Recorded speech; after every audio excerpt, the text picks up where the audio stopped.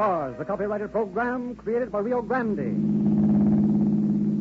Kern County Sheriff's Office calling all cars. Attention all cars, broadcast 239 regarding a hold-up and kidnapping. Suspect described as American, 5 feet 9 or 10 inches tall.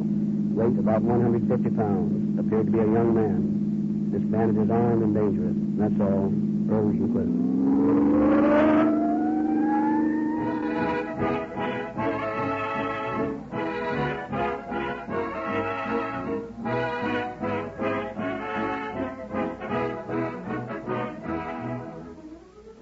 Every time you step on the starter, friends, you toss that motor of yours into the ring for a battle royal against the ganged-up forces of friction and wear, egged on by hot summer weather and high speed. And if it has its guard down, as usually is the case when you've trained it on the knockout drops of mediocre oil, your motor is going to take it on the chin and be counted out sooner or later. Keep its guard up, friends, with real lube. Teach it to not only block blows, but to fight back, knocking the enemies of motor efficiency right through the ropes in the very first round. With stout-hearted, two-fisted real lube on your side, the battle is won.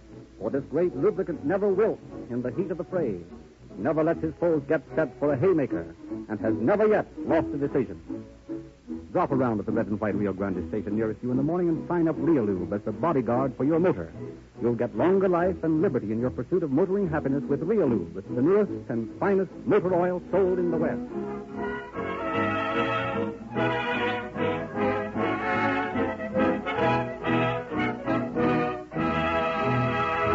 The story we are to hear tonight was taken from the confidential files of the office of Sheriff Ed Champness of Kern County. We have the privilege of having him with us tonight to open our program. Sheriff Champness. Good evening, ladies and gentlemen. It is pleasant to speculate on a cure for crime, but so far nobody has ever found one. I think this program is probably doing as much to bring home the fact that crime is a losing proposition as any other single agency. But for some reason we have never been able to understand, men still think they can beat the game, still think that they can pit their puny wits against a machine designed from the beginning to beat them. Trying to beat the law is like playing a slot machine. The odds are hopelessly against you. You can't win. Our program tonight will show how one man played the game and how he lost. What stakes he did get, I will tell you at the end of the program.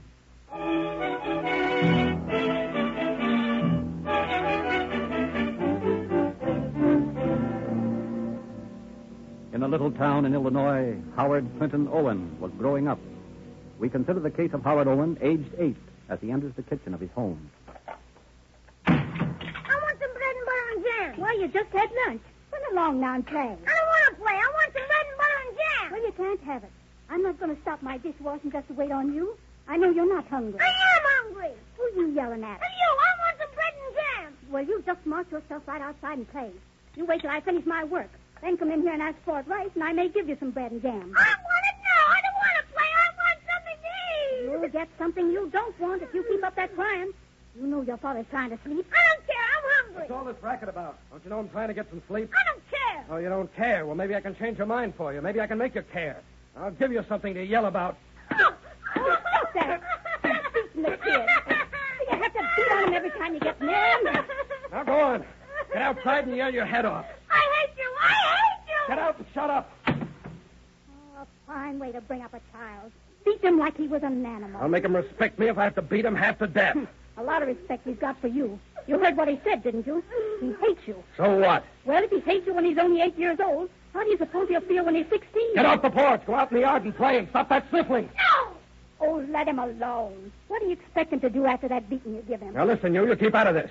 The sooner you make up your mind to conquer that brat's temper, the better off we'll all be. You'll never do it by whipping him. You've tried that ever since he was big enough to walk, and he's worse now than he ever was. Oh, look out. What was that? Howard threw that rock through the window. He threw that at me. Just wait till I get my hands on him. Frank, wait! Be careful what you do. Come here to me, you. I'll teach you.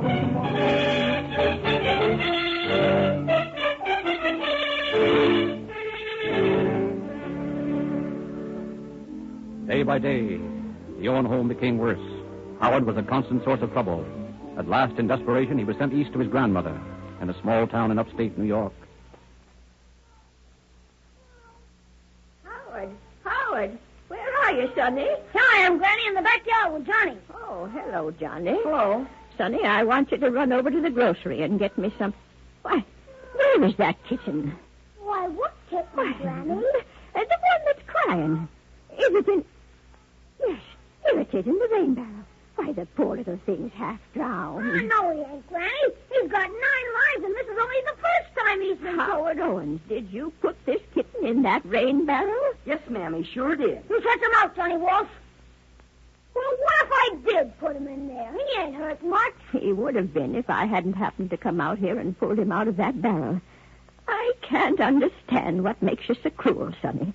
Don't you know it's sinful to hurt dumb animals? Ah, it's only a kitten. But it has feelings just the same as you have. You ought to have seen that little girl down at the beach yesterday when Howard came... Tattletale? What about the little girl, Johnny? Well, she was sitting on the sand, and her feet was sticking straight out. And... Then look out, Johnny Wolf. Go on, Johnny. Well, a man threw a cigarette away, and Howard picked it up. And... He didn't smoke it, did he? No, ma'am, If you tell, I'll fix you. He stuck the cigarette to the bottom of the little girl's foot, and he burned. Howard, you didn't.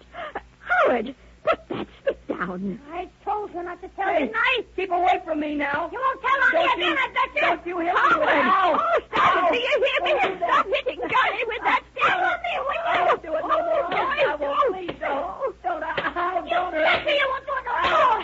Not when I let go with you.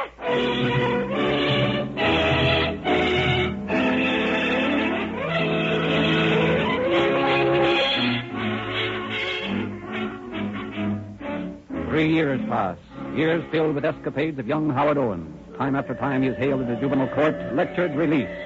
Time after time he is sent to schools for wayward boys, but each time he returns, more determined than ever to make life miserable for those around him.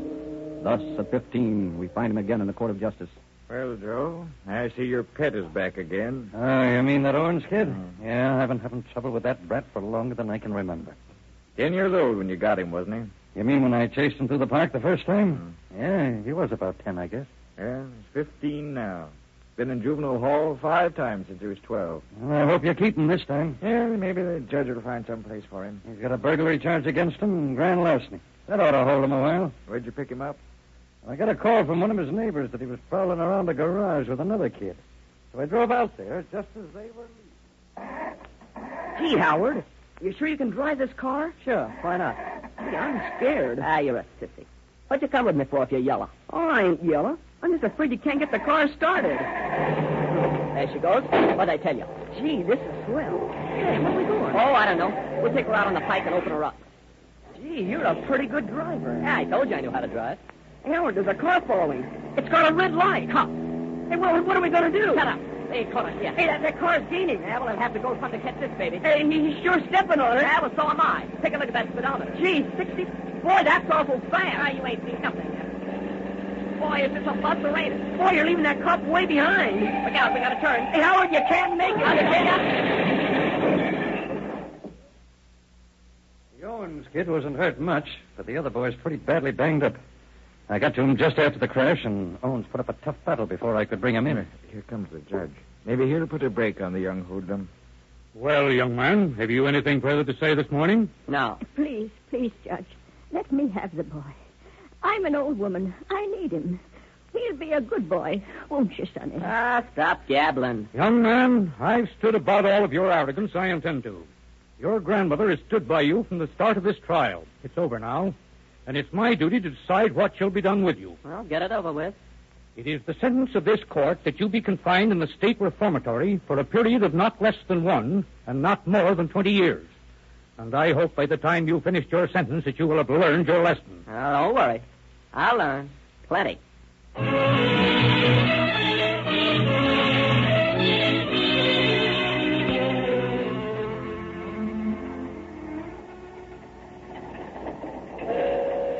be a swell idea if you try to play the game when you get to the school. Yeah? You can get along if you try. Oh, I won't give them no trouble if they don't give me none. But you let them start picking on me, and they'll get plenty of it. Make it easy on yourself, kid. I suppose when you get through telling them about me, they'll make it plenty tough. You make your own record. It's not any of my business to tell anybody about you. Books, magazine, Sonny. We don't want none. Liberty, Saturday Evening I Post. told you we don't want none. Treasure Island. Here's a nice book for a little fella. The Rover Boys at school. You better peddle your paper somewhere else. Oh, tough, huh? You were just asking for trouble, fella. He talks mighty tough not to be any bigger than he is. Yeah? Well, I'm big enough to throw these books out of the window. Like this. Hey, cut that out! And these papers. Stop him! And the rest of your junk. That'll cost you plenty, young fella. Yeah, we'll try and get it. Look here, mister. This your kid? Fine. Are you crazy? Well, then whose is he? Is he yours, lady? Lord, no. Is this your kid, mister? If he was, I'd whale the daylights out of him.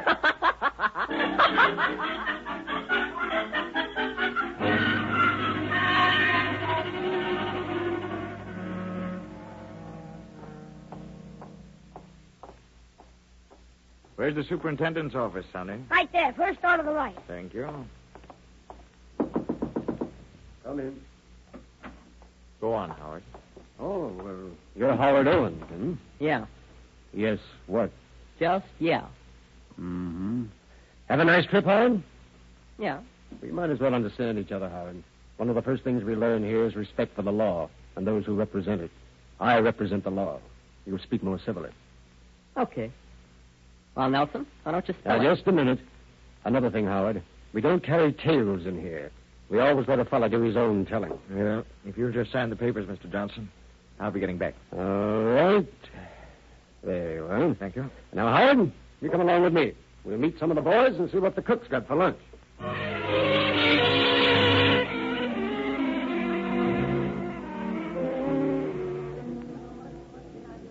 Hey, why don't you eat your soup, fella? None of your business. Well, what are you looking at it for? Is there something wrong with it? Leave me alone, will you? I'm thinking. Yeah? Well, if you'd have done that before, you wouldn't be here. Yeah? They don't like me here. These guys are all looking at me funny like. Johnson don't like me either. He thinks I got a bad record. They think I'm going to make trouble. They want to get rid of me.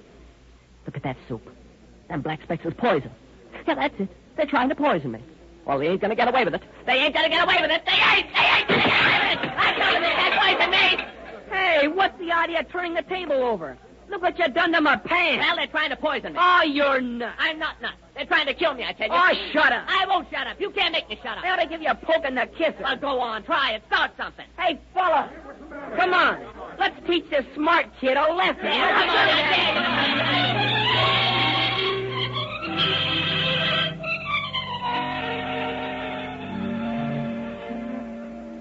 27 months later, Howard Clinton Owens again stood in the office of the superintendent of the state reformatory. Well, Owens, the board has acted favorably on your parole. You're to be released today. Is that so? You've been a problem, Owens. I don't mind telling you that. Thanks, Warden. I wasn't even trying. I'm superintendent of this school, Owens, not a warden. Well, what's the difference? It's still a jail to me. But you're right. I don't suppose you've learned much since you've been here. That's what you think. This is the finest training school I could have asked for. I know my way around now. Around? Yeah. I know how to wire around the ignition of an automobile anytime I want a car. I know how to get the combination off a safe, and just how to jimmy a window without leaving a mark. I'm smart, see? Yes, I do see. And besides that, I know just how hard to sock a dame so she won't squawk while you're getting her purse. And just how hard to squeeze a bird's Adam's apple to cut off his wind without killing him. That is, if you don't want to kill him. And you learned all that here, did you? Yeah. Oh, most of it. Of course, I know a few things when I come here. But not much about the more refined sort of crime.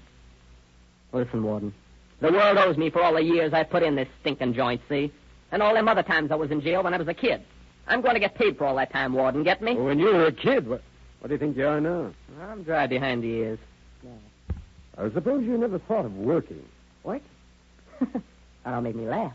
Well, why should I work? It's too easy to get along without it. I know, see? I've been to the state's very best reformatory. I'm finishing school today. Graduate. Yes, Owens, you are.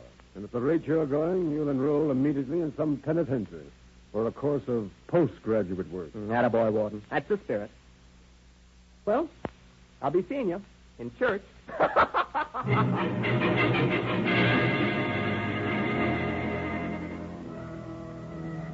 Less than a month later, Owens was arrested in Miami, Florida on suspicion of having committed a felony.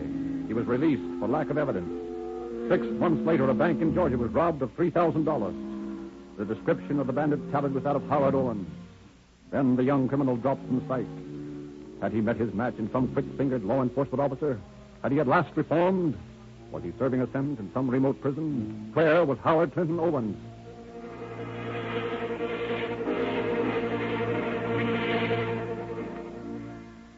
Red dust swirled behind a heavy sedan that slid to a stop in front of a bank in a small Oklahoma town. Two well-dressed young men sauntered into the bank. In the vernacular of the street, my friend, this is a stick-up. What? Well, come on, get into the vault, all of you. You customers, too. You get caught robbing banks, young man. Yeah, that'll be too bad, madam, and you'll get shot if you don't do just what I tell you. Now, move. That's it. Back in there, all of you. Come on, close the door, Sam. Okay, Sam, let's get going. You take that cage, and I'll take this one. Okay, Hard. Easy going, eh? I told you it'd be a cinch. I got about $2,000 out of that cage. Yeah, and I got 3 out of mine. Nice pay for 5 minutes' work. Yeah, not bad. Let's see now. That ought to pay for the first year I spent in the reformatory.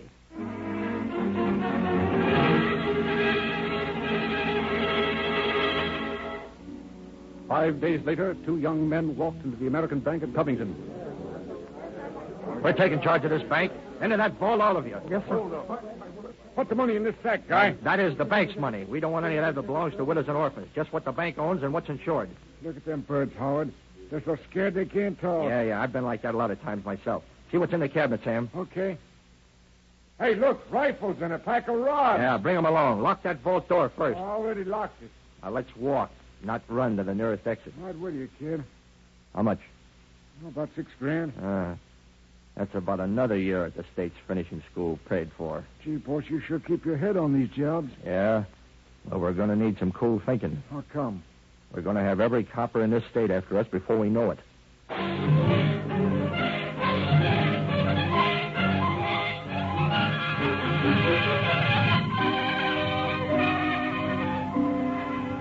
Owens was right. Within a quarter of an hour, radio, telephone, and teletype had carried the description of the bandits to every peace officer within 100 miles of the robbery. Owens and his companion were now definitely identified. All roads were watched. Armed men waited patiently in remote sections of the country, watching every passing car. On a highway near Salisaw, Oklahoma, a group of deputies sat in their parked car, scrutinizing the passing traffic. Doesn't look like we're going to find the boys tonight. Beginning to look that way. Now, you fellas all know what to do if we spot them. We'll get out in the road and stop them, and you boys keep your guns on them, and a couple of us will take them. Say, that might be them now. Where?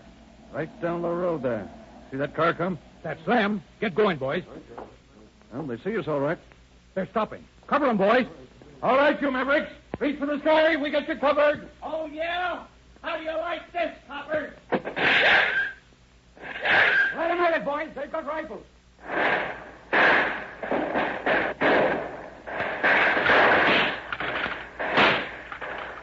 That's a cinch to hold all those cops with those rifles. Blast them, you dope. What do you think I'm doing? Why, you couldn't hit a barn if you was inside it. Boy, I got that copper that time. Boy, look out, you dope. Keep your head down. Oh, they hit me hard. Help me, help hard. Nuts, I told you to keep your head down. Help hard, help me. Go on, get out of here. I ain't wasting my time with no deadhead.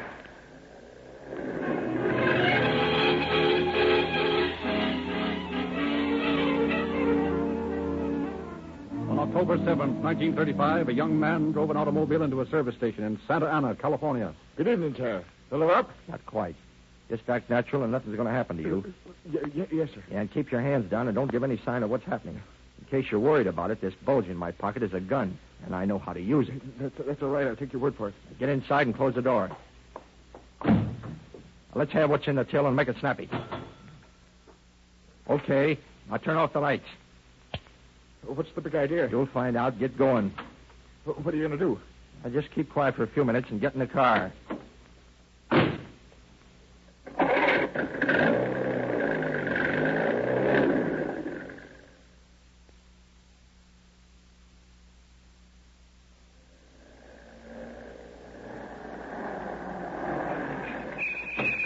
Okay, mister, this is the end of the line for you. Get out. Yes, sir. And keep your mouth shut, or I'll come back and shut it for keeps.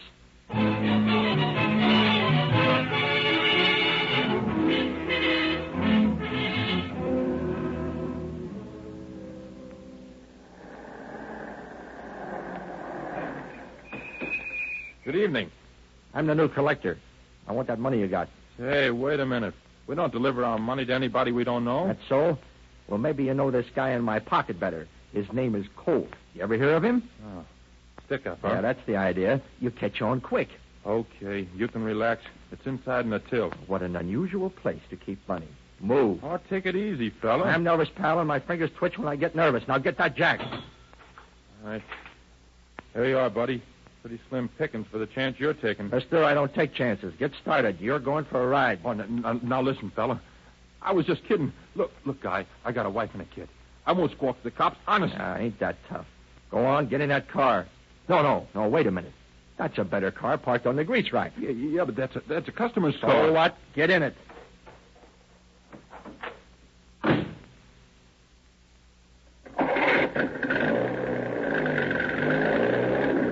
What are you going to do with me? I haven't decided yet. Don't talk so much. Now, look, you could rip out the phone, and I couldn't call anybody till you had a chance to get away. It's you that needs a chance, buddy, not me. Just sit still and hang on. We're going places.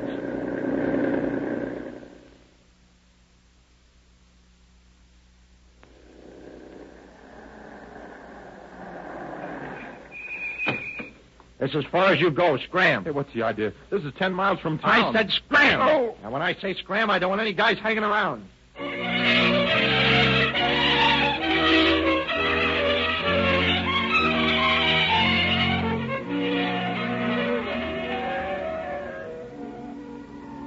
County Sheriff's Office calling all cars. Attention all city and highway patrol cars.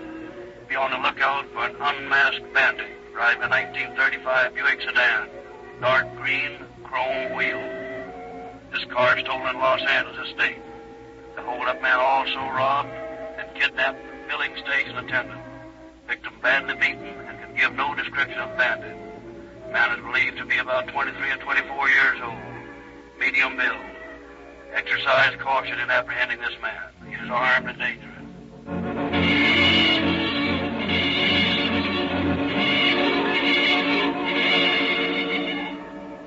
Within a few hours after his victim had been left unconscious beside the highway, Howard Owen was speeding along the road near Bakersfield. Alert officers and highway patrolmen watched every passing car, hoping to encounter the bandit. Near the Bakersfield city limits, 2 city officers, Jim Brady and John Lonsbury, wait in their car. Well, there's nothing I like better than chasing tough guys driving high-powered cars. Yeah, I'm crazy about it, too. Especially when you have to puncture a gas tank and get a face full of tetraethyl. Hey, quiet a minute. I hear a siren. Maybe Mrder and Walker spotted a speeder. I see his red light. John, look. It's a Buick. That's our man, all right. Here we go, boy. Hang on. Boy, this will be good if we do it. This would be a good trick if we didn't do it. Mrder's sure riding that guy. And how? Better hit that siren if I do. Okay. Hold on, John. If he made that turn, we can. Oh, it's things like this that make me wish I was back on the ranch. Yeah, we'll let this bird get away and we'll both be there. Well, this is a dead-end street. There's a Buick. There's Mrder. Hey, Toby, where'd you go? I see him.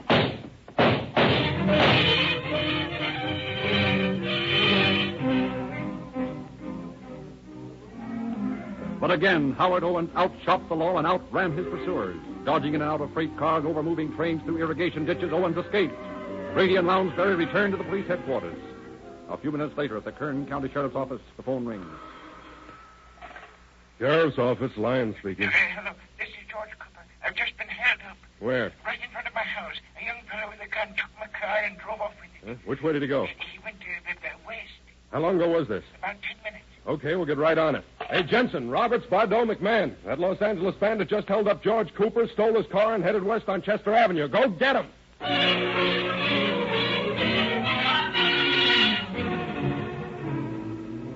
Officers immediately started a search for the young bandit, but meantime he had wrecked the stolen automobile and within a few moments managed to steal another car and continue on his way.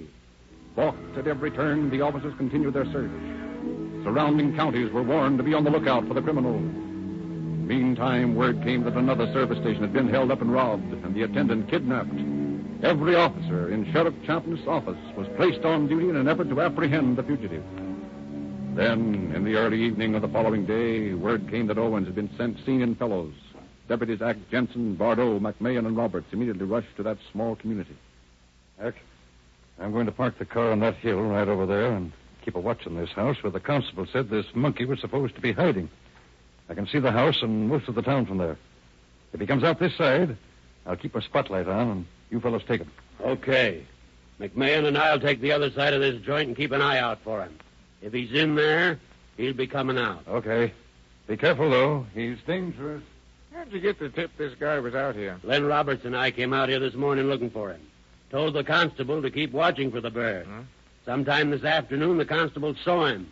But our hold-up artist was a little too quick for him and got away. So they think he's in that house, huh? Yeah. He stole a car off a parking lot in Bakersfield. Yeah, I know about that. That's the car parked in the backyard there. If he tries to make a break for it, we'll nab the gentleman. Hey, look. There's a man coming down the stairs at the back of that house. That's our man. I'd bet my hat on it. You want to take him now? No. Wait till we're sure. Well, we'll fool around and let him get away. No, we won't. Come on. Hey, you! Come down from there. That's to you, copper. Leave him have it, Mac. He's getting away, Ack. Then he'll get it. Don't shoot. Sounds like Glenn spotted him. You got me. Don't shoot. Don't kill me. I didn't mean it. I wasn't shooting at you fellas. Honest. Don't kill me. I'm hit. Hold it, Glenn. We got him. Please don't shoot me. Please don't. Oh, pipe down. Stop your sniveling. We're not going to hurt you. Please don't. Please don't. You know, Mac, someday I'm going to stick a pin in one of these tough guys, and I'll bet my hat he'll bleed lemon juice.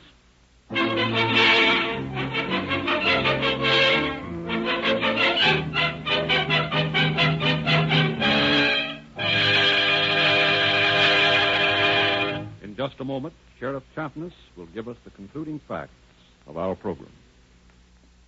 Remember the old iron bridge that used to span the river in your hometown, and the sign printed on it which read, $5 fine for driving faster than a walk. How times have changed. Nowadays we say, Rio Grande Cracked is fine for any kind of driving, fast or slow. And that, friends, is putting it mildly. The rest of the story is that Rio Grande Cracked is the gasoline that goes in the tanks of the cars that track down the enemies of society and catch them. Not only does this finer motor fuel power more police cars and more fire engines, ambulances, and other life and death automotive equipment wherever it is sold than any other brand, but Rio Grande Cracked is the gasoline upon which a preponderance of California state and federal government officials depend to speed their emergency cars on their ways more swiftly, surely, and economically. Are you one of the tens of thousands of motorists benefiting by this great gasoline? If not, be up to date. Be thrifty. It will cost you less in the smooth, long run to get Rio Grande Cracked and enjoy the police car performance of this, the most highly acclaimed gasoline in the West. And now, Sheriff Champness. The captured man was Howard Owen. He had not been wounded, but like all criminals of his type, he turned yellow when cornered. Brought to my office, he not only confessed his California activities to me, but bragged about his many criminal escapades. He was tried separately for all his crimes committed in Southern California and is now serving 6 separate sentences in Folsom Prison. His is another life of crime that has failed to pay. Thank you, Sheriff Champness.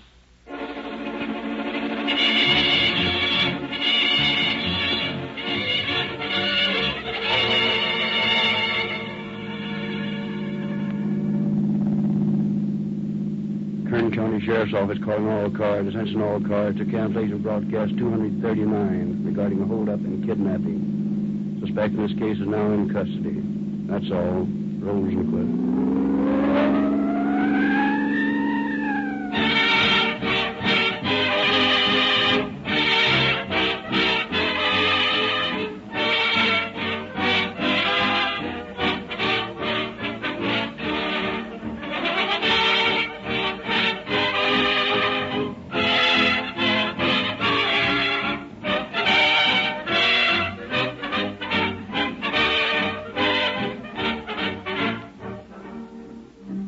Narrator Frederick Lindsley bidding you good night for Rio Grande.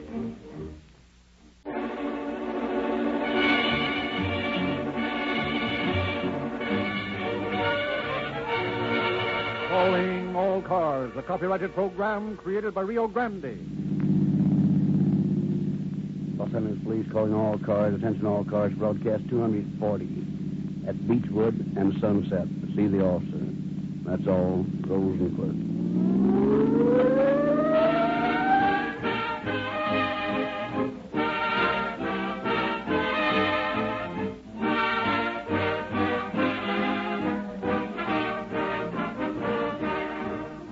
A few days hence, and we shall celebrate the 162nd anniversary of the signing of the Declaration of Independence.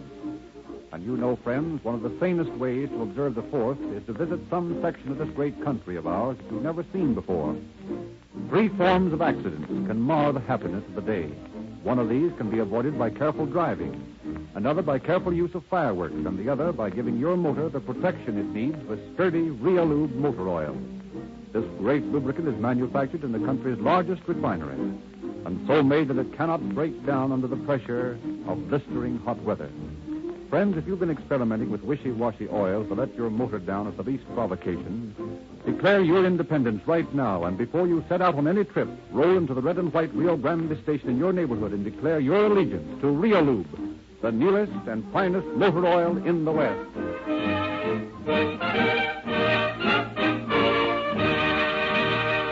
The story we hear tonight has been taken from the files of the Los Angeles Police Department. We have therefore asked Chief of Police James E. Davis to open our program. Chief Davis. If all the people who come to Hollywood to break into the movies wouldn't, there'd be a lot more happiness all around. It has always been a mystery to me how anyone in his right mind will allow himself to be sold so completely by a spurious producer that he will part with his hard-earned money in the happy hope that he will someday be a big shot in the movies. One of the most constantly recurring problems the police have to deal with is that of some unsuspecting person letting his life savings go to some unscrupulous but smooth-tongued promoter. The case we are about to hear is one in point. Even though the criminal in this case was caught and punished, the fact remained that a lot of people would have been better off if they had stayed away from Hollywood. However, the program is waiting. I'll be with you again at the end of the show.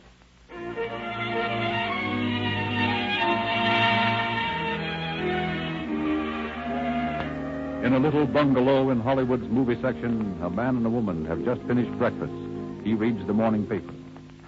Listen, Bob, before you turn to the funny paper, you better look under the want ads for a job. Say, who do you think I am? I can't land a job the week after we arrive in California. Well, no one expects you to, silly. But we ought to be thinking about it. $400 is all there is between us and the poorhouse. I'm not Lou Ayres. I'm Bob James. I can't crash the movies overnight. Neither can you. Well, that's what I've been saying all along. We'll have to take whatever jobs we can get until we can make the studios. Well, that's what I'm hunting for. Let me have some of the paper. Wait a minute. Here, listen to this, will you? I'm listening. Wanted. Assistant director. $45 per week salary. Small investment required. Secured and returnable. Call at Stage 9, Mark Reese Studios, Sunset Boulevard in Beechwood. Assistant director? Gee, that's too good to be true. Why, if you could only land something like that, we'd be all set. Don't forget there'll be 100 others after it. And we don't know what they call a small investment in the movies. Well, I know it, but there's no harm in looking into it. And we better get busy on it right away before the rush starts. I'll get ready and go right out there now. Hey, what do you tell them if they ask you if you've ever had any experience as a director? I'll leave it to me, kid. I'll bluff my way through somehow. Yes, that's how you got me. Huh? Well, you can tell them you've played stock all through the Middle West and still be telling the truth. Don't forget, I helped direct some of those shows. Besides, they don't want a guy who's had too much experience, or he'd be running the works. They want an assistant director. Yeah, that's right. And once you get in, you can pull wires and get me in the picture. Honey, you talk like I have that job. But one thing's sure, it's only in Hollywood one would stumble on an ad like this. Or an opportunity like this. After all, that's what we came here for. And so did 1,000 of others. Well, I've got a hunch you're going to be the one that's chosen. Oh, cut out the pep talk. And you get shaved and go right over there now, will you?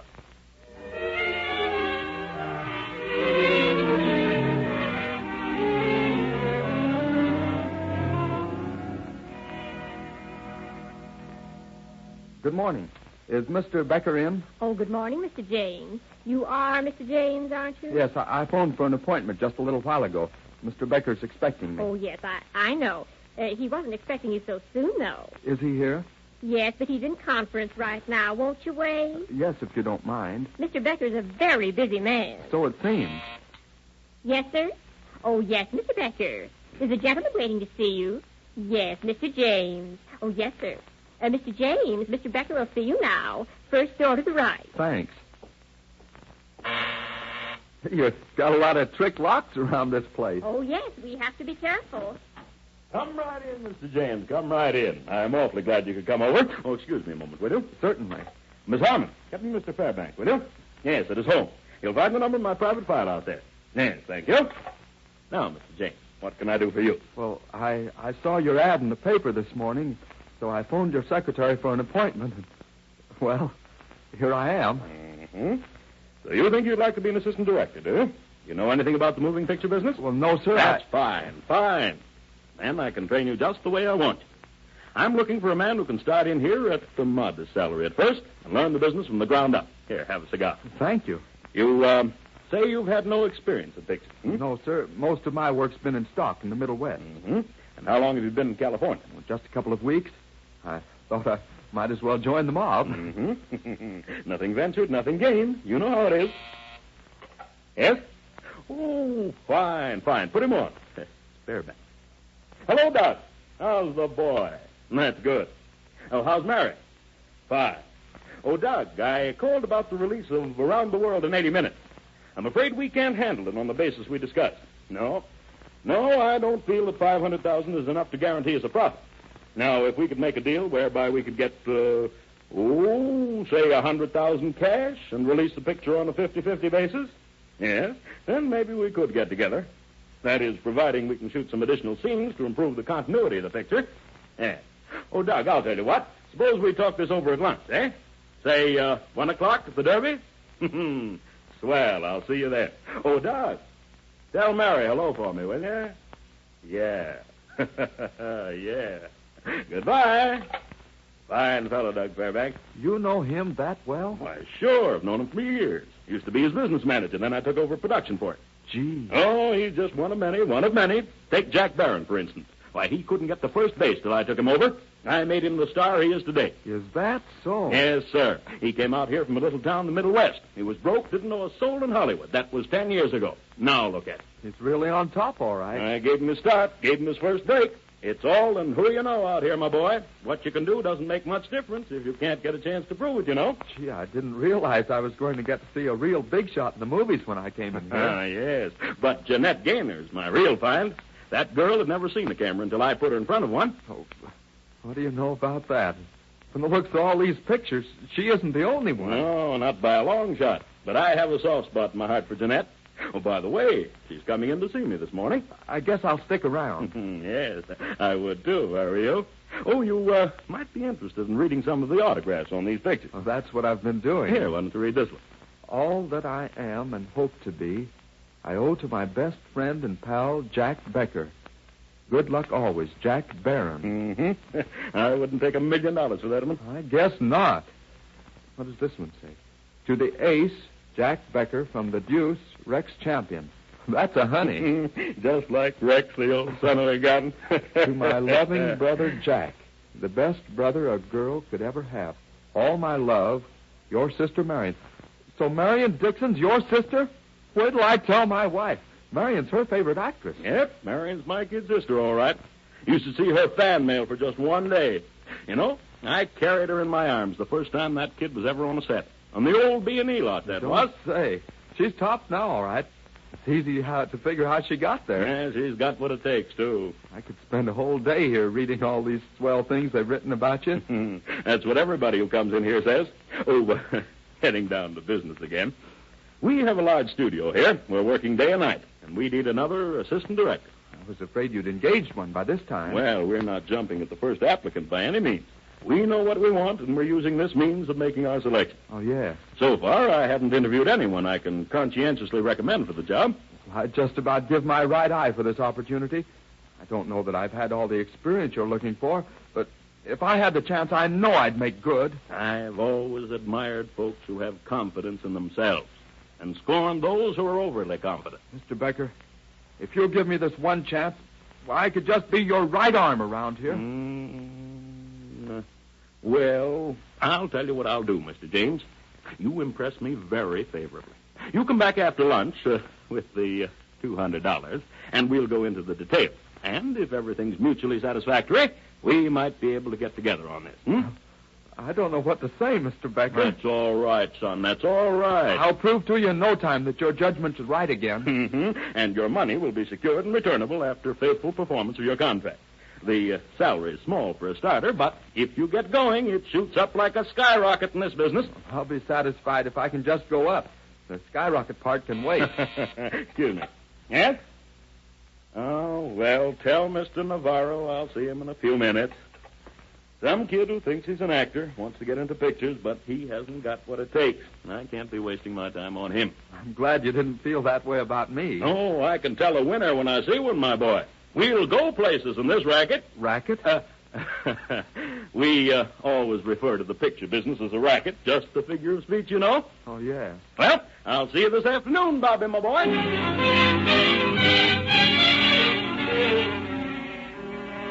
Meantime, in the studio, Becker was interviewing other applicants for the job of assistant director. Now, Mr. Salazar, you come around the morning with your money, and we'll sign the contract. And I really be an assistant director? Absolutely. You string along with me, my boy, and we'll go places in this racket.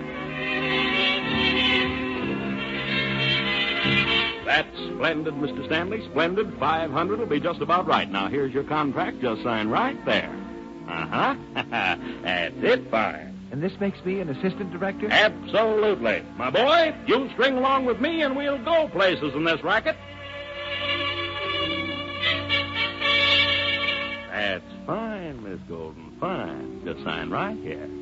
Thank you. Now, here's your receipt for $200 and your contract. We'll start shooting next Monday. I'll make you an actress, Miss Golden. You just string along with me. Then followed weeks of inactivity. With the studio cluttered with assistant directors, no money for salaries, there came the inevitable dissatisfaction. At last, fully convinced that Becker meant to defraud his many assistants, one of the victims reported to the bunco squad of the police department. I'm Lieutenant Swan. I believe you've got something you think ought to be investigated. Yes, sir. I didn't want to say anything about it before, but several things have happened that make me think something's wrong. Maybe you better tell me all about the case. Well, in the first place, my husband answered an ad in one of the newspapers several weeks ago. Just what kind of an ad? Well, here it is. I kept a copy of it. Thank you.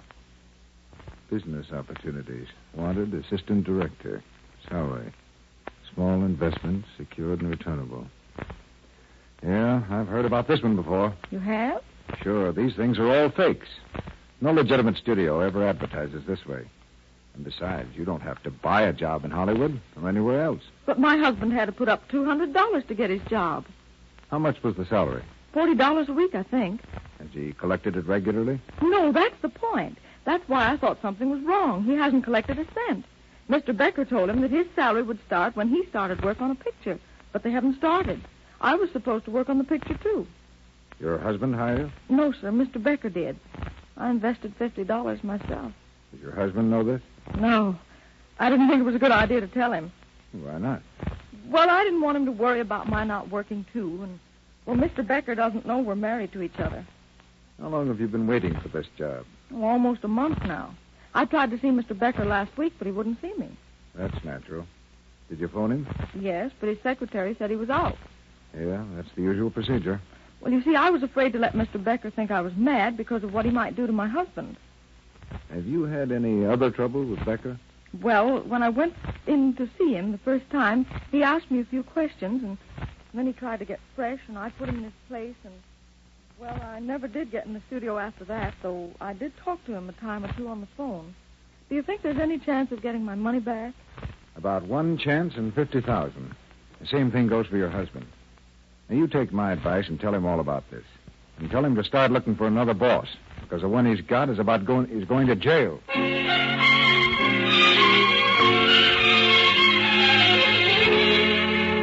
Next morning, the Mark Reese Studios received an apparently prosperous but obviously suburban visitor.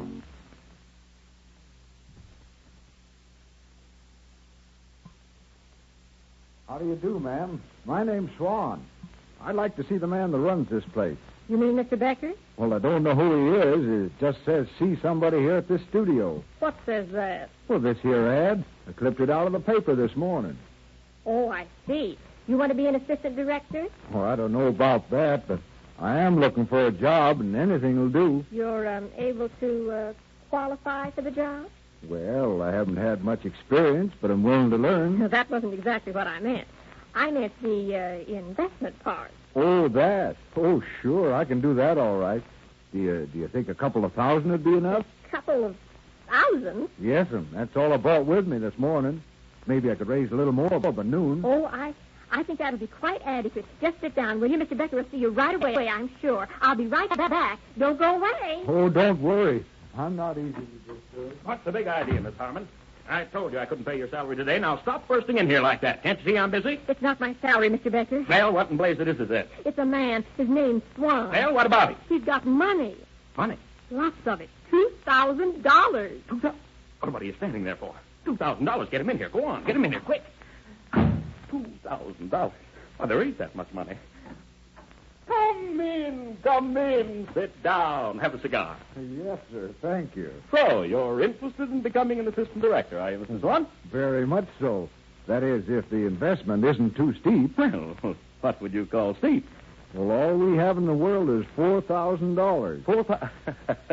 You're safe, then. You're safe, as far as the investment is concerned, I mean. We're not really interested in that. It's just a guarantee of good faith more than anything. I see. Mm-hmm. Have you had any experience in pictures? Not out here in California.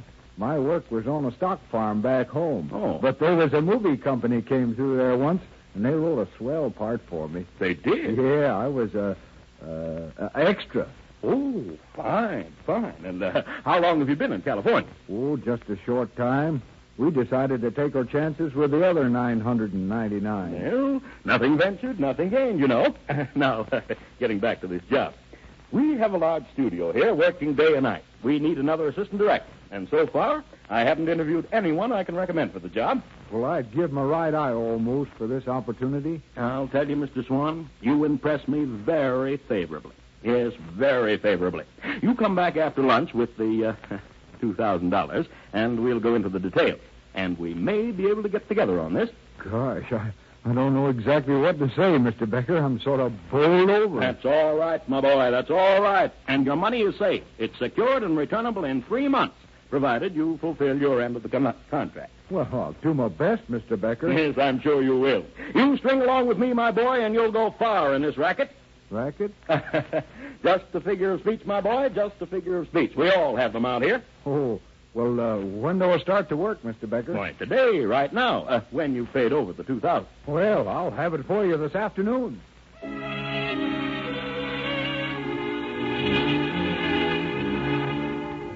Lieutenant Swan returned to headquarters, reported to his superior officer, and arranged for a certified check for $2,000.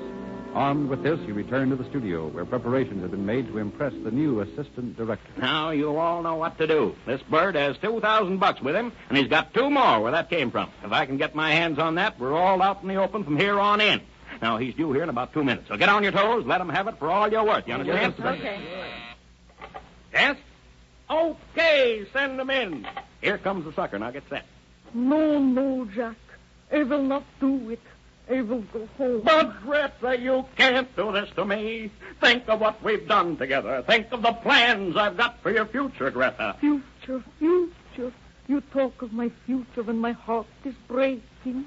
No, I cannot stand this Hollywood another day. I must go home. I want my Sweden with its fjord. That's Norway, you dope. Dope? Dope. That's all I hear in Hollywood. First this one takes it, then it's somebody else. I can't stand it. I think I go home. Oh, Marlena, you do something with her. What can I do? She won't even speak to me. Every night I meet her at some nightclub, and even then she won't speak to me. That is not true, Marlena. I love you. It is only for the newspapers that we do this. Well, if you ask me, I'd say both of you is loco.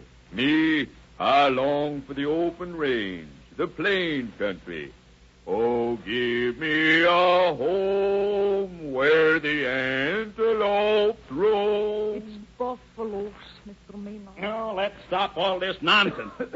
Oh, how do you do, Mr. Swan? I didn't see you. Well, I didn't mean to interrupt. No, not at all. Come right in. Here you are. You know Miss Garbo, of course. No, I don't believe I do. How do you do? Are you alone? Alone? Oh, yeah, sure. I'm alone. Good. I wish I were. Yes. Miss Dietrich, may I present Mr. Swan? He's my new assistant. How do you do? Hiya, ma'am. He's such a nice assistant, Mr. Becker. Yes, yes. Oh, yes, yes. You been out here long, Miss Dietrich? Why, this is Marlena Dietrich, Mr. Swan. It is? Yeah. Are you interested in pictures, too? I am pictures, Mr. Swan. Oh, you are. I see. I'm sorry. I mean, oh, that's right nice. Howdy, partner. I'm Ken Maynard. I'm glad to know you. Well, howdy. We're right glad to have you around this here ranch, partner. We've been needing some new blood around here. Just like I told Jack here. What we need on this range is some new blood. Didn't I say that, Jack? That's right, Ken, that's right. You sure did. Well, I've sure seen a lot of your pictures, Mr. Maynard. That's so. Well, I've made a lot. Yes, indeed. As a matter of fact, we're going to start shooting today on a new picture of Ken. It's got music, too, Mr. Swan.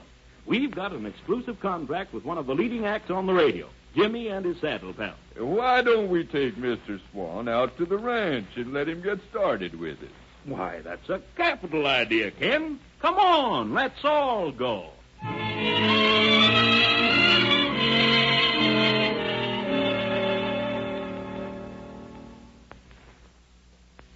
Morning, Mr. Becker. Good morning, Mr. Becker. Morning, Mr. Becker. Good morning, Mr. Good Becker. morning, good morning, good morning, everybody. Everything ready? Yes, Mr. Becker. Yes, Mr. Becker. Yes, Mr. Becker. Yes, Mr. That's Becker. fine, that's fine. Come on, Ken, come on. Let's get going. Right with you, partner. Come along, Mr. Swan. Right with you, partner. The sound ready? Yeah, okay. That's fine.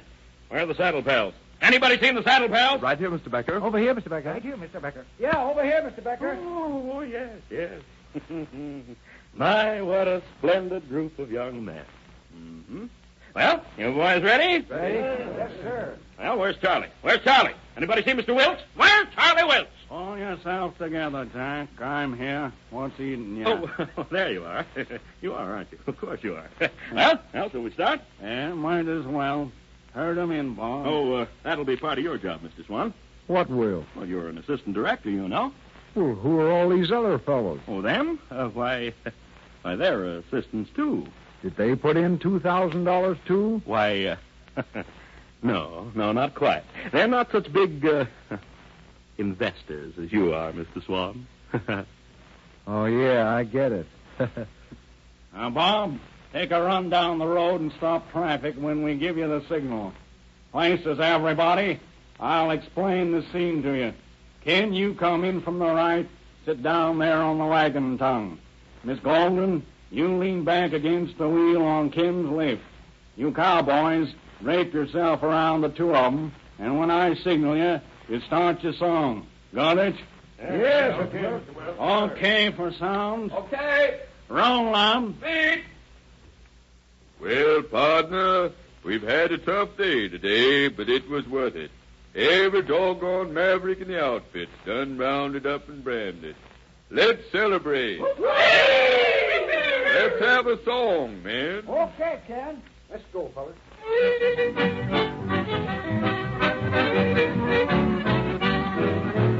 Nowhere to go and there's nothing to do. I'm just a happy rolling cowboy. Let me ride that long trail down to the end where the skies are always blue. Hear my song as I ride along. I'm just a happy rolling cowboy. Herding the dark clouds out of the sky, keeping the heavens blue. I ain't got a wife to bother my life. I'm just a happy rolling cowboy. Let me make my bed where the varmints prowl beneath the skies of blue. Hear my song as I ride along. I'm just a happy rolling cowboy. Herding the dark clouds out of the sky, keeping the heavens blue. I ain't got a dime just to spend in my time. I'm just a happy rolling cowboy. Let me sing my song till they call me home to the land beyond the blue. Hear my song as I ride along. I'm just a happy rolling cowboy. Herding the dark clouds out of the sky, keeping the heavens blue. That's the stuff, boys. That's the sort of thing that makes the Old West what she is today. Cut, Benson. I'll ramp 'em up. Let's be getting back home. Looks like rain. Yeah, kind of does at that, don't it? You can the western twang, Joe. We're through. What did he say? Oh, just an expression of his, you know. We all have them out here. Was that all there is to it? Why, certainly. I told you it was simple. Yeah, it is at that. Oh, Charlie! Yeah, what is it now? You better do it again. I didn't have the microphone plugged in.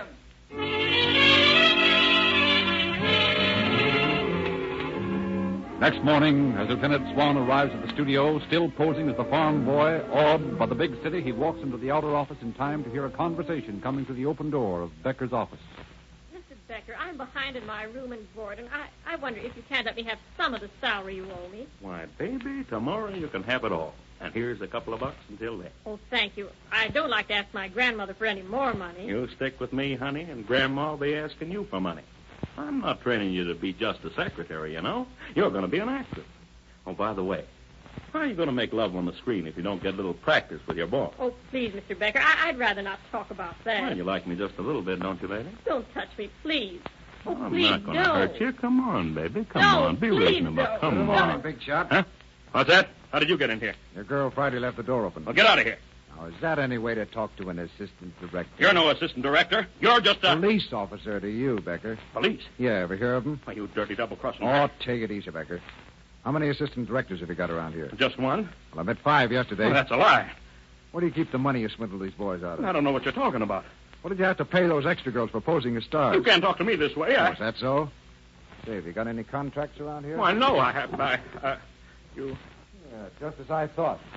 Boy, you've really been cleaning up around here, haven't you? Come along, Becker. You're going to the station. All right, pal, but wait a minute. I haven't had any breakfast. I haven't even shaved yet. That's all right. The state of California is going to feed you for a long time. And where you're going, shaves don't matter. Move.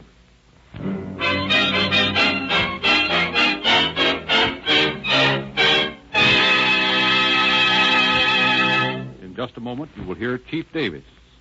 Friends, some motorists are just as gullible as Bob James and his pretty young wife when it comes to investing their hard-earned money in gasoline. The result is they are buncoed out of the maximum efficiency and economical transportation they might have enjoyed. In the case of Rio Grande Cracked, however, you have this reassuring knowledge that police authorities already have investigated and tested this motor fuel, that Rio Grande Cracked is the overwhelming choice of city and county officials, that this great gasoline powers more public-serving police cars, ambulances, fire engines, and the automotive equipment of California's state and federal governments wherever it is sold than any other brand. We invite you, too, to investigate and make your own tests, as tens of thousands like you have done, feeling confident you will join them in praising the gasoline that is first in public service. And now, Chief Davis. Becker, whose name obviously is fictitious, was indeed the guest of California for the next 7 years. He was hailed into court, along with his fake actors and actresses, to act as witnesses, and was found guilty of grand theft bunco. He served his time in prison, that training school that has only one text: crime does not pay. Thank you, Chief Davis.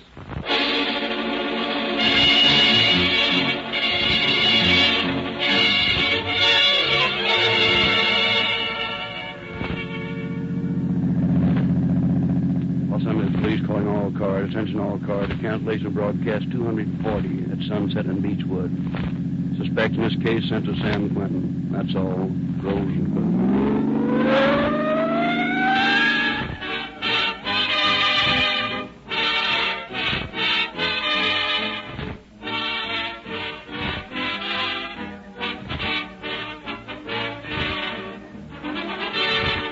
Dramatization was played by Lou Merrill. This is your narrator, Frederick Lindsley, bidding you good night for Rio Grande.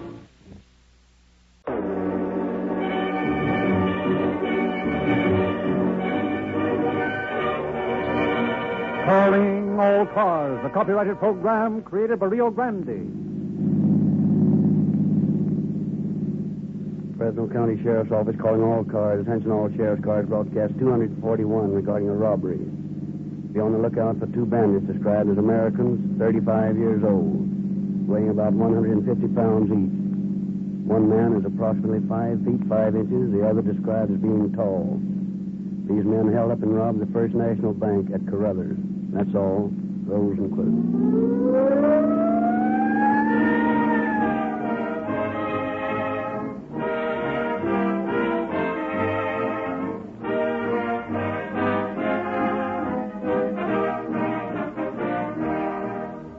All robberies are not committed by men with guns. Lurking in the shadows of every interior motor oil are two of the most notorious highway robbers at large today, Wear and Tear. Egged on by their undercover agents, Sludge and Carbon, they pounce on the unsuspecting motorist who thinks all is oil that glitters to steal his pocketbook and leave his innocent motor weak and helpless from their brutal beating. Fortunately, there is a motor oil that refuses to harbor these two enemies of efficient motoring, and its name is Realube, the lubricant that emerges from the largest, most modern refinery in the country, clean and undefiled. No sludge or other carbon-forming elements are allowed to remain in Realube, and that's why it is superior, defying the outside influences of extreme heat and the inside stress of high speed to break down its morale.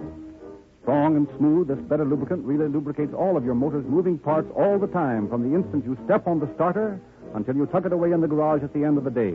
When you save your motor, you save money. You save dollars when you use common sense and use Realube, the newest and finest motor oil in the West.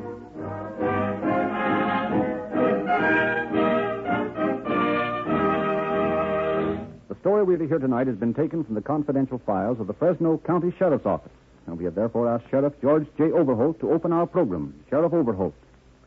One of the fundamental things for witnesses to do in a case of a holdup is to try and get an accurate description of the holdup man and to be definitely sure of that description. In the story we are to hear tonight, a great deal of confusion resulted from the failure of witnesses to obtain accurate descriptions of the bandits involved, and further confusion was added by a coincidence which we shall hear related later in the program.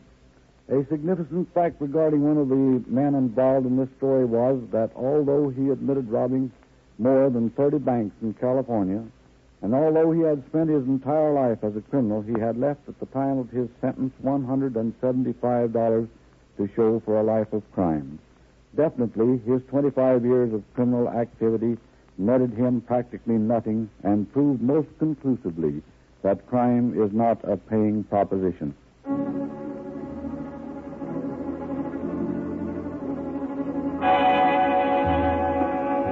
At exactly 20 minutes of 3 o'clock on the afternoon of April 16th, 1931, two men walked into the First National Bank in Carruthers. All right, lady, get him up. Get in that cage, Bill, and get the money. What is this? Why do you guys always ask the same questions? This is a stick-up. You bill the money and tell that other dame over there to get back in the vault. You don't have to tell her anything. She's already in the vault, putting the money away. Well, you stand still and get that money, Bill, in that sack, and let's go. Get started, pal. We're ready to go. You two dames go right on working just like nothing was happening. Go on, Bill. Out the back door. Irma, throw that burglar alarm switch while I call the sheriff's office.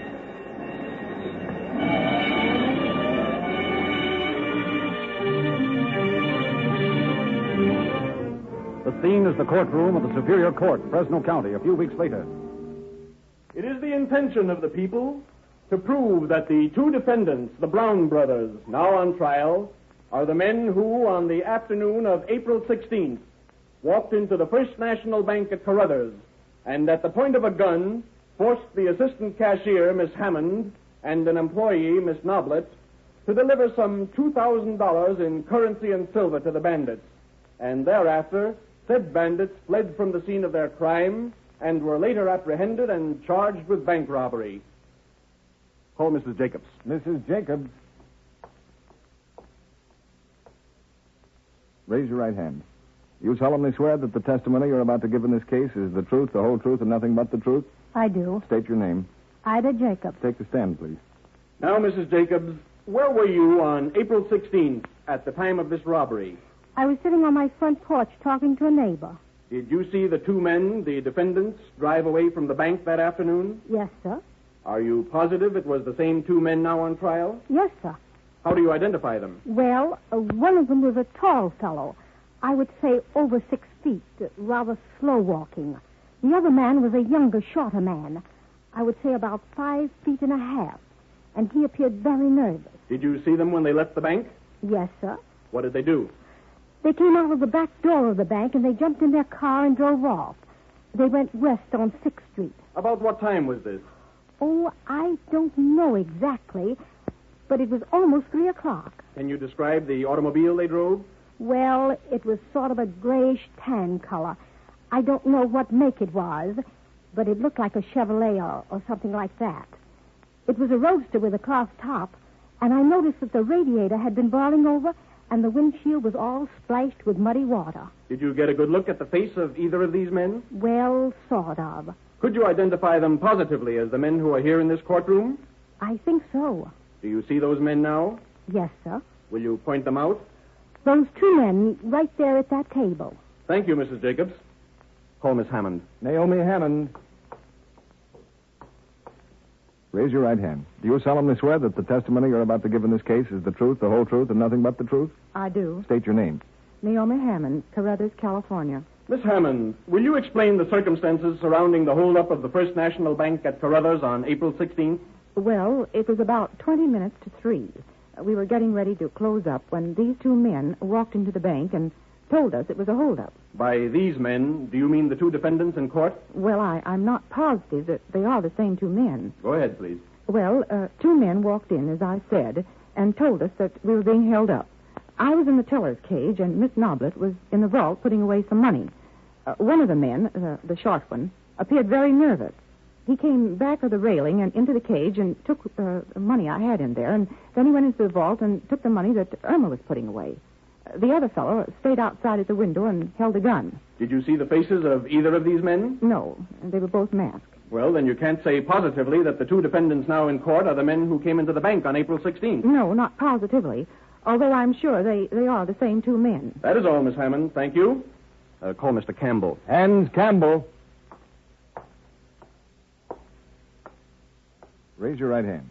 You solemnly swear that the testimony you're about to give in this case is the truth, the whole truth, and nothing but the truth? I do. State your name. Hans Campbell.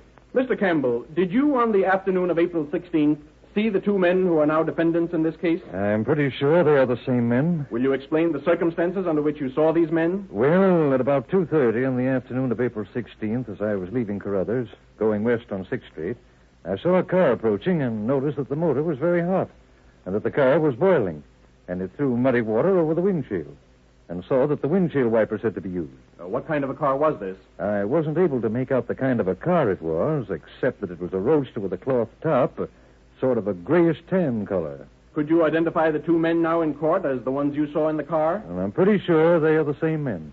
Did you notice any other marks of identification on the car? Well, I saw that the left rear fender had been bent and the car had no license plate. Also, one of the taillight lenses had been broken out. Did it have a spare tire?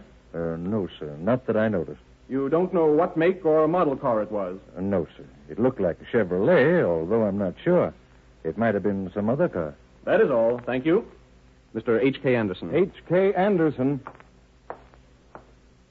Do you solemnly swear that the testimony you're about to give in this case is the truth, the whole truth, and nothing but the truth? I do. State your name. H.K. Anderson, Constable, Carruthers, California. Be seated.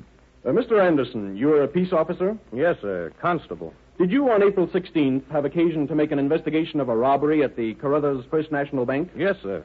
Tell us what you did on that occasion. Well, I got a call that the bank had been held up, so I went down and talked to the girls who were on duty, got as good a description as I could of the bandits. Then I notified the sheriff's office in Fresno. Deputy Ford and Deputy Martin came down, and the 3 of us made a few inquiries around Carruthers. Finally, we found that the wife of one of these defendants had made a statement which led us to believe that they were involved in this holdup. And what was that statement? Well, she told a woman who lived in Hanford that there was going to be a lot of excitement in that neighborhood before night. And how do you know this? We talked to the woman who'd heard her say this. Did you check this story? Yes, sir, and we found that Mrs. Brown had made the statement. Did she explain the statement? Well, she told us that the night before, a man had come to their house and had made her husband a proposition. I tell you, Joe, you can't lose. This stump's a cinch. Look, get 5 or 6 grand out of there without any trouble. Yeah? Well, how are you going to get away with Yeah, it? it's a cinch, I tell you. Now, here's the way to work it. You start out from here in your car, see? You stop somewhere where you're known, but give yourself plenty of time to get over there at their bank before it closes. Yeah? You hold it up and get back to the place where you stopped the first time so you have an alibi. Yeah, but somebody's bound to recognize the car. That's the point I'm coming to. There ain't no reason why nobody should. And here's what you do. After you leave the place where you're setting up your alibi, you drive like a bat out of... Well, you drive fast and make up some time, see? Then you stop somewheres and paint your car with this here calcimine. Calcimine? Yeah, you know, the stuff you paint walls with. You just mix up in a glass jar with some water and paint the car with it. What good will that do? You'd be surprised how it will confuse the witnesses. Oh, I see. But how can you get the stuff off? Well, you just wash it off. Just get a hose and turn it on the car. The stuff comes right off. Well, don't it hurt the car? No, it even makes it look better. Well, what do you care? You're getting $5,000, ain't you? Here, you can buy a new car.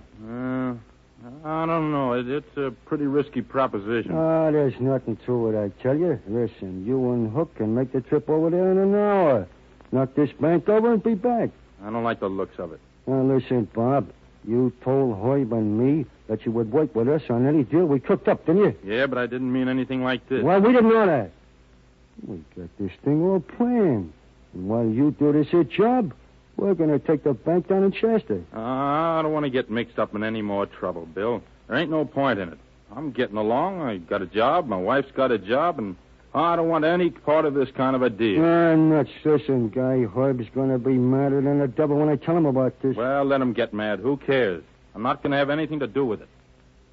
That's the story she told us. She said her husband had gone out on a fishing trip at the time the bank was robbed, and that what she meant by there being a lot of excitement was that she was sure this other gang was going to hold up the bank. Were you able to establish who this other gang was? No, sir. Well, did you make any further investigation? Well, we inspected the brown automobile, compared the tire marks to the ones we found in the alley back of the bank. They were similar, and the two front tires were the same. What kind of a car was this? It was a new Pontiac. It had a bent fender on the left-hand side. The license plates were put on with new bolts, showing they'd been recently removed. And what was the condition of the taillight? Well, it looked like any other taillight. Had a glass in it. Did it show evidence of having been recently replaced? Oh, I couldn't tell. Well, did you find anything else peculiar about the car? Well, it had a grayish tan substance in the cracks around the body, on the windows and running board. Did you find out what this material was? Yes, sir. The sheriff's office had Dr. Twining make an analysis of the material. He stated that it was calcimine. Did you question the defendants regarding the supposed fishing trip? Yes, sir, but the story that Bob told didn't jibe with the story that his brother told. Did you question them separately? Yes, sir. And they told conflicting stories of their actions on the afternoon of April 16th? Yes, sir. Did you retrace the route over which the two defendants said they traveled on that afternoon? We did, and we found that it was possible to drive from the point they claimed they started from, hit Carruthers, and return to that point within the time they admitted had elapsed. In other words, you drove from the home of the defendants to the bank at Carruthers and back again in approximately an hour. Yes, they told us that they left home about 2 o'clock that afternoon. They'd gotten back about 4:30. We allowed an hour for the trip each way and found we had approximately 30 minutes to spare. Did you again question the defendants regarding their statements? Yes, I did. And they again told conflicting stories regarding their activities that afternoon. Bob finally told me that he'd lent his car to a fellow named Thomas, who'd had it washed and polished that afternoon, and that he'd told Thomas to put in a new taillight lens. That Thomas had stopped at a garage and had this work done. And did you check with this garage? Yes, sir, I did. The work had been done on the car, all right, but the garage man remembered that at the time it was a grayish tan in color. He said the license plates were wired on and that he'd put a new set of bolts in them. Mr. Anderson, did you find anything else that might point to the two defendants as the perpetrators of this holdup? Well, on the road over by Wilson Ranch, which is on the way from Carruthers to the place where these two boys live, we found a jar. It looked like it had had some sort of paint in it. We took it in to Sheriff Overholt, and he had Dr. Twining analyze it. The report was that it was calcimine, too. The same kind that we got out of the crevices in the car body. And did you ascertain if this jar belonged to the defendants? Well, they claimed they never saw it before. That is all, Constable. Thank you.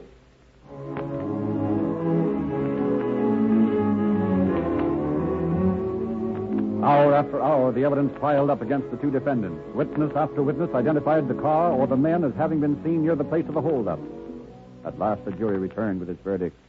Has the jury reached a verdict? We have, Your Honor. The clerk will accept the verdict and read it to the court. We, the jury, in the above-mentioned action, find the defendants guilty as charged.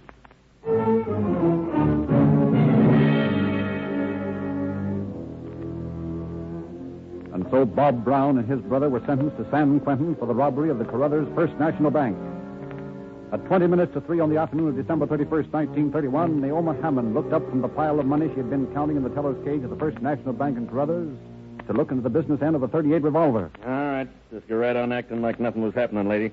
This is a stick-up, so don't be so interested in what my face looks like. Hey, Bill, get that money into that sack and let's get out of here. There ain't much here, Hoyt. I'll get what there is and let's get going. Okay, I got it. All right, lady. I'll take what you're counting there, and you keep standing right where you are, and don't make no moves to follow us. Come on, Bill. Irma, throw that burglar alarm switch. Oh, I'm getting tired.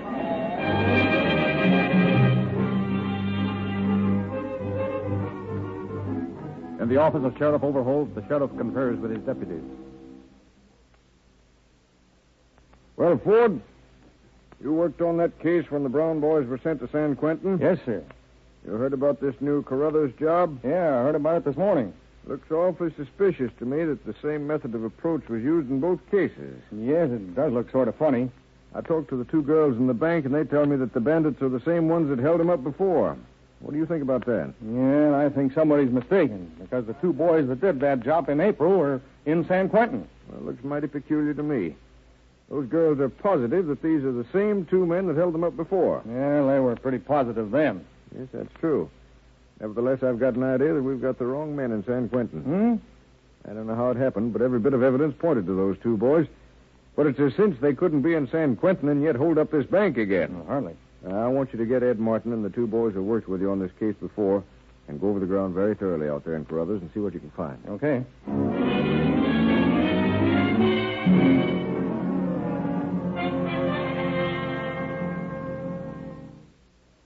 Sheriff, Baker here has been making some investigation on the bank robbery case.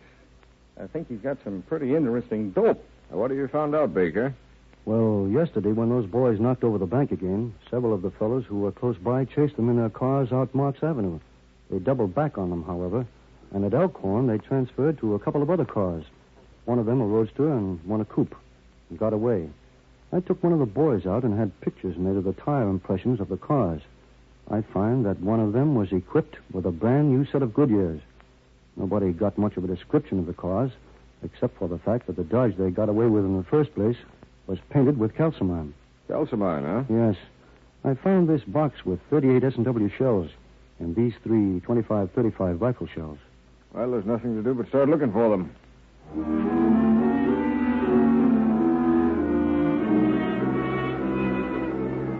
Back in his office, Sheriff Overholt dispatched teletype descriptions of the hold-up men together with all the information secured in Carruthers.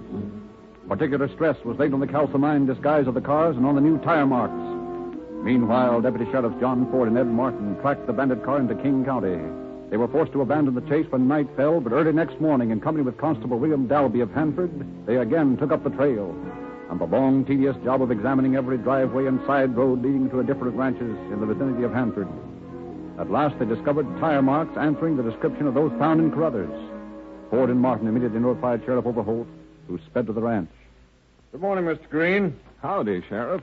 I wonder if you could tell us if any strange cars have been around here lately. Well, I don't know about strange cars. Why, Sheriff? Well, we noticed some fresh tracks on your driveway down there by the gate, and we were looking for a couple of cars that have been down this way. I wondered if you'd seen them. Well, Vince Herbert and Bill Thomas was by here last night. That is, yesterday afternoon. About 3:30. You sure it was 3:30? Yes, I'm pretty sure. Matter of fact, I looked at my watch about the time they left. What kind of a car were they driving? They were driving a Nash Roadster. Did they say where they'd been? No, except that they just come down from Wilson Ranch.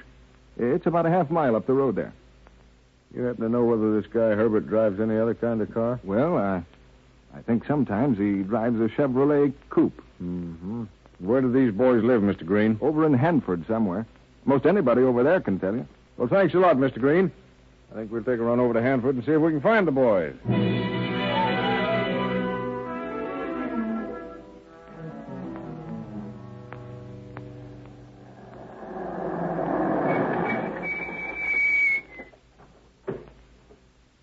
doesn't look like anybody's at home. Sure, this is where they live. Yes, at least this is where Herbert lives. Let's take a look out in the garage first, see what we can find out there. Okay. I hate to have some guy take a pot shot at me out of one of those windows. Oh, they aren't apt to do anything like that. Yeah, no car here. Nope. But there are some nice, fresh Goodyear tracks. Hey, Sheriff, take a look at this. What? There are 8 .25-35 caliber rifle shells. And here's a chisel. It looks like it's been used recently, too. Yeah. I guess these are the boys we're after. Again, the machinery of the law. Again, the tedious process of shifting evidence. An expert testifies. The motor number had been chiseled out of the block on the Dodge car used in the holdup, and the body number had been cut out of the dash. Now, you will see by these enlarged photographs that the chisel marks correspond exactly with the point of the chisel which was found in the defendant's garage. Other experts testified that the 25-35 caliber shells found in the garage of the defendant have at some time or other passed through the same rifle that fired the shells found in the Dodge car. Dr. Twining, the expert chemist, testified that the calcimine scratch from the Dodge automobile is identical in composition with that found in the crevices of the Chevrolet coupe, and with the calcimine powder found on the floorboard of the luggage compartment of the coupe. The defendant, Herbert, testifies. No, I wasn't in Carruthers on December 31st. I never left the barber shop till 2:30. Then I went over to the Cousins Tractor Company, and I stopped in the filling station, changed the valve core. Then I drove right on down to the ranch. I don't know nothing about no holdup. Employees of the barbershop testified. Sure, I saw Vince Herbert in here about 2 o'clock on New Year's Eve. An employee of the tractor company said, I talked to Herbert on New Year's Eve sometime in the afternoon around 2 or 2:30. The service station attendant. Yes, I changed the valve core on the Chevrolet New Year's Eve about 2:30 in the afternoon. Thus, alibi after alibi was furnished by the defendant. At last, the verdict was returned, not guilty. But Sheriff Overholt was convinced that something was wrong somewhere, that something had been overlooked. Having once been placed in jeopardy for bank robbery, it was impossible to place the defendants on trial again on that charge. But bank robbery in California also constitutes burglary, and the suspects were immediately charged with this offense and held in jail. In the meantime, the Sheriff of King County communicates with Sheriff Overholt. Sheriff's office, Ford speaking. Is Overholt there? Just a moment. For you, Sheriff. Overholt speaking. This is Loftus down at Hanford. I think I've got the missing link in your bank case. That so? Who is he? I picked up that fellow, Bill Thomas, for questioning on a stolen car, and I think he can give you some pretty good information about your friend Herbert. Okay, we'll come over and talk to him.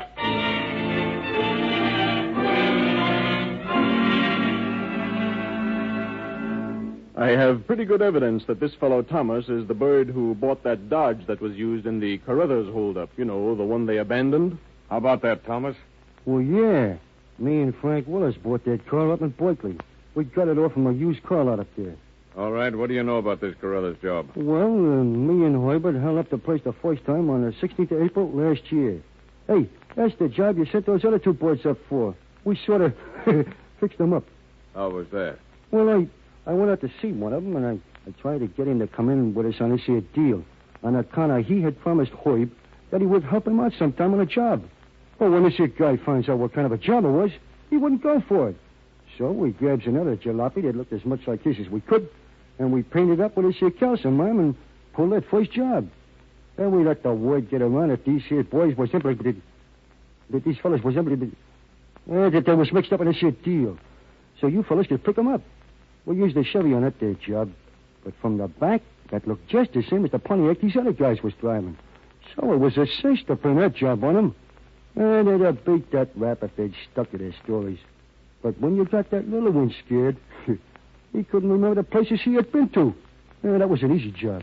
What about the one on New Year's Eve? Yeah, there was 4 of us in on that one. You know, I thought for a while we wasn't going to get away with it.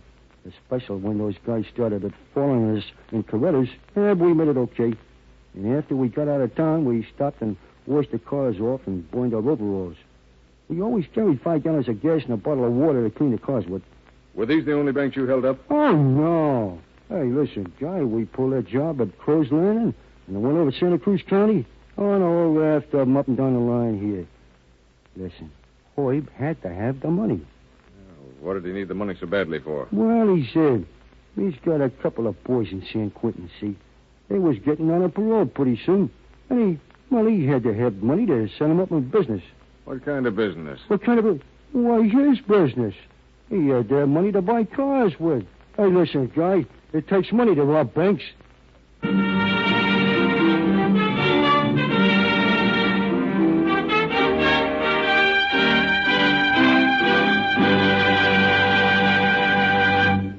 In just a moment, Sheriff Overholt will give us concluding facts on our program.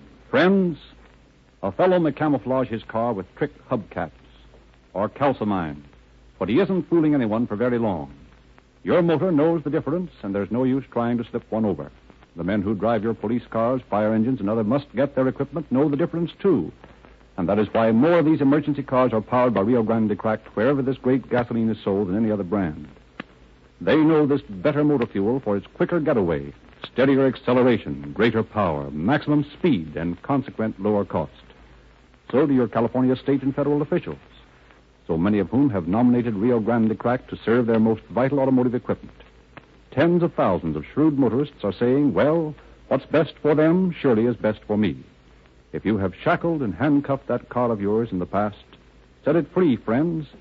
Give it an unconditional pardon with Rio Grande Cracked, the motor fuel that lives up to its reputation as the most highly recommended gasoline in the West. And now, Sheriff Overholt. Needless to say, the two boys who had been sentenced to San Quentin were immediately pardoned. Unfortunately, no restitution could be made for the time they had spent in jail. It must be borne in mind that they were positively identified as the men who held up the bank. The real bank robbers were brought to trial and speedily convicted and sentenced to prison, while we hope they learn that crime is not a paying proposition. Thank you, Sheriff Overholt.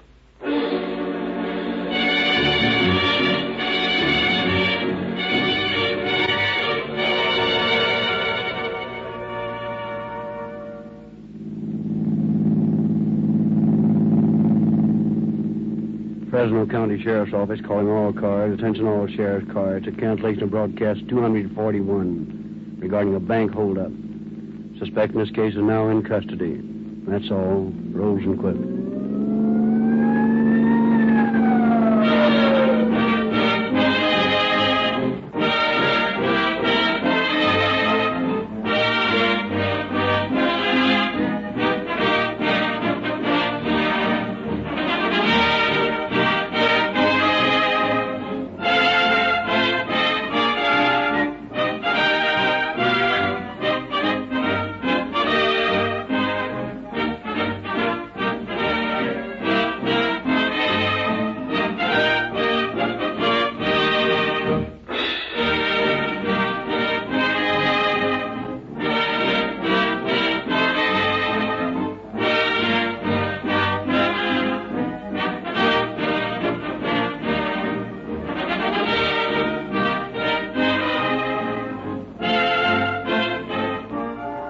This is your narrator, Frederick Lindsley, bidding you good night for Rio Grande.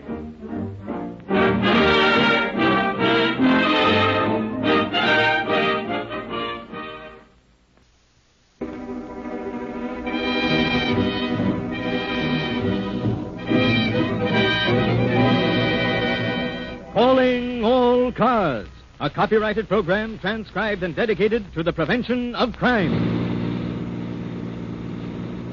Calling all cars, attention all cars, broadcast 242 regarding an injured woman. Call an ambulance if needed.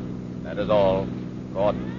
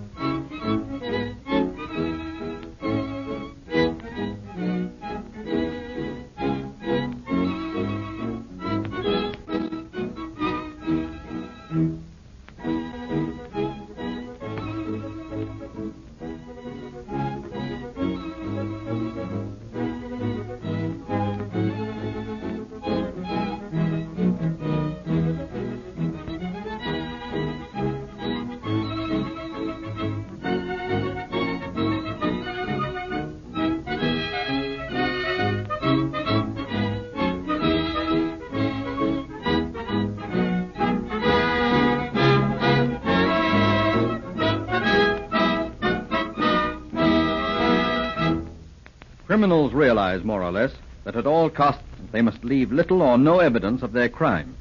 They realize that their safety depends upon that. They will go to any length in their anxiety to accomplish that end, even to the extent of committing another crime to cover up or destroy the visible evidence of the first crime. But in their twisted minds, they fail to realize that the second crime is left wide open with no covering whatsoever, and capture becomes inevitable. The police are trained to piece together evidence, isolated bits of proof, and once this is done, the crime is uncovered and its commission traced to the criminal. The true story you will now hear, taken from police records, the case of the man who talked.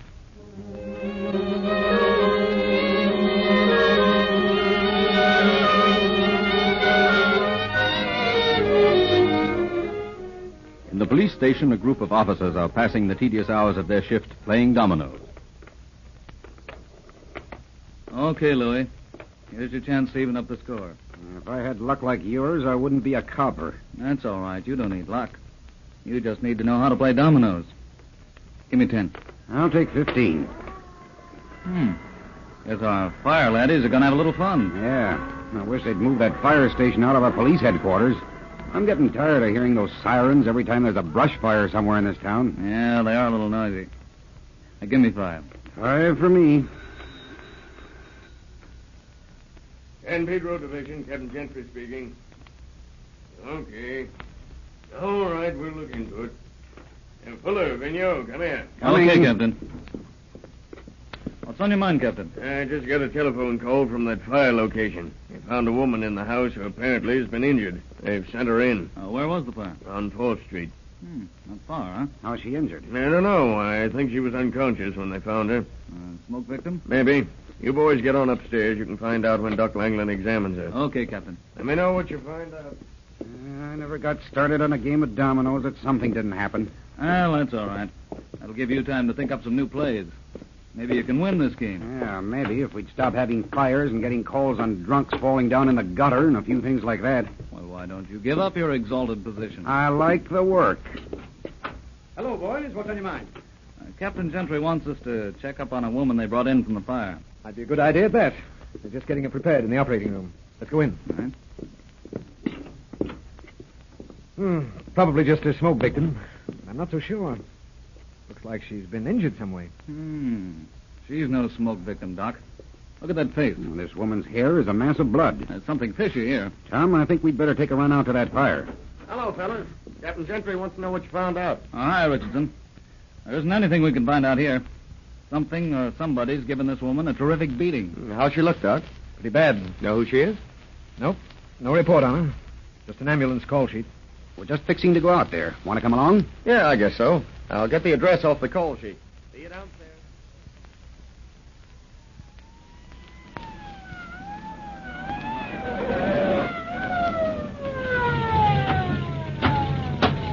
Yeah, it doesn't seem to be much of a fire. Oh, here comes Charlie Carroll. Maybe he knows what this is all about. Hi, boys. How was that woman that we sent down? I don't know yet.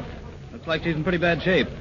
Who was she? Well, let me look at my notebook here. I see Mrs. Margaret Henniger, age 50. Well, where'd you find her? We found her lying on a bed in the front room. Thought at first she'd been overcome by smoke, but I saw she was bleeding pretty badly from the mouth, so I sent her down to the receiving hospital in an ambulance. Yeah, we saw her. She's still unconscious. Well, was she here alone? No, her husband was here. He's around somewhere. He was asleep in the living room. Imagine he can give you more details. Where is he now? Yeah, he's in the house somewhere. Well, might as well talk to him.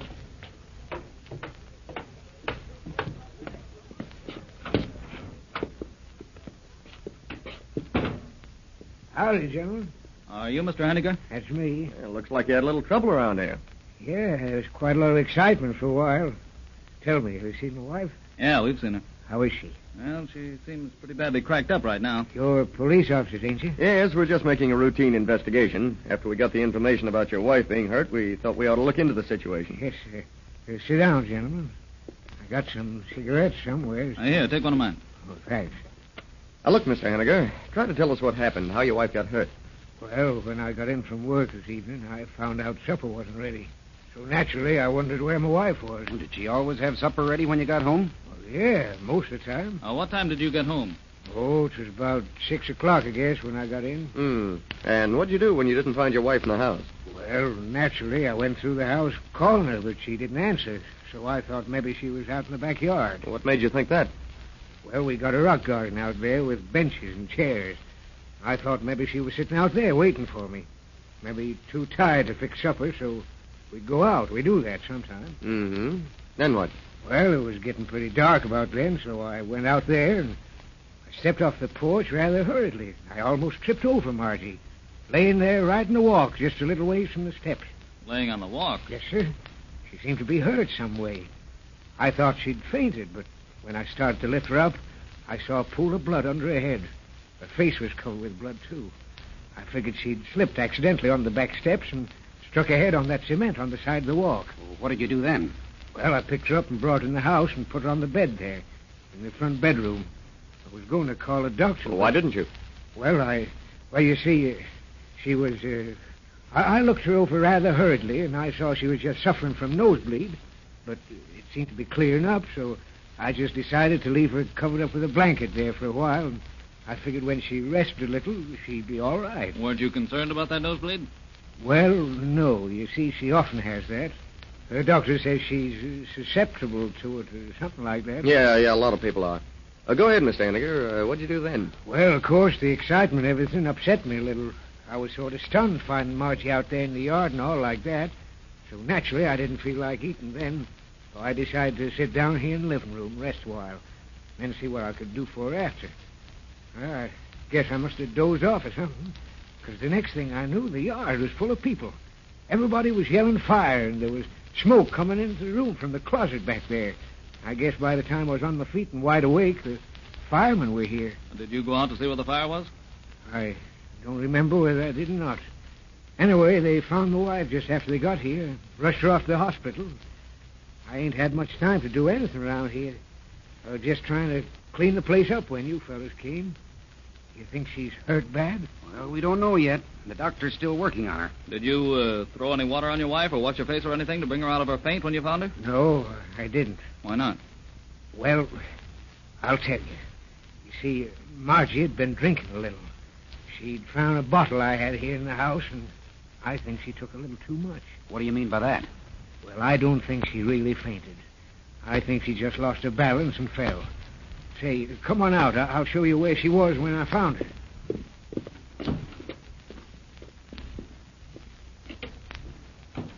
She was right there by the walk. Mm-hmm. There's some broken fragments of glass of some kind. Yeah, that's the bottle. Margie had it in the front of her dress, hiding it, and it broke when she fell on the walk. You got a paper sack around here anywhere? Yeah, I think there's one right here. This one big enough? I think so. I just want to pick this glass up. There was a lot of blood on the walk there close to the porch, but it seems to be gone now. Wonder what became of it. Well, by the time I got out here, there was dozens of people running around the yard hollering fire. I didn't clean up anything, but it seems like they must have trampled everything out. It was right there, just about 3 feet from them steps. Yeah, there is a discoloration here of some kind. Looks like it's been pretty well walked over, though. And maybe we better look around the rest of the house.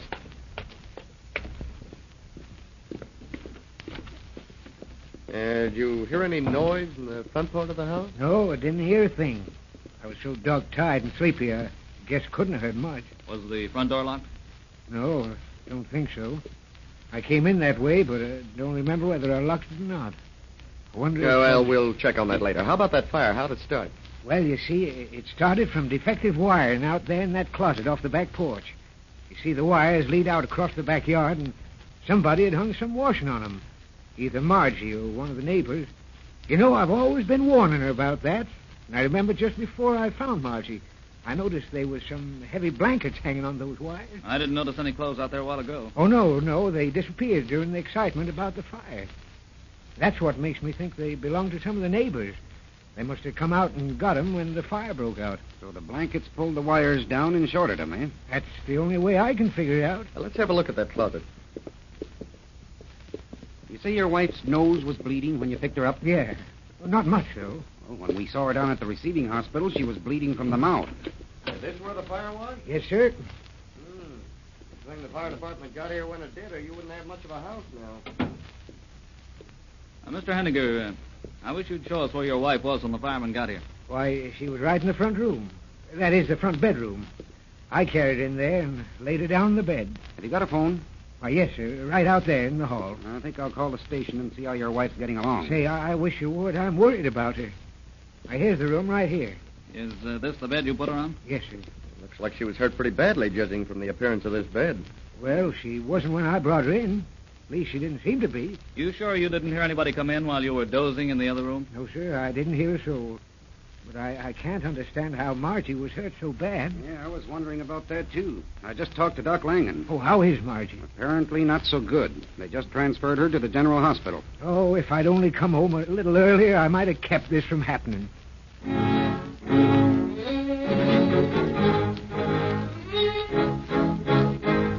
For 2 days, Margaret Henniger hovered between life and death. Then, on the last day of December, she died without regaining consciousness. Lieutenant Vigneault was sent to break the news to the woman's husband, while Richardson and Fuller drove to the county morgue. Hi, Bill. We want to see the chart on Mrs. Henniger. Yep, here you are. I can't believe that woman was drunk. She doesn't look to me like a woman who was in the habit of drinking. I was just thinking the same thing. Say, Bill, this chart doesn't show any chest injuries or any cuts. We list the injuries as we find them, no more, no less. What's the autopsy report? Concussion of the brain caused by some external force. That's our cue to begin work, Hoyt.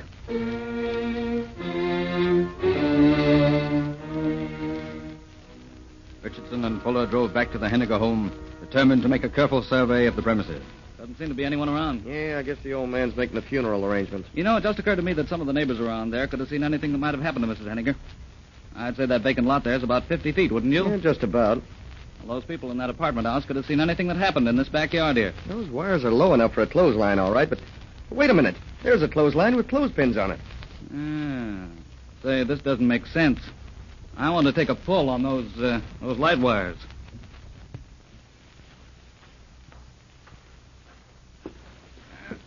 No, I don't think they give an inch. Hey, these wires are fastened to this big insulator here with tie wires. Well, you couldn't pull them loose if you swung on them. Besides, they don't go directly into the house. They're lead-in wires through a conduit. Things don't jibe here. Look, I got a passkey. Let's take a look in this house.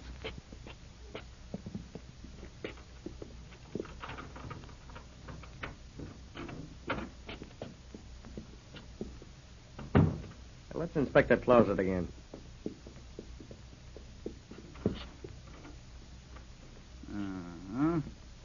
The blaze didn't start close to those wires. Started several feet down in the closet. Mm-hmm. Now, let's take a look at that bedroom. Say, this place looks like it had been cleaned up. Yeah, Henniger said some of the neighbors were going to help him clean the place. Wait a minute. Now, where's the mattress? What mattress? The mattress that was on that bed. I know darn well it was there last night. I saw it.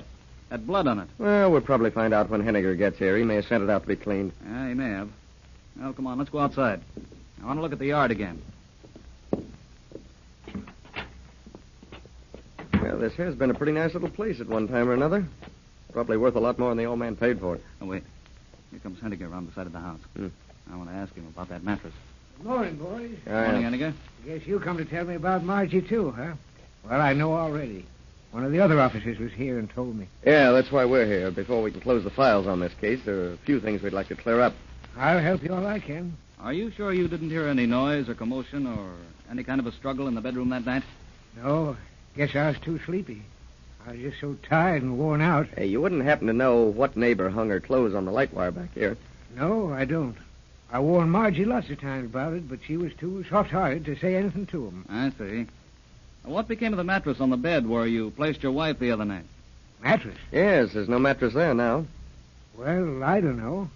Some of the neighbor women were cleaning up around here. They must have taken it away, but I don't know what they could have done with it. You know who cleaned up that room? No, I don't. Well, we'll keep looking around, see what we can turn up on the case. We'll be seeing you from time to time.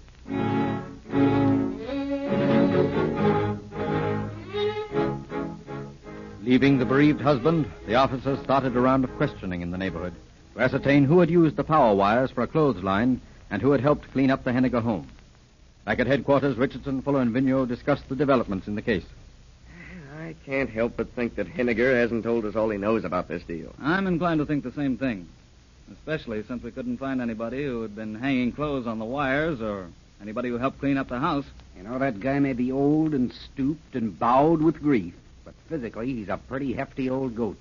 Yeah, he's no weakling. A ship's carpenter has to be able to do fairly heavy work. Besides, I've watched that old man while you boys were asking him questions.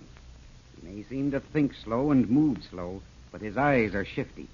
You give him plenty of rope, and he's going to give you a clue as to who killed that woman. You know, something else has been puzzling me.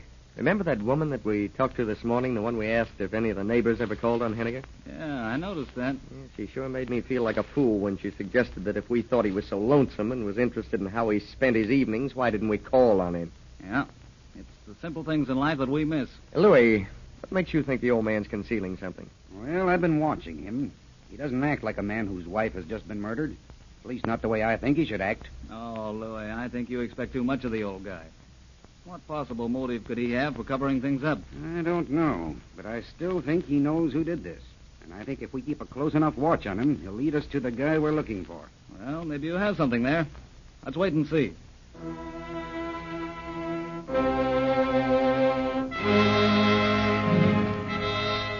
24 hours a day, officers of the homicide squad kept Henniger under surveillance, hoping that he would furnish some clue that would lead them to the murderer of his wife.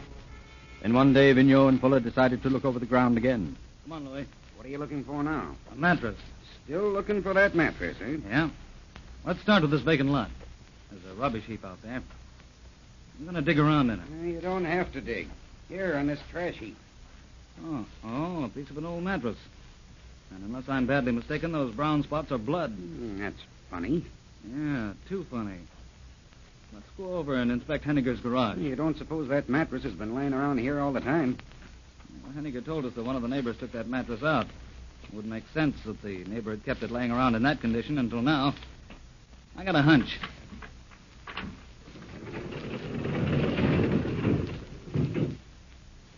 Well, it looks to me like your hunch was right. Mm-hmm. It looks that way. There's a mark on the floor that could have been made when a mattress was dragged over into that corner. If you ask me, I don't think these spots on the floor got there accidentally. You mean the mattress was left here? I do.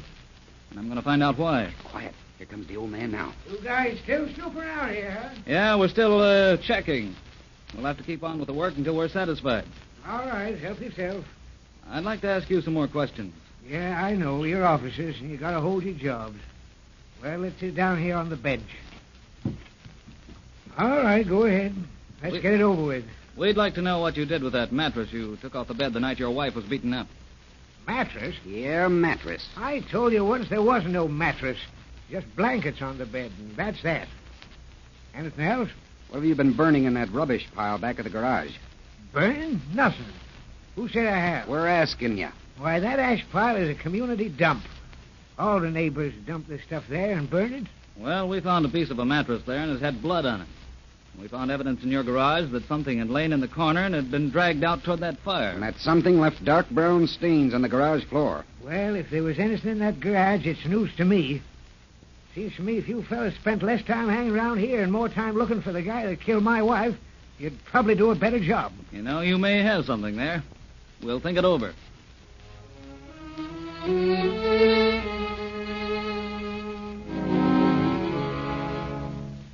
More certain than ever now that Henniger was hiding something, the officers continued their investigation. They were at a loss to find a reason for his unwillingness to talk. Henniger went about his work, occasionally dropped into a cafe for a glass of beer, but apparently talked to no one. Nor did anyone call at the house on 4th Street. Henniger seemed to spend his evenings alone. Then Sergeant Richardson remembered the cryptic remark of Henniger's neighbor. Well, just what makes you think he's so lonesome in the evening? Well, the light's on. They're alone, isn't it? Well, maybe the light's there, and maybe that's all that is there. You're so interested in how he spends his evenings. Why don't you call on him yourself and help him pass the time away? Late in the afternoon of the following day, the officers made sure that Henniger had come home from work. They shadowed him to his house and continued to cruise around until dusk. You see him go in the house, Louis? Yeah, he went in all right. There goes the light on the living room. What time is it? 7:28. Let's park and wait. Yeah, I wonder what that dame meant. I don't know, but I'm going to find out if I have to camp on this guy's trail until I get my retirement pension. Hey, you don't suppose he beat up his wife, do you? That old guy? Nah. But he's not telling the truth about who did. Maybe he doesn't know. You can't tell me that he could sit there in the front room while somebody came in and beat up a woman like that without him knowing something about it. Well, the neighbors still claim they didn't see anything. Well, we haven't got any reason to suppose that they would see what happened in the bedroom. Now, wait a minute. He's coming out. See him there on the front porch? Yeah, and he's left the light on. So that's the game, huh? Mm-hmm. So he goes out at night and leaves the light burning, eh? Well, he's a wasteful old coot, isn't he? Yeah, let's follow him. Give him a chance to get on the block of pace. I wonder where that guy's going at this time of night. Seems to have a pretty definite idea of what he wants to do. Looks like he's going down Beacon Street. Yeah. Let's see the car here. We can follow him on foot. See where he went? Yeah. He went in that hotel right down the block there. What do you know about that? I thought they closed that place up. Yeah, so did I. You want to knock the dump over? Yeah.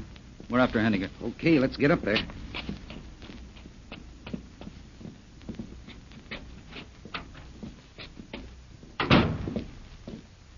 Looks like they put carpet on these places. Oh, no, you couldn't hear the cops coming then. Hey, what do you guys want to make so much noise for? You sound like a herd of cattle. Pleasant voice, dame, isn't she? Just hold your horses, lady.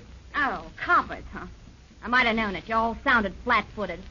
Well, what do you want? Now, look, sister, don't flare up. Won't do you any good.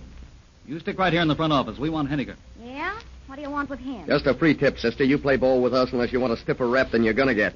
Where'd that guy go? In the third room down the hall. Okay, we're going down there, and don't you try to tip him off. You stay right where you are. And don't be phoning anybody. Oh, there ain't no phone in that room. Wait a minute. Let's take a listen. Well, honey, I got the money, eh? How much? Enough to do us for a while. What do you mean, us? Well, we're going to get married, ain't we? Oh, yeah. Sure. How'd you get the money? Check or cash? I got a check, but I cashed it this morning. Got it with you? Yes, sir. Here she is right here. $2,700. I thought you said there was 3,000. Well, I had to bury the dame, didn't I? Yeah, I guess so. What about the house? That's mine, too. And the apartment house next to it, and that vacant lot alongside. She had a lot of money when I married her. Took you a long time to get it. Yeah, but you know how she was. She was a stubborn woman. You took an awful lot of risk for what you got out of. Where's the risk? Nobody suspects me. I hope not. How'd you do it? Heck, it was easy. I came home that night, and she was out on the back porch sitting in a chair. I walked up behind her and let her have it with a bottle right in the back of the head. Didn't it cut her? No. The bottle broke, though, and I threw it out in the yard. She fell down out there and started yelling her head off. So I had to kick her till she stopped. Then I took her in and threw her on the bed in the front room. Then I went out and set them clothes afire in the closet. That's all we want to know, Henniger. Get your coat and come on.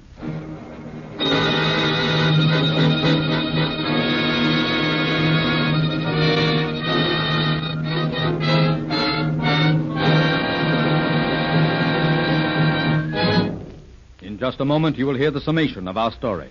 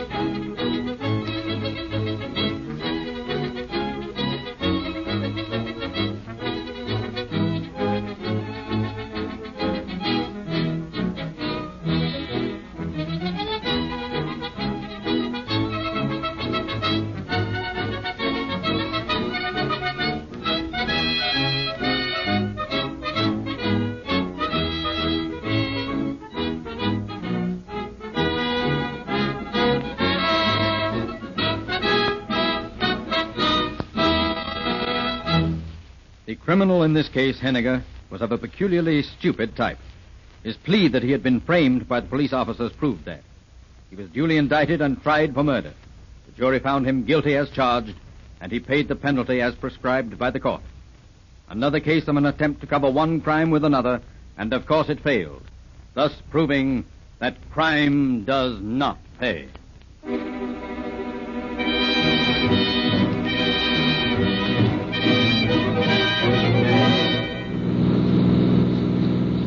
Calling all cars, attention all cars, cancellation broadcast 242. Suspect now in custody. That is all. Gordon.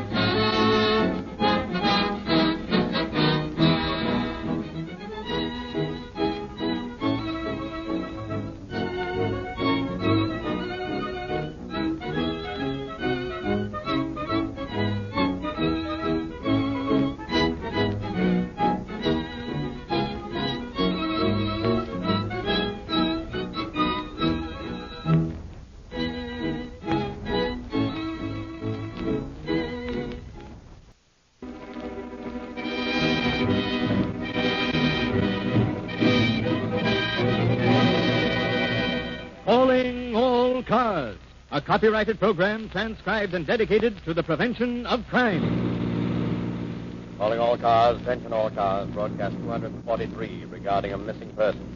Cooperate with the district attorney investigators. That is all. Gordon.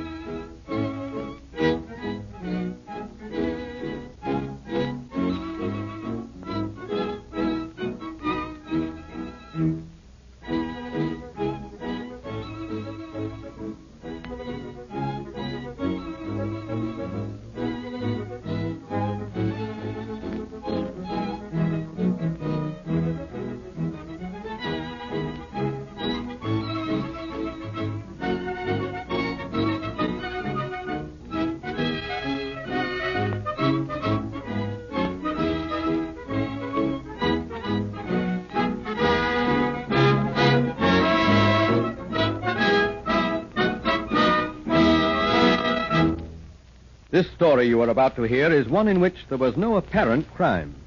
There was absolutely nothing to indicate to investigating officers that a crime had been committed. Nevertheless, there developed one of the most cleverly planned crimes of its kind on record. But like all criminals, the perpetrator of this deed miscalculated just enough to upset his own plans. How he did this has been reserved for the end of the program. Now, the authenticated story taken from law enforcement files. A murder has been arranged.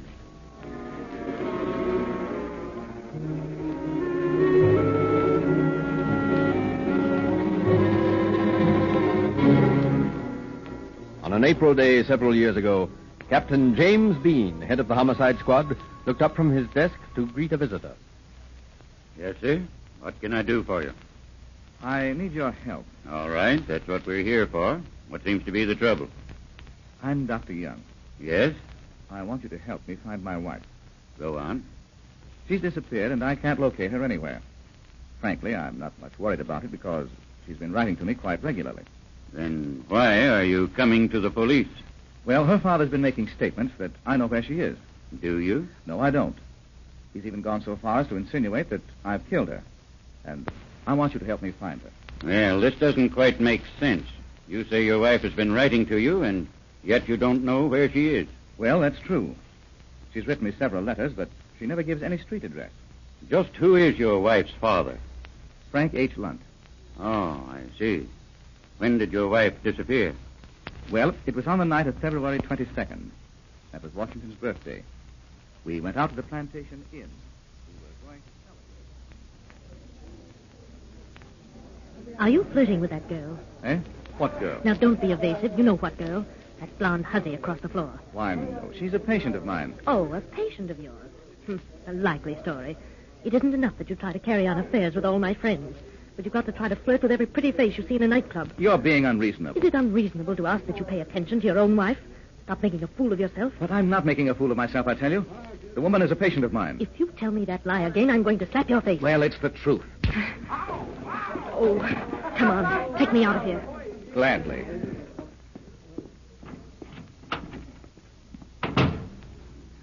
Oh, I was never so humiliated in my life. Where are you going? I'm going to the Biltmore. But aren't you going home? No, I'm not going home. I couldn't stand to look at that face of yours another minute. So I drove her downtown. I tried to pacify her as well as I could, and after a while she seemed to sort of cool down. I parked the car, and we went into a hotel where we met some friends of ours. Yes? Did you go home after that? No. And pretty soon I noticed my wife had disappeared. I started looking for her, and just as I'd got to the side door of the hotel, I saw her get into a taxi with an older man. Oh, and did you recognize him? Well, I suspect very strongly that it was her father. He's been trying to get Grace under his wing so he would have control of her money. I see. Has she got considerable money? Yes, she inherited a great deal from her former husband, who died several years ago. Now, you say you have letters from your wife. Yes. She wrote me a short note a couple of days after she left. It was postmarked here in the city. She said she was going to visit her friend out of town, and she thought that a separation would do us both good. Uh-huh. Is this the only letter you've received? Well, about a week after that, I got a letter from her saying she was in Denver and was on her way to New York. That was about the middle of March, I guess. I got several other letters, and then suddenly she stopped writing. That was about 3 weeks ago. Here are the letters. Mm-hmm. You sure these letters are in your wife's handwriting? Yes, I'm certain of it. Well, I see nothing particular to worry about yet. The only thing I can advise is for you to do your best to locate her. Of course, you understand the homicide squad has no interest in family squabbles unless a murder's been committed. You think she may be dead? Well, judging from what you tell me, I imagine she's all right. But if you don't hear from her pretty soon, let me know. I'll sue Lunt. I'll sue the old man for every penny he has in the world. I'll sue him for slander. I'll sue him for alienating my wife's affection. I'll teach him. Now, Doctor, take it easy. You go on home and cool off, and let me know if you hear from your wife. All right, Captain. Sorry I lost my temper, but this has got me worried to death. Well, you won't say anything to the papers about this, will you? Why, no, not if you don't want me to. I would appreciate it. Good day, Captain. Good day.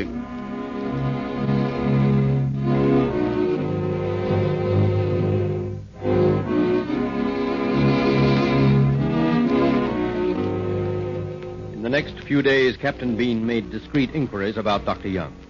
He learned that he was a successful dentist, well-liked in his profession, and apparently financially successful.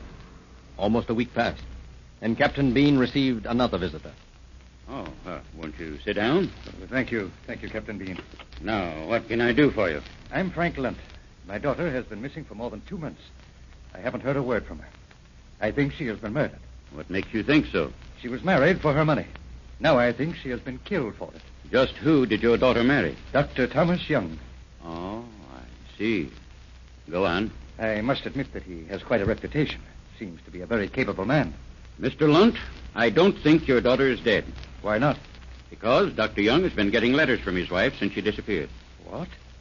Oh, I don't believe it. Well, here's a package of letters Dr. Young left with me. Oh, he's been to see you? Yes, and he seemed very worried about his wife's disappearance.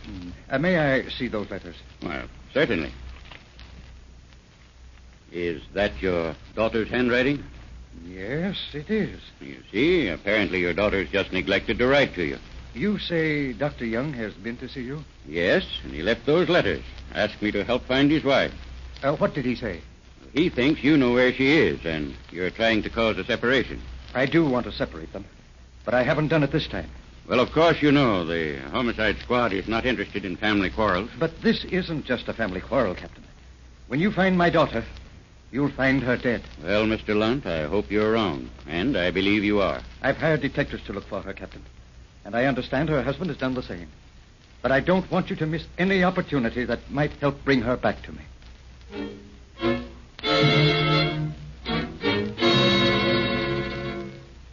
Captain Bean was now in a quandary. He began a quiet investigation of both Dr. Young and the missing woman's father. 3 weeks passed. Then a man swallowed a tooth and died. That incident in itself was of little account, but it was important in focusing the attention of the authorities upon the mysterious disappearance of Grace Young. For the man who swallowed the tooth was a former deputy city attorney, and the man who pulled the tooth was Dr. Thomas Young.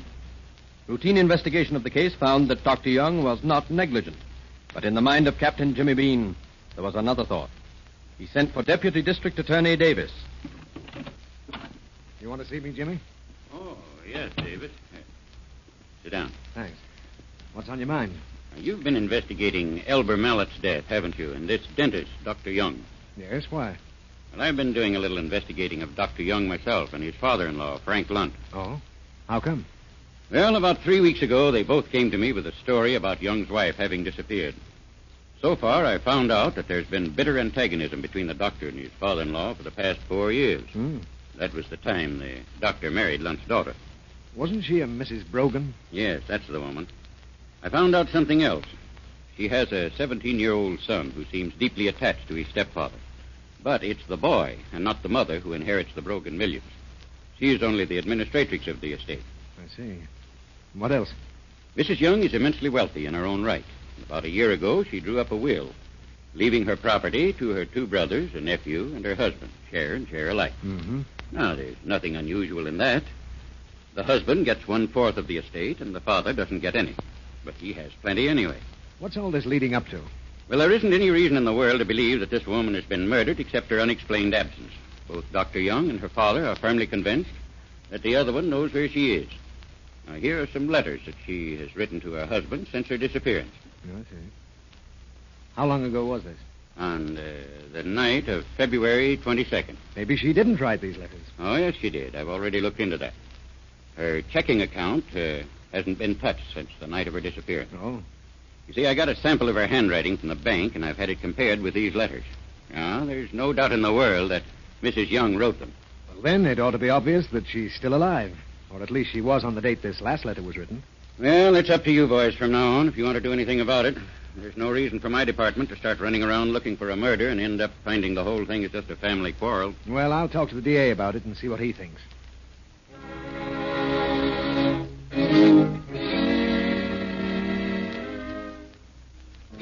Davis attacked the case from a new angle and, acting upon orders from his chief, went to the Young home.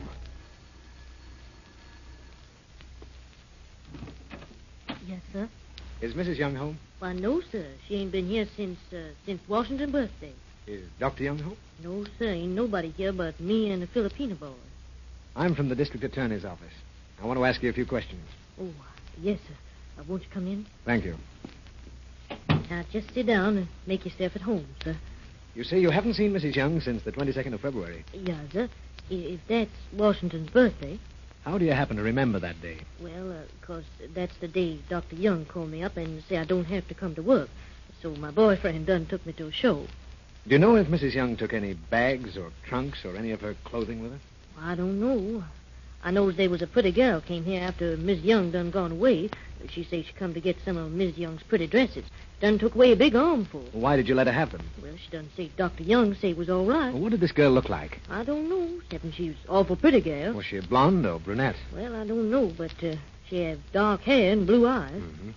Was she short or tall? Oh, just about medium. Had you ever seen this woman before? No, sir. Ain't never seen her before. Have you ever seen her since? Yeah, sir. She been here lots of times since then. Has Dr. Young ever been here when she was? No, sir. You never seen him. All right. Well, you just forget I was here, will you? Yes, sir. Is anything wrong? No, I don't think so. I'd just rather you didn't mention that I've been around. Sensing an illicit romance, Davis pondered the question of the mysterious woman who had taken the missing wife's clothing with the doctor's consent. Reasoning that the man would not permit the clothing to be worn unless he knew his wife was not coming back, Davis decided to question the dentist. Good afternoon, sir. Is Dr. Young in? Yes, sir, but he's terribly busy now. Well, bring him in here. I want to talk to him. Oh, yes, sir. Did you wish to see me? Yes, Doctor. Alone. That'll be all, Miss Lyon. Dr. Young, I'm Harold Davis of the District Attorney's Office. We're conducting a search for Mrs. Young. Well, that's fine. I'm glad you are. I've had private detectives looking for her for weeks now. Have you any idea where she is? No, have you? No, sir, I haven't. What I want to know, Dr. Young, is who took Mrs. Young's clothing from your home shortly after she left. Clothing? I didn't know there was any missing.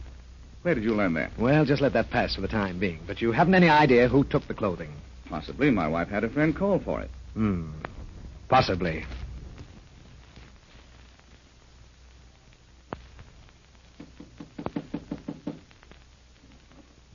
Dr. Young, the patient would like to speak with you for a moment. I'll be in just a minute. Dr. Young, how did your wife happen to leave you? You mind telling me? Why, no. You see, my wife was always influenced by her people. I feel certain that old man Lunt, her father, knows where she is. I half suspect that my wife is being held against her will. And I think you officers should make him tell what he knows about her disappearance. Well, perhaps you're right. Oh, by the way, have you any idea who might be supplying your wife with money in case she needs it? I understand she didn't have any with her when she left. Oh, yes, she did. She had $100,000 in Liberty bonds. What? $100,000? Yes. Where did she get them? I gave them to her. You gave your wife $100,000 in Liberty bonds? Yes, sir. And there's the receipt she signed when I gave them to her. You mean you got her to sign a receipt for them? Yes, sir. I gave them to her the night she left. And I got her to sign a receipt because, well, I didn't want any of her relatives to accuse me of stealing them. Oh, I see. Do you mind if I take this receipt and have it compared with her handwriting? Not at all, providing I get it back. You'll get it back. Will you excuse me just a minute? I'll see this patient. I'll be right back. All right.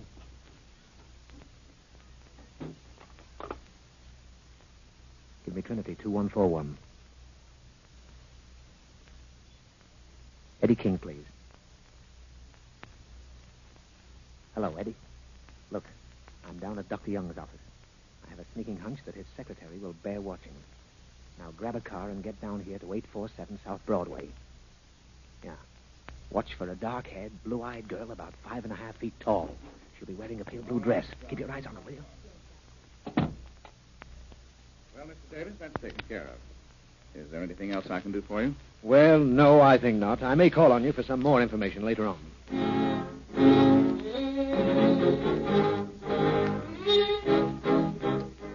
Davis returned to his office, where for an hour he waited for a telephone message. Then, together with Investigator King, he drove to the home of Frank Lunt, father of the missing woman.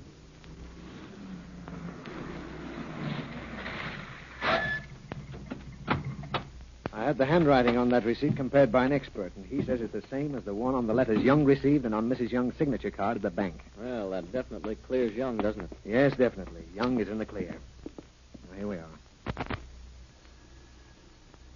You think the woman's dead? Oh, I don't know.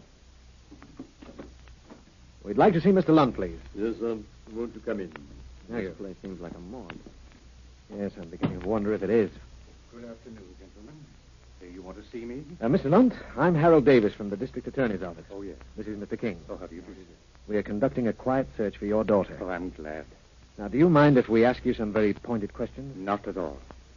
Well, Dr. Young thinks he saw you get into a taxicab with his wife the night she disappeared. Did you? Absolutely not. You knew, of course, that your daughter had $100,000 in Liberty bonds when she disappeared? She had what? $100,000 in Liberty bonds. Ridiculous. $100,000 in Liberty bonds. Why, she wouldn't be so foolish to carry that much around with her. Dr. Young gave her the bonds that night. Why, you're joking. That two-bit dentist couldn't raise $2,000, let alone $100,000. I'm afraid you're wrong, Mr. Lunt. Well, possibly. He wouldn't give it to her if he did. On the contrary, your daughter gave her husband a receipt for the bonds. Where is it? Right here. Let me have it. There. Is that your daughter's handwriting? Yes, I'm afraid it is. Have you any ideas about this, Mr. Lunt? No. Grace had Liberty bonds of her own, considerably more than $100,000. I don't have any idea where she keeps them. But that dentist never had and never will have that much money invested in anything. Well, just what do you think has become of your daughter, Mr. Lunt? I came to the conclusion long ago that Dr. Young killed her. after they left the plantation inn that night. Why would he kill her? What possible motive could he have? I don't know. According to Grace's will, he gets only a small portion of her estate. I can't believe he would kill her for that. Neither can we, Mr. Lunt. Well, if you hear from your daughter, will you get in touch with us? Yes. The minute I hear anything, I'll let you know.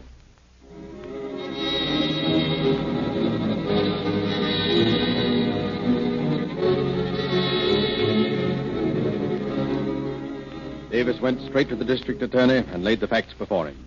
All right, Davis. If you think you can solve this case, we'll break the story. But if you think you can't, we'd better keep it quiet until we get more evidence.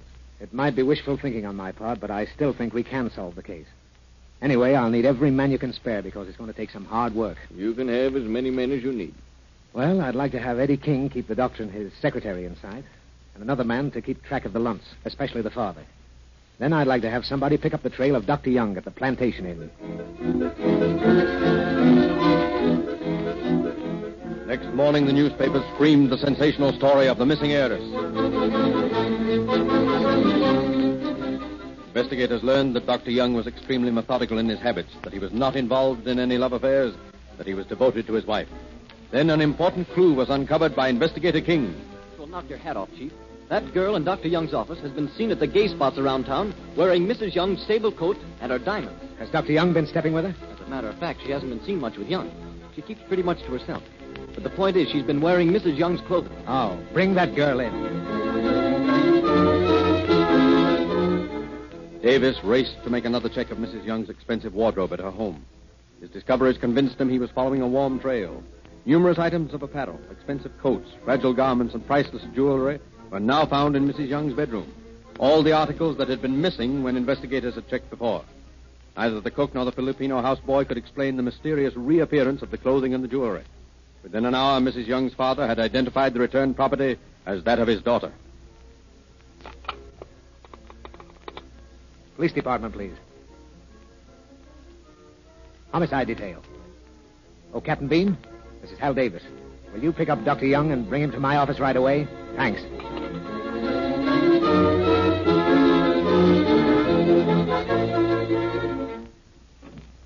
Oh, come in, Eddie.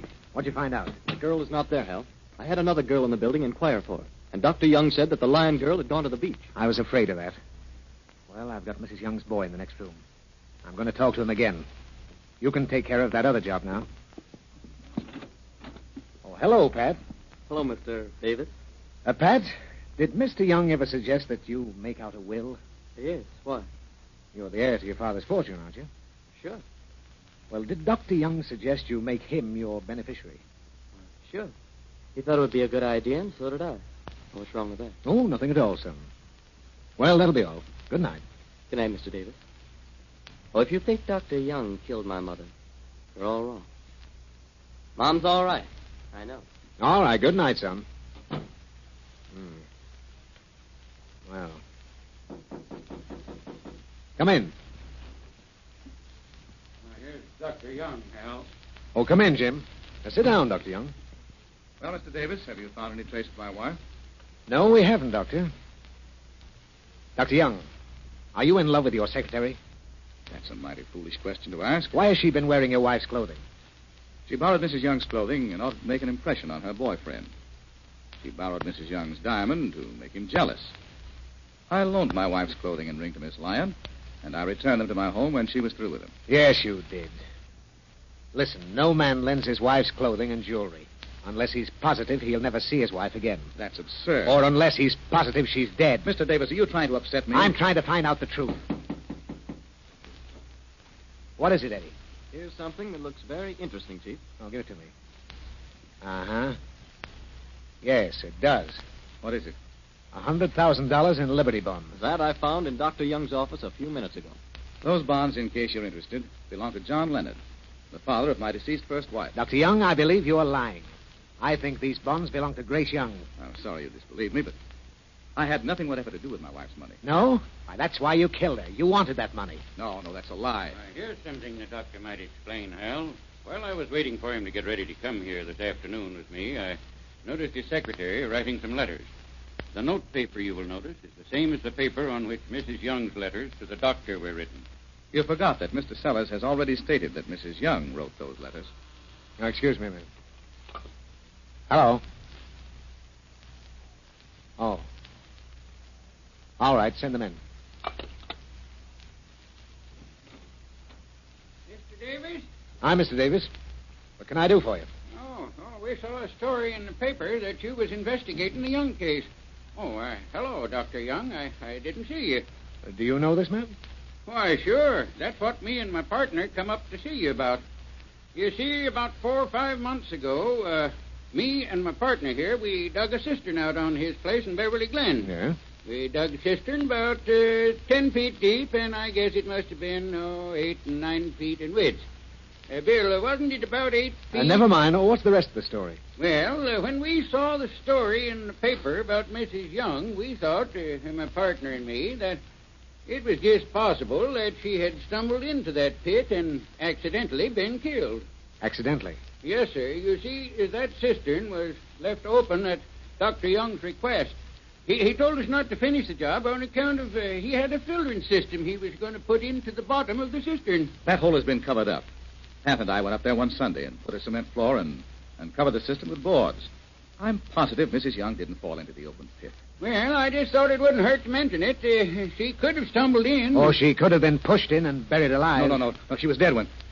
Yes, Doctor? You were going to say something else? No, nothing. Mr. Ramsey, what are you doing tomorrow, you and your partner? Nothing, I guess, Mr. Davis. Well, tomorrow I want you to dig up the bottom of that cistern. No. Don't dig it up. I killed her. I'll tell you about it. She was mean to me. She was always shooting off her mouth. I stopped that voice of hers. For years, that voice had been driving me crazy. But I stopped it. I stopped it.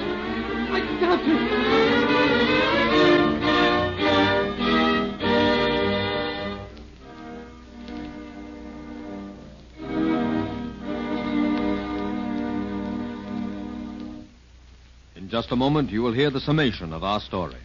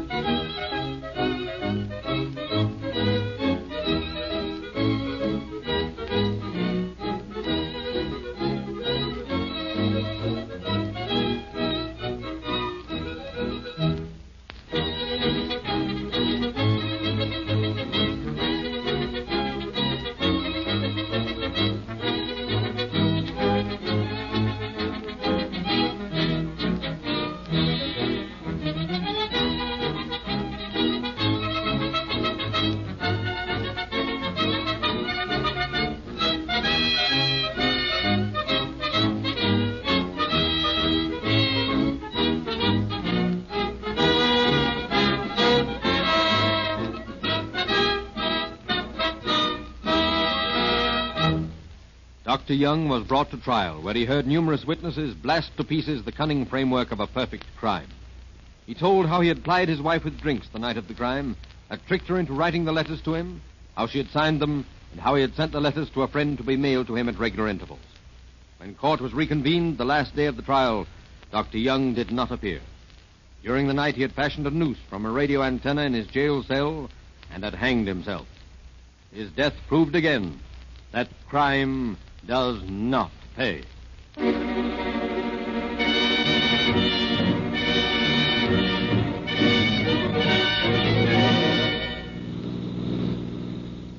Calling all cars, attention all cars, cancellation broadcast 243. Suspect has committed suicide. That is all. Gordon.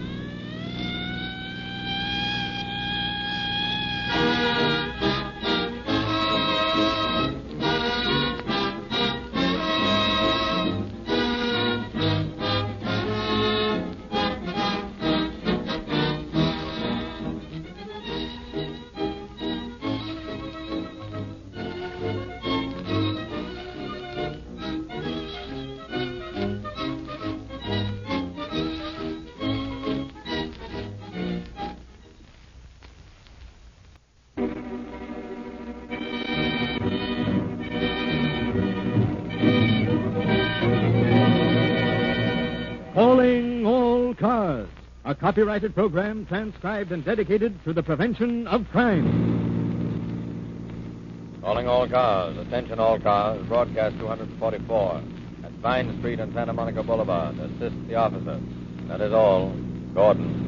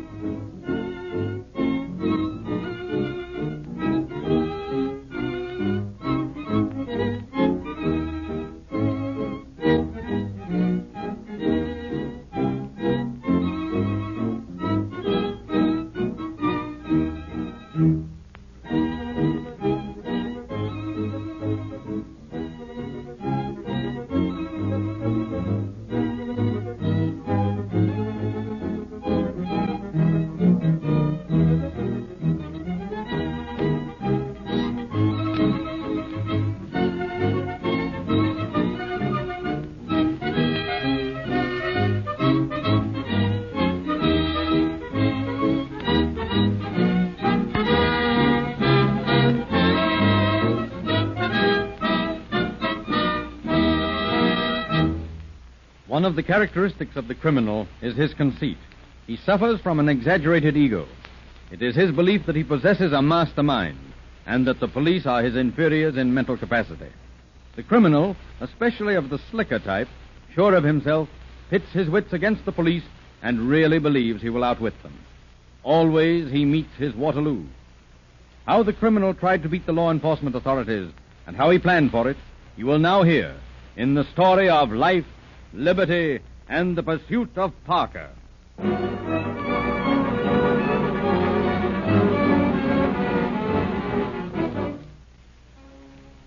This story concerns one John Parker, respected citizen of a small Midwestern town and owner of a comfortable but unpretentious home.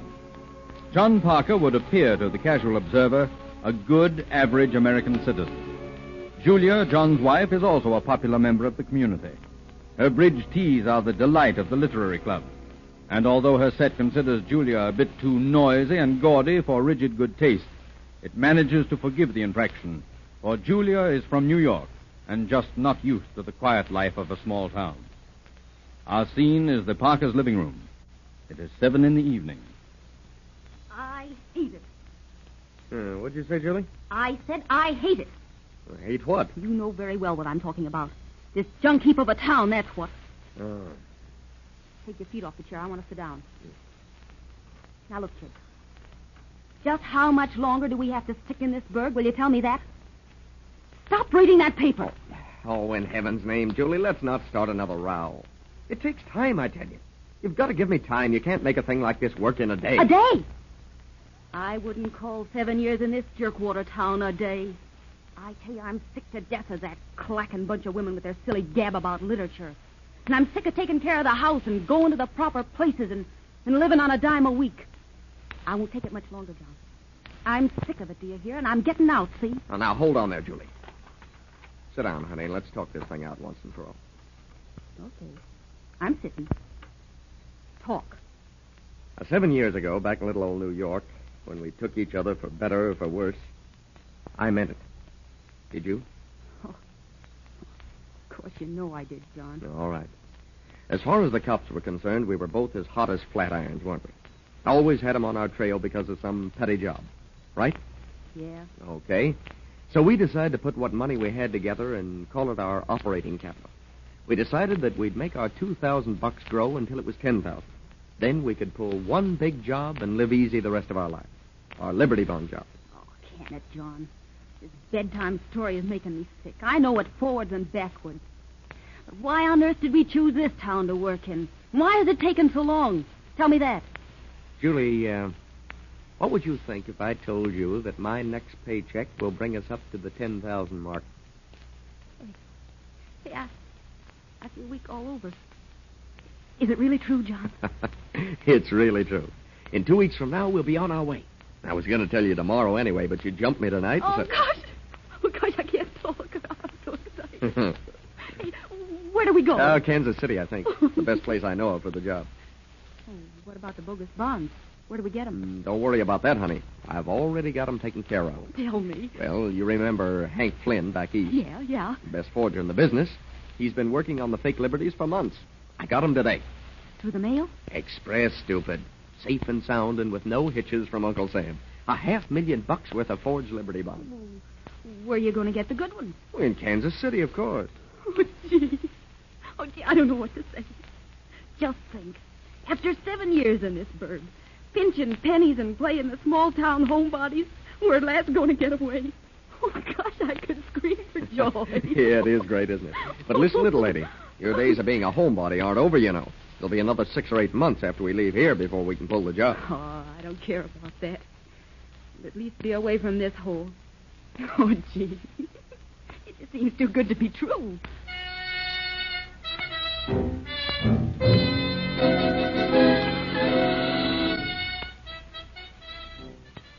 Good morning, sir. I'm John Parker. I've just come to Kansas City, and I'm contemplating opening an account at the bank here. But before I do, I want to buy some Liberty bonds. Yes, sir. About how much did you want to invest, Mr. Parker? Well, I thought about $8,000 would be good to start with. I'd like to take the bonds with me if you have them. I think that can be arranged. Take a little time to get them ready, have them registered, etc. Oh, that's all right. Meantime, I can open my checking account, and as soon as the bonds are ready, you can call me up. Here's my phone number. Oh, that's fine. I'll make out your depositor's card. What is the address, Mr. Parker? 1423 Richmond. 1423 Richmond. That's right. About how much did you wish to deposit, Mr. Parker? $10,000. Oh, $10,000. That's nice. Just sign here. Yeah. Now, I'll call you just as soon as the bonds are ready. There you are. Thank you very much. I hope you'll take advantage of our facilities here, Mr. Parker. If there's anything we can do for you, we'll be glad to do it. I'm sure I can use you. Your bank, I mean. Good day, Mr. Parker. Good morning. I'll see you in a couple of days.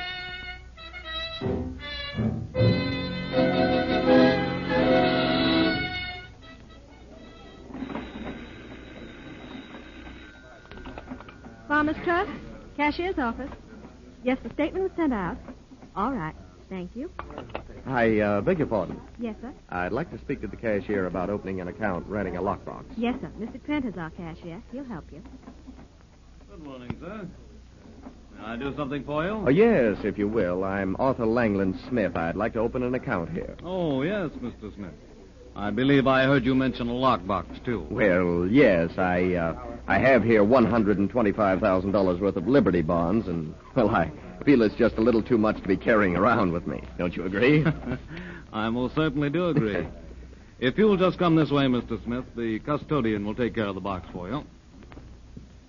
Now, right back this way, if you please, Mr. Smith. Nice bank you have here. Well, we're proud of it.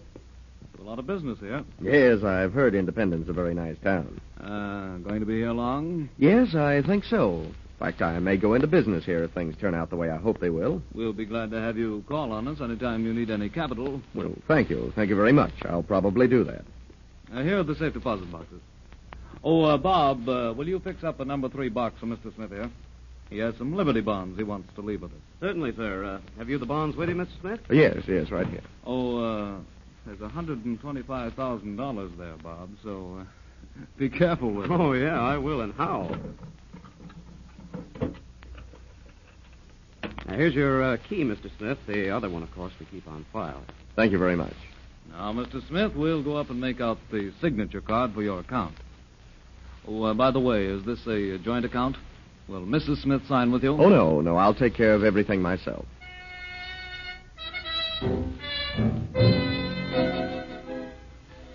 Following week, we find John Parker back in Kansas City.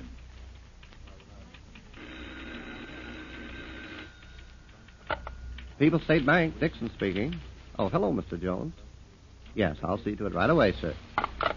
Yes, sir, may I help you? Are you Mr. Dixon, the cashier? Yes, sir. My name is Feld, John Aiken Feld. I'd like to open an account here, and I think I'd better arrange for a lockbox, too. Oh, yes. If you'll just come this way, the custodian will see to the box, and I'll take care of the opening of your account. Nice weather you're having here in Kansas City. Been here long? Only a week. Well, it gets dry. Yes, I've heard it gets a little dry some seasons of the year. Here we are. Now, what size box did you have in mind, Mr. Feld? Well, it doesn't matter, really. I have this package of bonds I'd like to leave. $125,000. Nice little nest egg, Mr. Feld. Yes, I've been sort of looking forward to using those. You're staying on in Kansas City? Oh, yes, I'm opening a branch office here. Well, that's fine. We're glad to have additions to Kansas City business life. I hope you won't hesitate to call on us if we can be of any service to you. Well, thank you. I think I can use some of your money from time to time. All right. We'll be glad to see you any time. Mr. Feld, call on us for anything we can do for you in our line. I'll do that.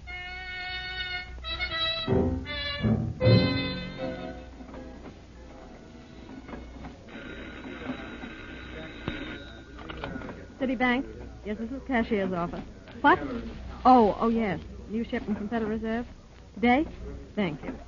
May I help you, sir? Yes, if you will. I'm Henry Blakefield Baker. I'd like to see Mr. Avery. He's the cashier, isn't he? Yes, he is. It's about opening an account and renting a lockbox. I have a large quantity of Liberty bonds here, and I don't want to carry them around with me. Yes, Mr. Baker. Just a moment, please. I'll get Mr. Avery for you.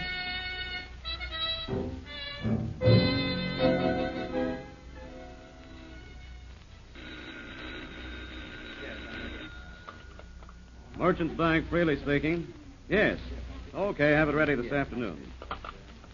Yes, sir. May I do something for you? Mr. Fraley? Yes, sir. I'm Michael Johnson. I'd like to open an account with your bank. I'd be glad to take care of it. Oh, yes, and I'd like to arrange for a lockbox, too. I have here about $125,000 in U.S. Liberty bonds that I'm not too keen about carrying around with me. Well, I should imagine not. We'll take care of the box first in that case. Now, if you just come this way, the custodian...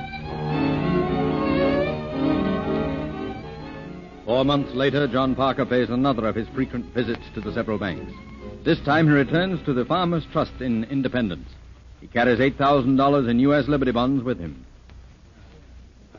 Morning, Mr. Smith. Good morning, Ray. How do you do, Mr. Smith? How are you today, Alice? Well, hello, Mr. Smith. Hello, Alice. How are things with the cashier's office, huh? Couldn't be better, thanks. Can we do something for you? You bet you can. Trent around? He's gone up to the president's office. But he ought to be back any minute. Oh, then I'll wait for him. Oh, there he is now. Well, good morning, Mr. Smith. Morning, Trent. How goes it? Fine, thank you. Been pretty busy the last few days. Now, what can we do for you today? Well, I think I'm in the market for a small loan today, about $7,000. How about it? Yes, indeed. Your credit is ace high here. You know, I was telling Alice yesterday, if everyone paid off his loans as you do, I'd never have a headache. As it is, I've got a chronic one.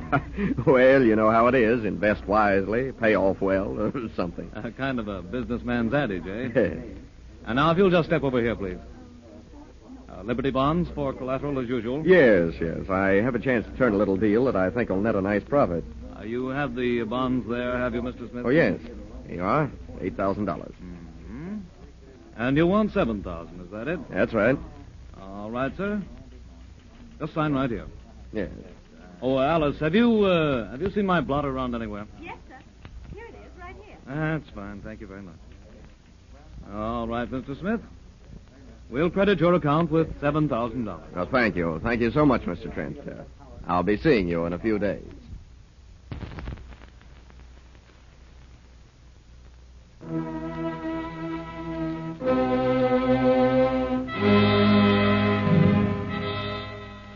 At the end of 6 months, the setting for John Parker's drama was complete. He had borrowed large sums from one and then another bank, using his good Liberty bonds for collateral, and had paid off the loans religiously. And as an extra means of ensuring his financial standing with each firm, $125,000 in forged bonds rested in a lockbox at each bank. It is evening. John and Julia are having dinner at home. So we're all set, huh? All set? Through with your plate? Yeah. Give it to me. When's it come off, John? Well, I'll tell you, but prepare to be shocked. Okay, I'm prepared. When? Tomorrow. Tomorrow. Don't let it throw you, honey. Tomorrow? Oh, gee, I'm so tickled I could break another plate. I think I will. And another. Goodbye, simple life. Whoa there. Remember, we got to eat breakfast. Oh, boy, this is swell. I've been waiting 7 years for this moment.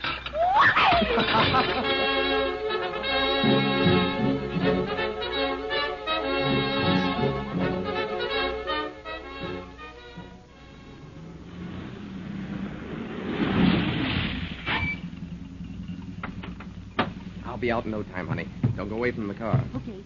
Which is this? Yeah, Farmer's Trust of Independence. Now, sit tight. We have to travel fast today. 4 towns we got to make before we're set. Yeah, I know. Well, go on. You're wasting time yourself.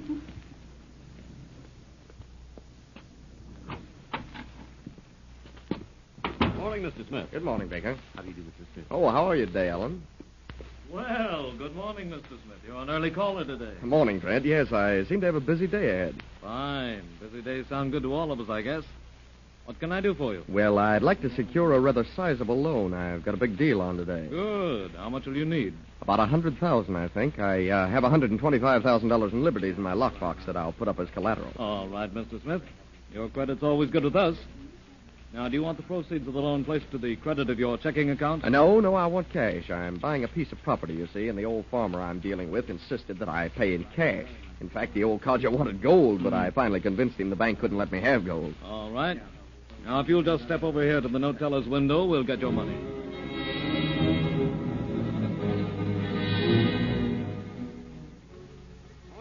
Good morning. Good morning, Mr. Good Feld. morning. Well, top of the morning to you, Dixon. Same to you, Mr. Feld. How's high finance these days? Well, pretty good at that. I got a big deal on today. Ah, fine. Glad to hear it. I'd like to borrow a pretty sizable sum with the bonds in my lockbox for collateral. How about it? Yes, sir. Won't you step over here into my office? About how much? Oh, I think about $100,000 will do.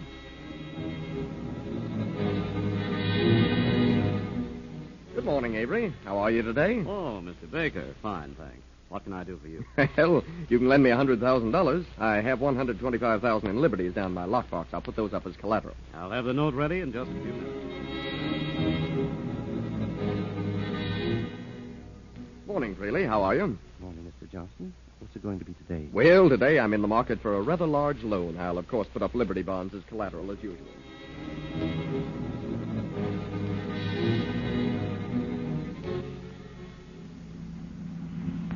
Oh, for the open road. No way. You must be about to the Colorado line by now, huh, John? Almost.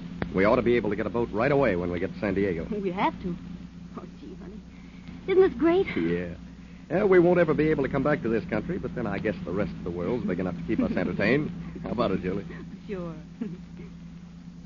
Is that a car following us, John? No. I'll bet it is. No, it isn't, Julie. No one will look for us until the bank examiners make the rounds. Maybe they already made the rounds. Oh, for the love of Mike. Sometimes you get me so sore I could sock you.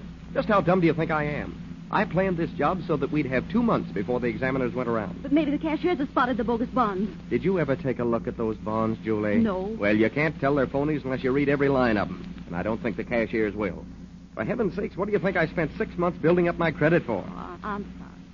I didn't mean to start an argument. Okay, then. Just relax. We're absolutely safe until the examiners make the rounds. And then we'll be on the high seas. Oh, look. Look, John. There's a swell roadhouse. Let's stop and eat. It's way after 7 o'clock. Okay, we eat. 5 days later, back in the City Bank of Kansas City, Kansas, chaos takes hold. The bank examiners arrive unexpectedly. Oh, good morning, Mr. Brown. Good morning, Mr. Avery. Well, how is business in the City Bank? Very good, sir. You're a little ahead of time, aren't you, Mr. Brown? Yes, a little. I'm going on a vacation in a few days, and I thought I'd better get things cleaned up before I left. Well, that's fine. I think you'll find everything in order. All right. Let's start in with your first bookkeeper here. I'll get through with him as soon as I can so he can start to work. Would you mind pasting this strip of tape over the ledger tray in that cage, Mr. Avery? No, not at all. We've had a few big loans lately. Business seems to be picking up. Ah, that's so. Hope you didn't take any Liberty bonds in as collateral. Well, as a matter of fact, we did. Why? You did? Well, where are they? Right back here in the note teller's cage. Anything wrong with Liberty bonds as collateral? Well, that all depends. Let me look at those bonds. I think you'll find these bonds are all right. One of our best customers, Mr. Baker, left them with us. In fact, he'll be in today, I'm sure. Said he'd be back in about a week. Yes, here are the bonds right here. Just as I thought. Did you check those bonds before you made the loan? Yes, certainly. Have you got any other Liberty bonds here? Yes, sir. Right here. Here's one. All right. Compare them. Take a look at those serial numbers. Yeah. What do you know about that? I don't understand why these bonds weren't checked closely on such a large loan. Well, sir, the bonds were checked. Not as closely as they should have been, perhaps, but well, the gentleman's always been more than good in his dealings with us. He's well known to us. In fact, we made him several big loans, and he's always paid off before they were due. You realize, of course, that this is the third bank we've discovered in the same situation? No. And absolutely, the third. He used a different name in each case, but undoubtedly is the same man. What are the others? Farmers Trust of Independence, People's Bank on the Missouri side, and now yours. No telling how many others he's pulled the same stunt in. Isn't anything being done? You just said yourself that you have no records of the man. He was a slippery one. We can't do anything. No records to go by. Nothing. The fellow covered his tracks completely. Say, wait a minute. Maybe there is something we can do after all. Yes? When he came in for that loan, I remember the teller had to open a new shipment of bills from the Federal Reserve to let him have that much cash. Well, I have the serial numbers of that shipment. Good. That gives us something to work on. Let's get the listings now, and then we can call the police.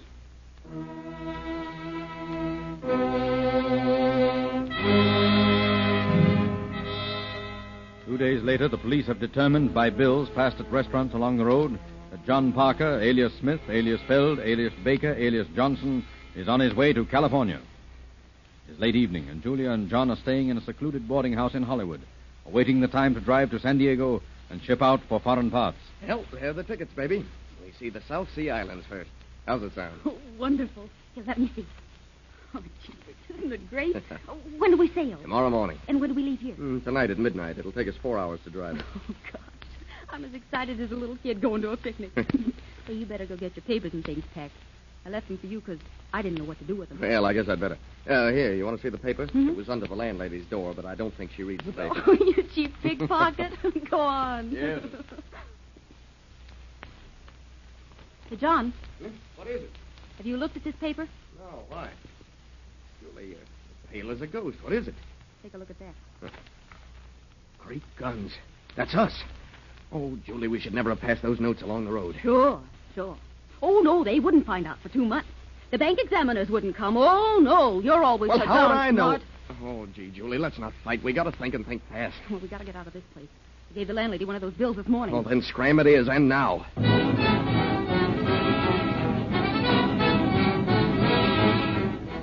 Information had been received by the Los Angeles Police Department to be on the lookout for the fleeing pair. In a police car in downtown Los Angeles, officers Rombo and Stromwell of the robbery detail are cruising. I haven't quite a to-do about that man who got so much dough in that bank hall back east down at headquarters, aren't they? Yeah, and they say there's a woman traveling with him. I should get some more dope on him. Like to see a little action about now. Los Angeles Police calling all cars. Attention all cars, which may be in your district. Well, I guess you're going to get your action. Be on the lookout for a man and woman driving a Packard sedan, dark green with disc wheels. Believed to be traveling south in Los Angeles. May be headed for San Diego. Automobile carrying Missouri license. Car 69 and car 83, call your station. Car 69 and car 83, call your station. Attention all cars, repeat and broadcast regarding man and woman.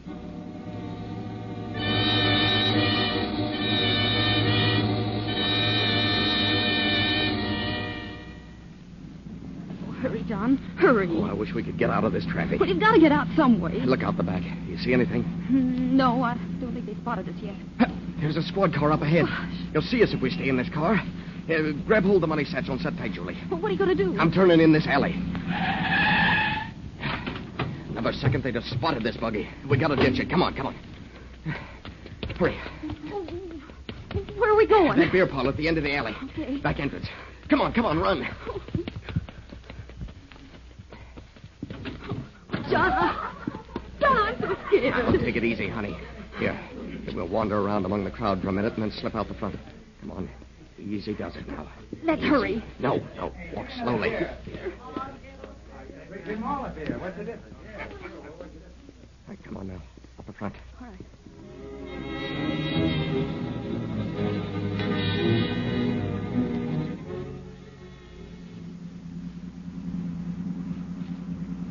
Hey, look, Joe. In that alley. Yeah, a package sedan with disc wheels and a Missouri license. Tell the fellows near the car. Okay. Hey, Weaver, we found the car. They must have gone to the beer parlor at the other end of the alley. Take your men and circle around the block. Right. We'll save her in that beer joint, not here on the street. Come on. Let's make a dash for that dark street down there. Oh, they got us, John. Hey, where are you two? Come on. They got a bag. Make a run for that fire escape. All right. Stop or I'll shoot. Oh, they're shooting at us, John! They're shooting wild. I hope this window up here opens. It's our only chance. Hurry. Oh, it won't open. Toss that bag down and walk down with your hands up. Oh, this is the end, Julie. I'm sorry, baby. Come on down or we're coming up after you. Throw that police down. You've got it, copper. Now come on down and keep 'em up. Are you coming or do we come up? No, we're coming. Come on, let's go, Julie. Gee, isn't this great? From literary clubs and denning to the Ooze Cow in 3 easy jumps. And we were going to live off the fat of the land.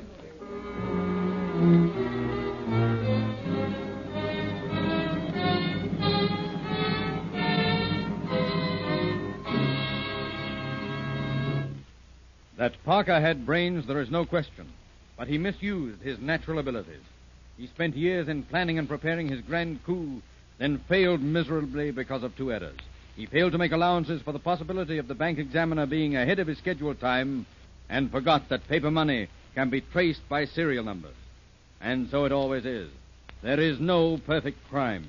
Always the criminal fondly believes he has perpetrated one, and then the authorities prove him wrong.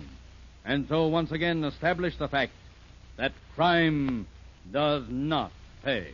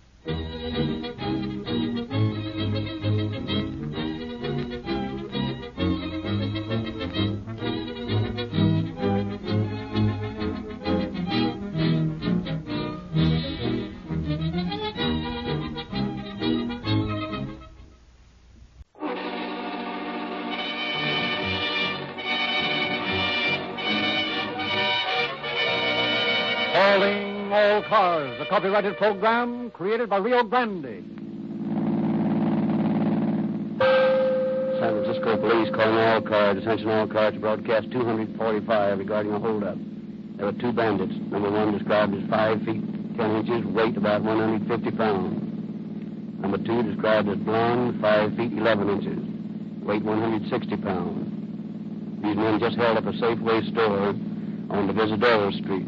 Approach with caution, they're armed and dangerous. That's all. Rosenquist.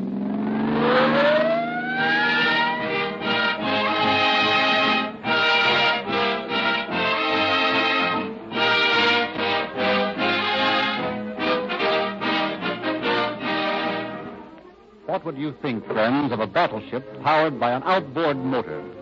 Ridiculous, isn't it? And yet some motorists practically duplicate it when they unrepower their cars with anemic gasoline and merely go through the motions of protecting their investments with flabby, afraid-to-fight-back motor oil.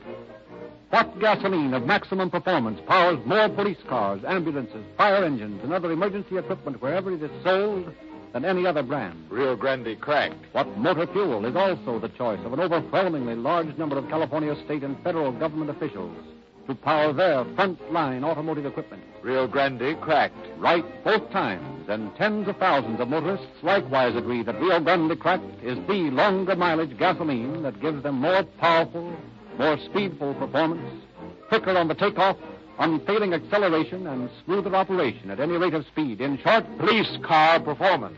Get yours from now on, friends. When you leave the house for work in the morning, stop at the red and white Rio Grande station in your neighborhood and enjoy police car performance in your own car.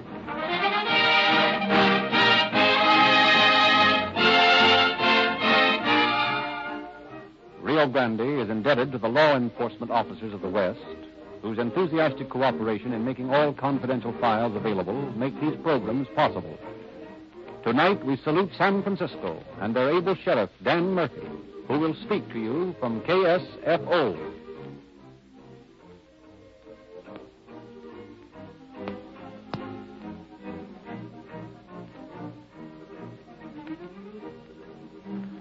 It is an acknowledged fact that generally too much of certain types of reading and motion pictures tending to paint a glamorous picture of the daring of gang life and kindred subject are whirlwind.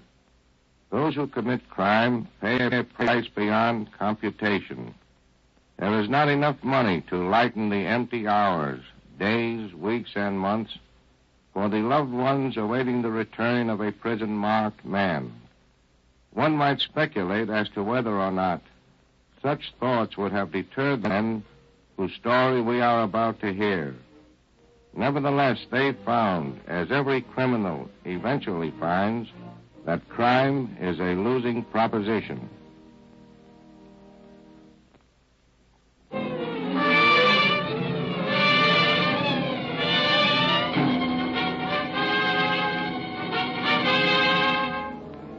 It is a bitterly cold San Francisco night in December of 1936. An automobile containing two men pulls into the driveway of an oil station at 10th and Mission Street. All right, get back into that station, buddy. This is a stick-up. Come on, fella, snap into it. Now open that cash register and then get busy on the floor safe. Come on, quit shaking and get going. We ain't got all night. Yeah, take it easy, kid. When you get the top off of that safe, just don't make no noise and stay where you are, see? Yeah. Then you won't get hurt. All right, Mud, come on, hand over that there door. And remember what I told you. 140 move and I'll blast you, get me? Come on, kid, let's go. Within 20 minutes of this first hold-up, two other oil stations fall prey to this bold pair of bandits. And then for 3 long months, an amazing series of similar crimes are reported almost weekly to the Bay City Police. Inspectors Raymond Doherty and William Hanson, who are in charge of the investigation, are discussing the case when suddenly the police radio flashes a message. San Francisco Police calling car 142, car 142. A holdup at 2900 Fulton Street. A Safeway store held up at 2900 Fulton Street. Another robbery, eh? You suppose this is the work of those two birds we've just been talking about, Dorothy? Well, if it is, those fellows are getting away with murder. You said it. They pulled at least 12 holdups that we know about in the last 3 months. Yeah, and who knows how many more. Well, if this is their 13th, let's hope their luck breaks with this one and ours begins. All cars, attention all cars, be on the lookout for a stolen Hupmobile sedan. License number 4 Chicago 8293. 4 Chicago 8293. Occupants are 2 men, one described as tall and blond, the other short and stocky. These men just held up a Safeway store at 2900 Fulton Street. Exercise caution in apprehending these men, as both are armed. That's all. That's them, all right. Come on, let's go. Get the car. I'm going to nab those two birds if it's the last thing I ever do.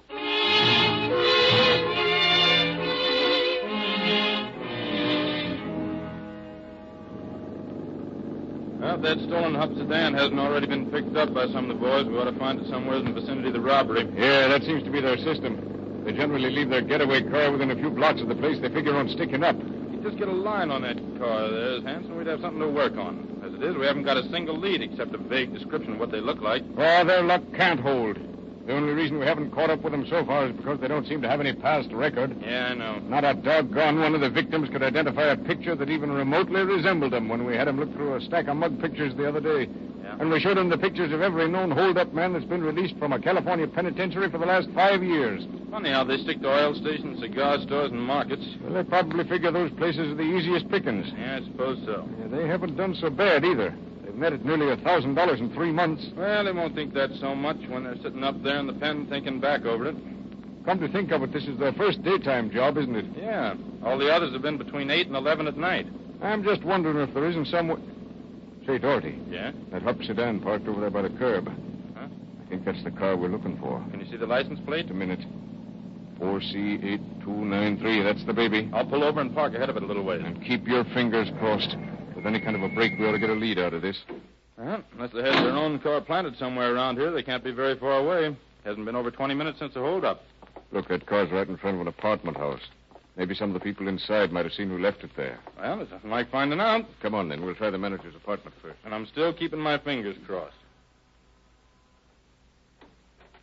Yes? I'm sorry to disturb you, lady. We're police officers. Oh, police officers. No, there's nothing to be alarmed about. We're merely trying to get a little information. Oh, I see. There's a Huppmobile sedan parked out in front there. I wonder if by any chance you might have seen who left it. Huppmobile sedan? Yes. Well, I'm afraid I'm not much good at telling one type of car from another. But I'll come out and take a look at it if you want to point it out to me. I'd appreciate it if you would. There, that's the car. I'm afraid I can't help you any. As far as I know, I've never seen the car before in my life. I was afraid of that. Well, thanks just the same, lady. Do you mind if we use your phone? Oh, no, not at all. You see, that car's been stolen, and I want to report that it's been located. Stolen? Why, I just happened to think. Yes? I was outside just a few minutes before you rang the bell. That car wasn't parked there then. It wasn't? No. There was a small tan coupe standing there. I don't know what make of car it was. And you didn't see who left it? No. All I know is that I saw the coupe not over 5 or 6 minutes ago. Well, Dorothy, there's our first lead.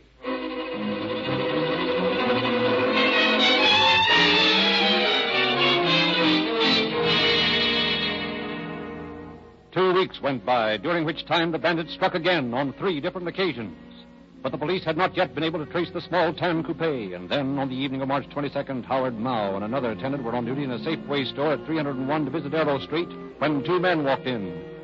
Disregarding the presence of several customers, the smaller of the 2 came directly to the grocery counter where Mao was standing. Come on. Keep your hands where I can see him, buddy. This is a stick-up. Stick-up? What are you talking about? You heard what I said. Keep that trap of yours shut and hand over the dough. All you got in the place. Now, listen, mister. You can't Shut get up, away I with tell it. you. One more peep out of you, and it's going to be just too bad. Now, shell out the jack. Oh, tough guy, huh? Why, you give me that gun. I'll show you what Why, you dirty... Shut up! Shut up! You folks pipe down and get over there in the back of the store, or you'll see some more shooting. Trying to grab my gun, did you, wise guy? Well, maybe that'll teach you to behave. Hey, you. You over there behind the butcher counter. Yeah? Come out here and get this dough for me if you don't want to get some of the same medicine. Where'd you plug 'em, Mulder? I don't know, in the belly, I guess. Who cares? Yeah, well, tell that butcher to step on it. We got to scram out of here. Come on, you. Come on. Hurry up with that dough. I'd just as soon lay you out beside this other mug, see? You people in the back there, stay where you are for a good 5 minutes, see? And no funny business, you get me? Okay, let's beat it, kid. I got the bankroll.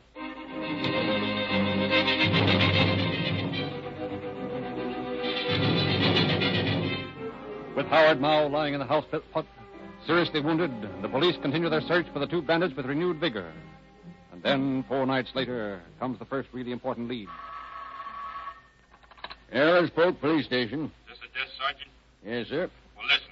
There's 3 men sitting in a booth here looking at an automatic pistol. I thought I'd better call and tell you about it. Where is this place you're telling me about? It's a beer parlor at 1400 Eddy Street. Is that where you're calling from? Yeah. All right, we'll send someone over to see about it.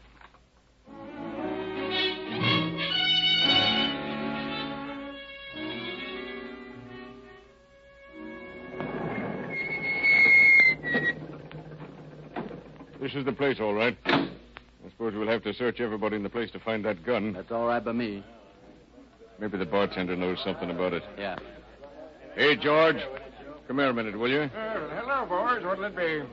Has anybody in here been flashing a gun around? Not that I know of, no. I see. Well, we'll just have to search everybody, that's all. Well, what makes you think that... A little bird told us. Oh. All right, folks, pay attention here a minute. Which one of you's got a gun on him? All right, you might as well answer up because we're going to find it anyway. All right, if you don't want to tell us, line up there against the wall, all of you. I'll start at the other end. We'll search these people. Uh-oh. What's this? So you're the lad who's packing a gun, are you? What's your name? Elmer Ballard. Don't you know there's a law against carrying concealed weapons, Elmer? Yeah, so what? So you'll just come on down to the station with us till we get a chance to find out something about you. Hey, wait a minute. Hey, look, coppers, what's the beef? This guy wasn't doing no harm. Just showing us his gun was all. Who are you, a friend of Elmer's? Yeah, in a way. I know him from in here. Well, I'd keep my mouth shut if I were you, unless you want to come along, too. Oh, all right. Okay, Elmer, go out and get in the car. Always a bunch of lousy coppers sticking their noses. Say, Al. Yeah? As soon as them cops drive away, come on outside. I think I know who tipped them. Yeah? Yeah. See that guy sitting up there at the bar? The guy was in the telephone booth a little while ago. You mean you think he's the one who tipped him? Well, that telephone booth ain't his office. Yeah? Well, wait here till he comes out. Then I'm going to show him what I do with still pigeons like him. Hey, quiet. Here he comes now. Yeah. Hey, listen, wise guy. Yeah? You tipped them bulls about Elmer having my gun, didn't you? Who says I did? I do. And maybe this will teach you to be smart after this. Hey. Come on, what's the idea? Hey, Walter, let me get in a socket this guy, will you? Say, Al, you hit him kind of hard, didn't you? Gosh, his head's bleeding, ain't it? But I didn't do that with my fist. See, it's where his head hit the sidewalk. Well, anyway, looks like a gun to me. So long, Al. I'll be seeing you.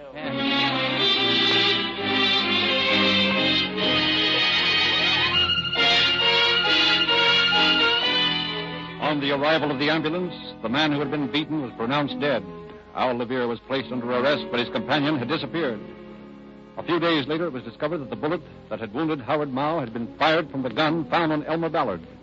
Immediately, Inspector Butts and Corporal Engler, who had taken over the investigation, went up to the city prison to question the two prisoners. I don't know how you feel about it, Engler, but I think these two are the fellows we want for all those holdups. Well, we ought to know something in a minute. The guard's bringing them over here now. Hello, Ballard. You, Levere, sit down, won't you? I want to have a little talk with you. Whatever you say, copper, you're the boss. You've got a pretty serious charge hanging over your head, Levere.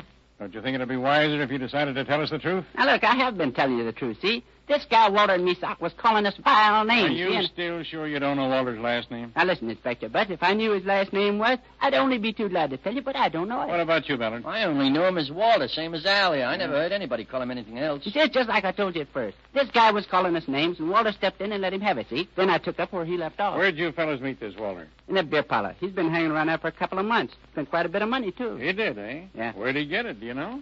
It wasn't none of our business where he got it. You don't happen to know what he did for a living, do you? No, fact is, I never knew Walter to do any work. And you don't know where he lived? He never told anybody around there that I know of. You don't know either, Ballard? No. Did either of you ever see him with an automobile? Had a car, all right. It's a Chrysler sedan with 1936 license plate. 36 plates, eh? Yeah, he said the new ones was coming down from Sacramento. I see. Do you know where he kept this car? No, but I know the service station where he always buys his gas. Maybe they can tell you something there. Hey, give me a pencil and I'll write it down on a piece of paper for you. Yeah, address at me. Okay.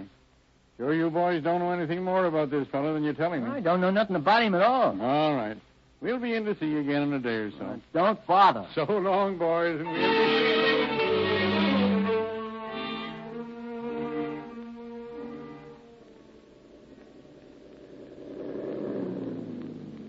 This is the filling station Levere rode down. Well, let's hope we'll be able to get some kind of a line on this fellow Walter that we could follow up. Good afternoon. Fill your tank, sir? No, thanks. We're just looking for a little information. Yes, sir.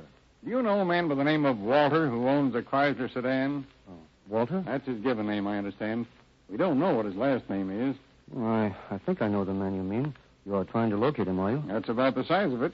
We'd appreciate any information you can give us. I can't think of his last name myself offhand, but I think I have it in my file somewhere. And see if you can find the license number of his car while you're at it. In just a moment, sir. Thanks.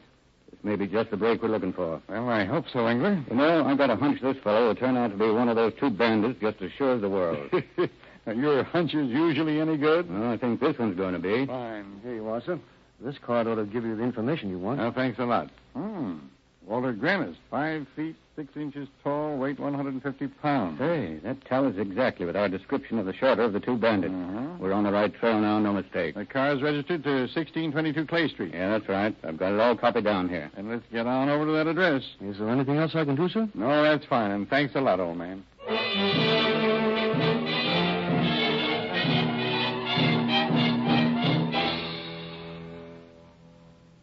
9 o'clock already, and that apartment's dark as a tomb. Yeah? Would be just our luck not to find anybody home when we got here. Well, this business of staking out in cold weather is part of the fun of being a police officer. If this fellow Grannis doesn't show up pretty soon, I'm going to send somebody for an overcoat. We've been parked out here since 4 o'clock. You know, Engler, I've been thinking about that story Ballard told us. You mean about having bought the gun they found on him from Walter Grannis? Yeah.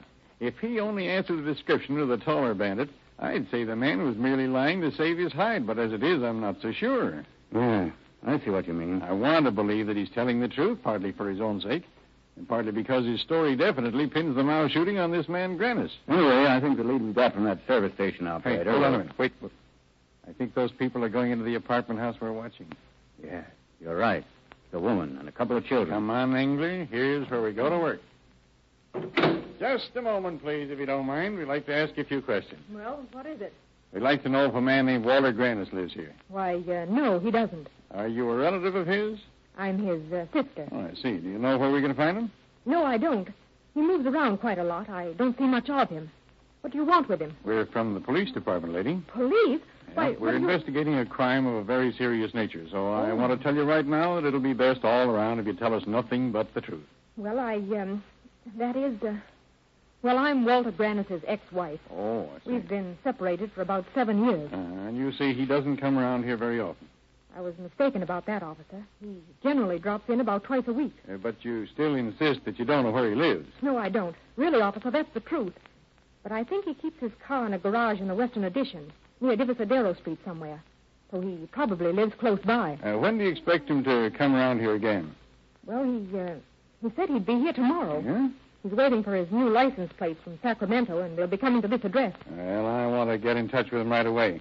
There was a murder committed in a street brawl in... Oh, no, not a murder. Now, don't worry, lady. Grannis isn't in any way implicated. We merely want him for a witness, that's all.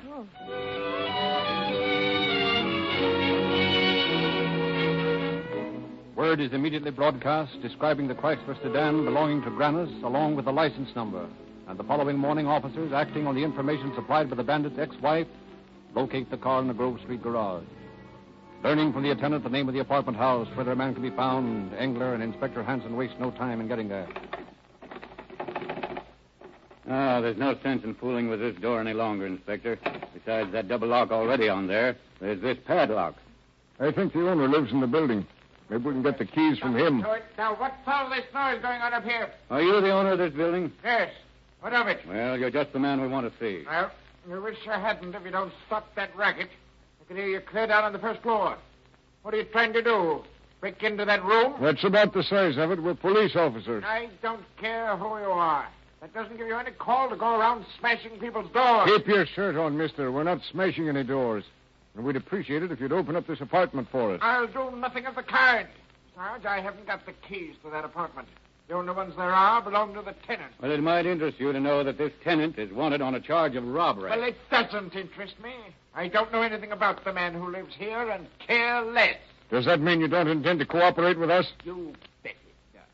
Furthermore, I don't want cops hanging around my apartment house, so... I'd think again if I were you, mister. You can't threaten me. I have no intention of threatening you.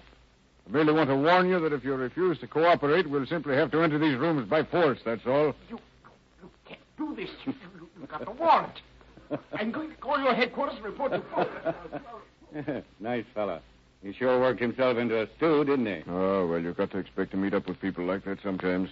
But we've got to get into this apartment. I noticed a paint shop down the street when we came up here. They've most likely got a ladder that'll reach 3 stories. We can climb in from the outside. Hey, that's an idea. Go on over there and see what you can do, Engler. I'll be right back.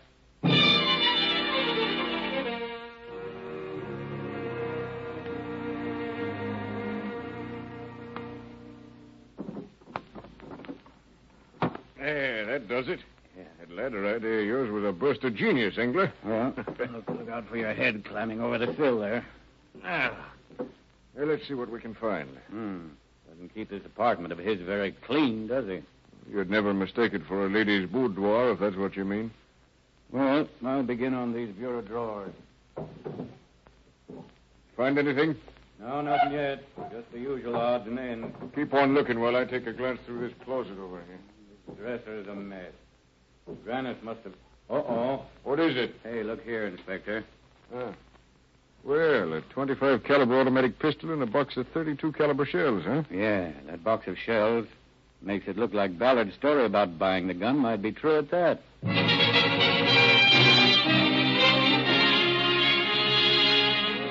And now inquiries in the neighborhood where Grannis had lived began to yield information. It was learned that he had been keeping company with a girl whose sister had recently moved to San Mateo. Therefore, Corporal Engler, Inspector Husted, Fred Butts, and William Hanson, and Special Officer Jimmy Britt of the National Automobile Theft Club drove to that city where, by careful search, they located the woman they now wanted as an important link in their chain of evidence. Are you Miss Travers? Yes. We're officers from the San Francisco Police Department. We'd like you to give us a little information, if you will. Certainly. Won't you come in? Thank you. As a matter of fact, I rather thought that you might come here. You did? Why was that? Well, first, may I ask what kind of information you're looking for? Well, we're trying to locate a man named Grannis. Walter Grannis. Oh, that's the answer I expected. You see, he came down here yesterday with my sister. Oh, yeah? Go on. She told me the police were looking for them, that they were making a getaway and going to Los Angeles. Going to Los Angeles, huh? Yes. Do you think they went on down the coast from here? No, because Walter didn't have his own car. He had one that he'd borrowed from a friend of his to use for the day. I see. But did he say what this friend's name was? Well, he referred to him as Elmer, I believe. He didn't mention any last name. And do you suppose he meant Elmer Ballard, Inspector? Oh, I don't see how it could be. Ballard's been in jail now for weeks. Did you get a chance to see the car Grannis was driving, Miss Travers? Why, yes, I did. Oh, could you describe it? It was a tan Chrysler Coupe, as I remember. Tan Coupe.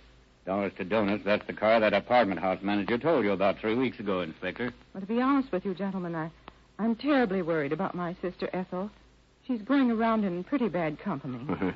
I'll agree with you there, Miss Travers. I don't think Ethel's done anything that's really against the law yet. So when you arrest Walter, will you please try to keep her away from being involved as much as you can? Well, we'll do everything in our power in that respect, Miss Travers, I assure you. But now we've got to be getting back to the city. Thank you very kindly for your cooperation. Perfectly all right. Bye. Goodbye. Well, that's a darn nice girl. Too bad her family has to be bothered with a guy like Grannis. Well, the thing to do now is to find out who this fellow Elmer is. Nothing hard about that. What do you mean, nothing hard about it, Britt? Remember when you had me go through the records to find out who the legal owner of Grannis's car was? Sure. What's that got to do with it? Well, I checked with the owner in regard to Grannis's references, and I found out who they were. So what? So we don't have to look any further to find out Elmer's identity. I know who he is. He's Elmer Mohegan, who signed as a reference for Grannis when he bought the car. Well, have you got Mohegan's address there? Oh, I bet it's somewhere. 19th and Cap Street.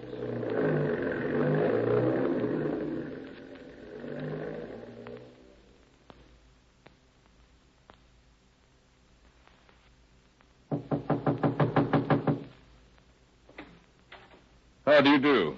Is Mr. Mohegan at home? Are you friends of his? Why, yes. Well, he isn't home right now. He just went out with some other people to buy some crabs. They're going to have a chipino. Oh, I see. I don't believe they'll be gone very long. Would you like to come in and wait? No, thanks. We're really having the time right now, but we'll be back later. We want to see him about a job. Oh, well, that's fine. Come back whenever you're ready. I'm sure Elmer will be glad to see you. Thanks. Thanks a lot. That's perfectly all right. Now, listen, boys. Yeah. We've got 2 cars here. We'll split up into 2 parties. Drive each car about a half a block from the house, one up the street and the other down. Parked that way, Elmer will be right between us when he drives in, and besides, we'll have a clear view of who arrives and enters the house. Okay. Now, let's get going. Engler, you stay with me. Yes, sir. And be careful, boys. These boys are tough.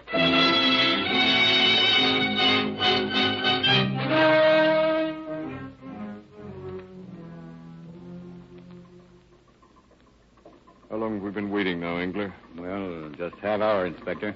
It's taken them a deuce of a while to buy those crabs. Yeah. Say, here comes a Chrysler Coupe now, just rounding that corner. Yep, that's it, all right. There's 4 of them in there. A man and a woman in the front and a man and a woman in the rumble seat. All right, boys, pull in behind them. The other car will hit them off from the front.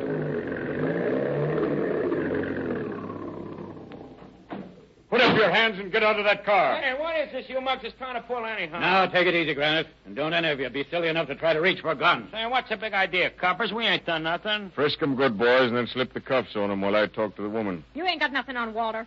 No? What do you know about what Walter's been doing? None of your business. Oh, so you're going to take that attitude, are you?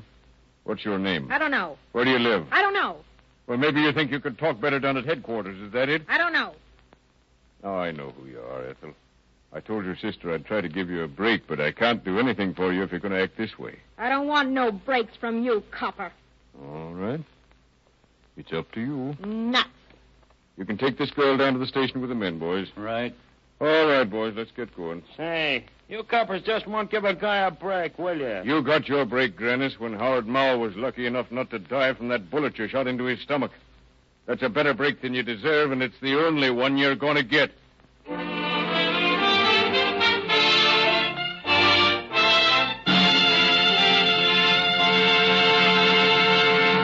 In just a moment, we will hear the concluding facts on this program.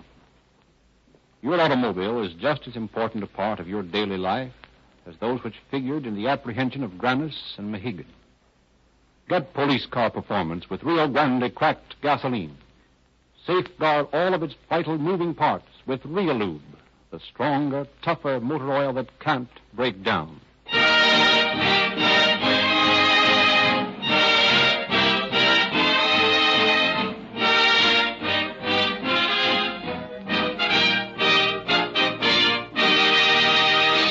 On April 5th, Grannis and Mohegan pleaded guilty and were sentenced to Folsom Penitentiary on 2 counts of first-degree robbery with the recommendation that they be shown no leniency and that they never be granted parole.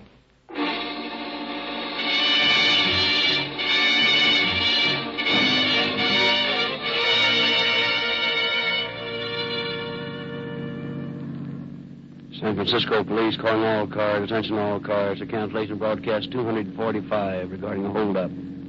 Suspects in this case are now in custody. That's all. Rosenbluth.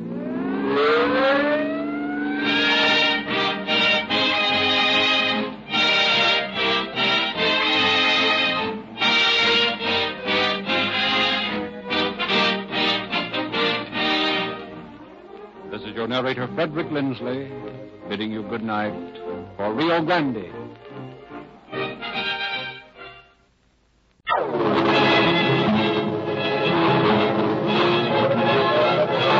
Calling all cars, the copyrighted program created by Rio Grande. Calling all cars. Attention all cars, broadcast 246 regarding a robbery. Be on the lookout for Roy Gardner, described as 5 feet 10 or 11 inches, 165 pounds, red hair, brown eyes, heavily speckled hands. This man is wanted in connection with the holdup of a mail truck from San Diego. That's all.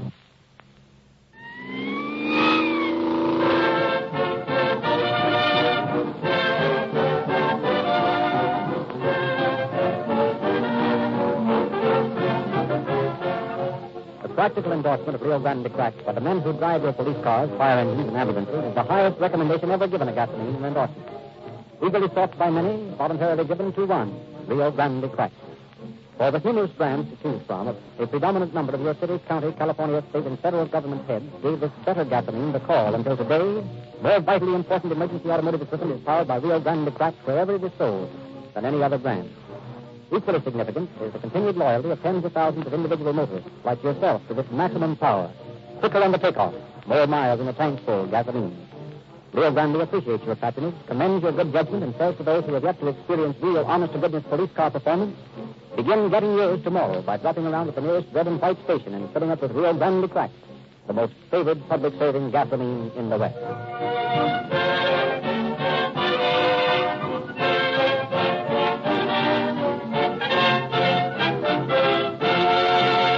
We deviate from our usual custom tonight and have asked Chief of Police James E. Davis of Los Angeles to introduce our speaker. Ordinarily, the cases which are heard on calling all cars are taken from the files of police departments or sheriff's offices where the crime has occurred. Tonight, however, our story comes from the memory of a man who spent 17 years behind prison bars, learning most conclusively that crime does not pay. I wish to introduce Mr. Roy Gardner. Thank you, Chief Davis.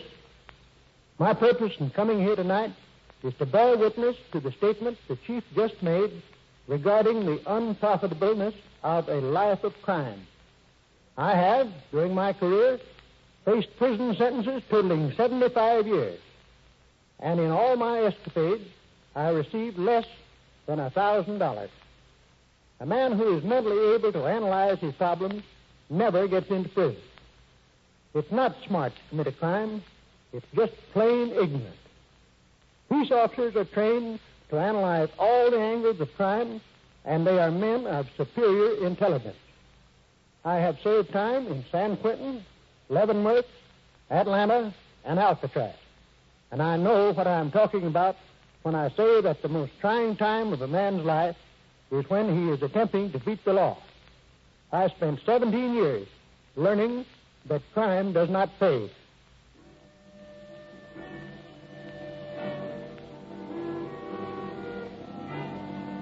"1909. A hot July sun blazed down on the Mexican desert as a groaning wagon creaked along the sandy road. Get along there, mule. I gotta make camp before sundown. Go on, get up. What's the matter with you, crazy mule? Uh-oh, soldier. Senor, what are you carrying in your wagon? Why, amigos, I'm surprised you don't know me. There are guns in my wagon. Ah, is that so, senor? And who are the guns for? They're for General de la Huerta. Is that so? Americans should know that the government does not need guns. But I tell you that You are telling me nothing, senor. Get down off that wagon. The soldiers will escort you to Hermosillo.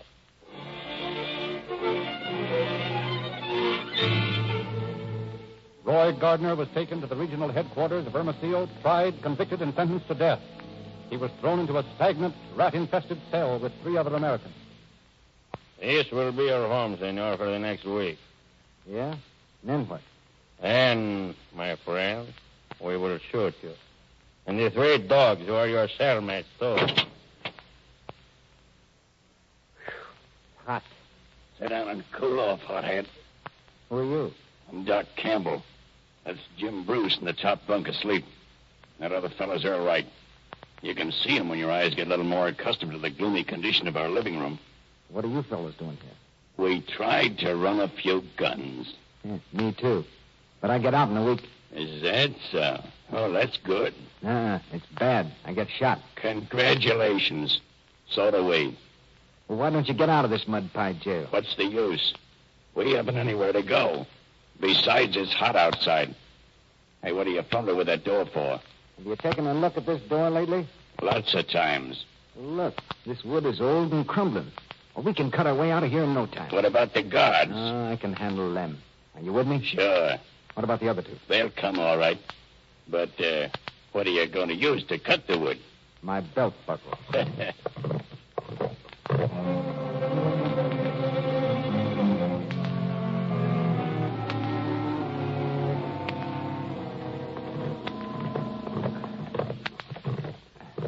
How's it coming, Gardner?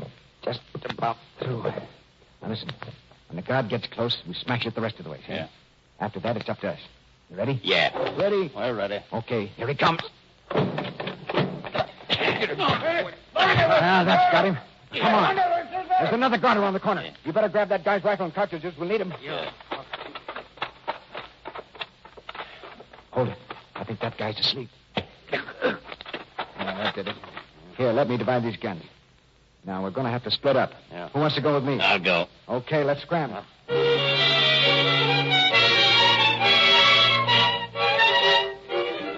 Thus, for the first and last time, Roy Gardner had a partner in his just with death. A full week later, he staggered across the border of Naco, Arizona, delirious, emaciated, crazed with thirst. Our scene shifts now to Christmas Eve in 1910 on crowded Market Street in San Francisco. Let me see some of those diamonds that you got in that tray there, the unmounted ones. It would be a pleasure. About what size stone were you looking for? It doesn't matter. I'll take them all. No, you don't. Put those diamonds down. Stop that man. Stop, please. Stop. In spite of the fact that the property which you stole was recovered in its entirety, and you did not profit to any extent from your crime, there was nevertheless an intent to commit a felony. And you did, as a matter of fact, commit this felony. Therefore, I sentence you to San Quentin Penitentiary for a term of not less than 1 nor more than 10 years. It is June 1912 in San Quentin Prison. Murphy! Hey, Murphy! Get your rifle and help Callahan out of that north gate. Wait! Tell the guard from the south tail the block. Turn the water on. Oh, good. Get out of here before I shoot you. Come on. Get back to your cell. Oh, no, you don't. Stay where you are, Governor. We're going to take this precious captain of the guard and string him up. Drop your gun cover. Hey, you can't get away with this, Spike. You guys haven't got a chance. Oh, is Joe? You keep out of this gun and we'll slug you. Come on, cover, get started. Ah, you crazy cap. They'll shoot you the minute you step out that door. Oh, no, they won't. Because you're going to be in front of me. Don't do it, Spike. I tell you to keep out of this gun. Give me that. All right, you guys, I've got the gun now. Get back, all of you. You're all friends of mine, and I'm not going to stand by and see you commit murder. This kind of stuff won't get you anywhere. Good work, Gardner. I'll take over now. I got the bracelets on Spike. Is he hurt? No, not bad. Just a goose egg on his jaw. How about you? Where'd he shoot you? I'll be all right.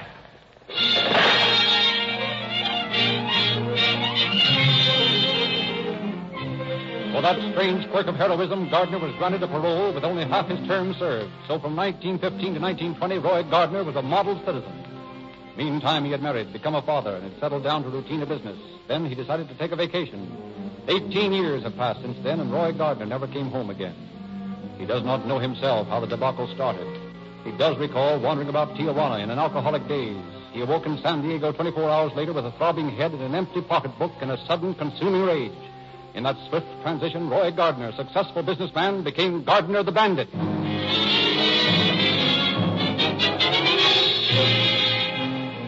On the afternoon of April 27th, Roy Gardner stood near the registry window of the San Diego post office. He saw a bank clerk deposit 2 heavy packages.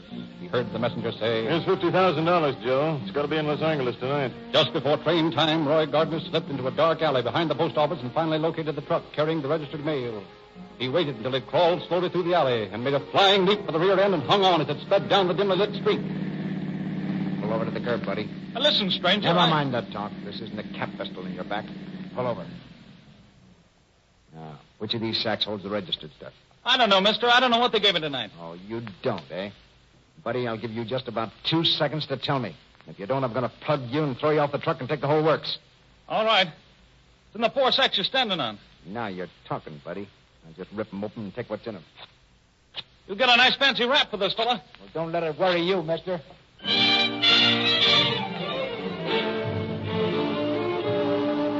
Back in his cheap hotel room, Gardner found his haul had netted him $67,000. With the money, he fled northward to Del Mar, found an isolated field near the town, and buried the money. Meanwhile, back in San Diego, the keeper of the hotel was looking over mug pictures in the San Diego police station. Yeah, that's the man right there. That's the fellow who stayed at my place 2 days, and then he didn't show up anymore. And he left the day the mail truck was held up. And there's his suitcase right there. It's got his name on it, R. Gardner. And here are the mail sacks I found in his room after he left. That's the man, all right. One thing Gardner did not know when he held up the truck was that the numbers of all the bills in that shipment were registered and known to authorities. Consequently, he was easily traced to his nearby hideout, captured, and brought before the United States District Judge. Roy Gardner, you have been charged with the crime of robbing the United States mail. The evidence has been presented. It points indubitably to your guilt. In view of this evidence, you have pleaded guilty. And in consideration of your prison record, I hereby sentence you to serve a period of 25 years in McNeil Island Federal Penitentiary.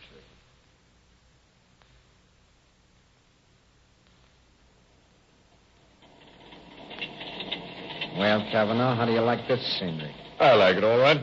How about you, Haig? It's okay. Hey, where are all those deer we were supposed to see up here in Oregon? Oh, they'll come along.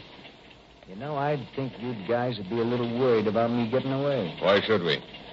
You're pretty well handcuffed and tied up, and it's a cinch you're not going to jump off the train that way. Tell me something, Gardner. What's the big idea of pulling tricks like you did? Oh, I don't know. I just decided on the spur of the moment that I was going to take that money. Yeah? Who'd you have helping you? Nobody.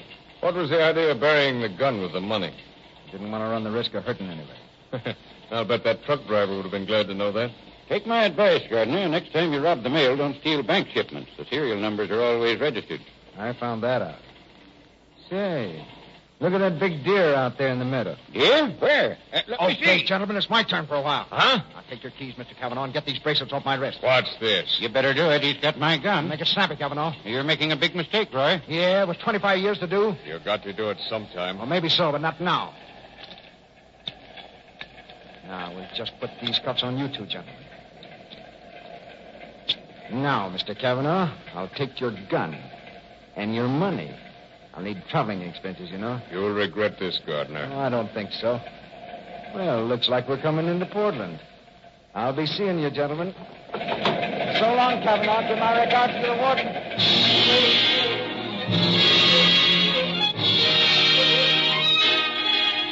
In the days that followed, Gardner moved like a man in a nameless marathon, plodding, gasping, his ears throbbing to the tread of pursuing feet. He stole a motorboat at Rainier and shot down the Columbia to Astoria, where the sea swallows the river's rush. He took a train to Tacoma, Seattle, and Bellingham. He stole a car and fled across the Canadian border. He boarded a Canadian Pacific train at an obscure station and debarked in distant Saskatchewan, and finally, bearded and red-eyed, he reached Minneapolis. For months, he led a charmed life. Then the haunting memory of his wife and child dulled his wits, and there was born a nostalgia that could not cope with caution. And in spite of the ring of armed men assigned to keep an eye on his wife's residence, Gardner took the 50-to-1 chance and slipped through, and somewhere the two met. Then, with the pack at his heels, Gardner fled. Southern Pacific, number 20, rolled slowly out of Roseville, California yards, headed eastward on the long run to Chicago. Hey, what are you doing in here? This is a mail car. You're telling me. Get your hands up before I blow your head off. Yes, sir. Don't shoot. Now, turn around and drop your hand behind you. Yes, sir. You're getting that strap too tight. Save the talk. Where's the registered mail? I don't know. Quit stalling. Honest, I don't know. I'm just deadheading this run tonight. Okay, I'll find out for myself. You better be careful. You're going to ruin some mail the way you're cutting those sacks. That's tough. There she is. Now, I'll just take what you've got in your pocket and be on the way. How do you stop this train? I'm not sure. It's either 2 or 3 pulls on the signal cord. What are you trying to do, double-cross me? I'll try the emergency. Just keep your back turned, buddy, and you won't get hurt. But Roy Gardner was not fated to profit from that robbery. Next morning, a quickly formed posse found the stolen mail pouch with its $175,000 intact. Gardner had kicked it off the train and had lost it in the darkness. On the evening of May 23rd, 8 days after the robbery, Chief Special Agent O'Connell and his assistant, George Locke, made a startling discovery. Hey, O'Connell. You see what I see? I don't know. What is it? See that fella going into that gambling joint down there in the middle of the block? Yeah, I've seen that guy before. I'll say you have. That's Roy Gardner. Come on, let's go down there. Are we going to try and take him ourselves? No, there's Austin and McShane just coming out of that restaurant over there. We'll call them over. Hey, McShane, come over here a minute. Well, between you and me and the gatepost, I'm just a little nervous about taking this guy. No, I don't think he'll blast us. He hasn't shot anybody yet. What's on your mind, O'Connell? We just saw Roy Gardner going into a gambling joint a couple of doors down the street. Locke and I are going to take him. You and Austin want to come along? Sure. Come on over, Austin. You keep on the job outside, and if he starts out, let him have it. And be ready to shoot.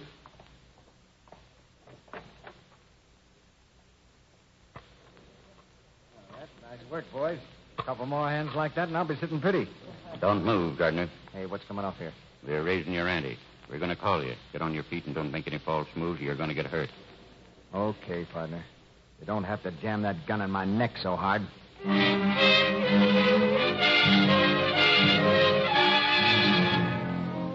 Roy Gardner was placed aboard a train that night and taken to San Francisco, where a week later, before Federal Judge Van Fleet, the unpredictable outlaw pleaded guilty and was given another 25-year sentence on McNeil Island. Loaded down with an Oregon boot and fairly clanking with chains, Gardner started his northward journey in the company of Deputy United States Marshals Thomas Mulhall and D.W. Lincoln. Look, Mulhall, these handcuffs are too tight. So what? I want them tight.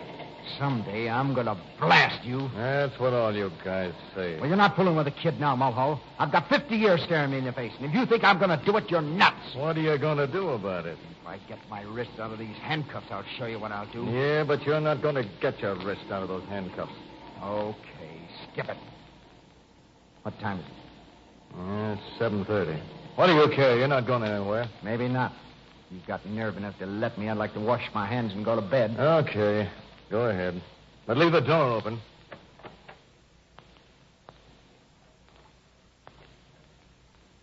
Okay, smart guy, get your mitts up.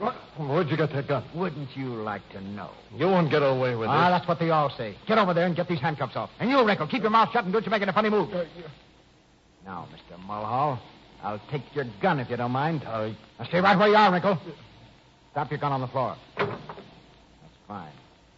Now pick it up and hand it to me, Mulhall. Yeah. By the barrel, wise guy. All right. Okay. Get these cuffs off.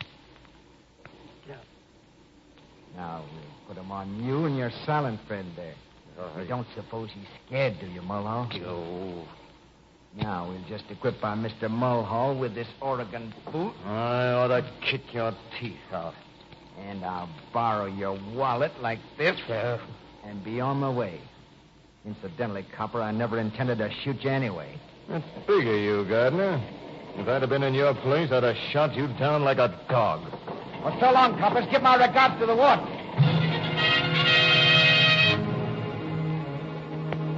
In San Francisco, investigation was immediately launched to learn how Gardner had smuggled the gun aboard the train.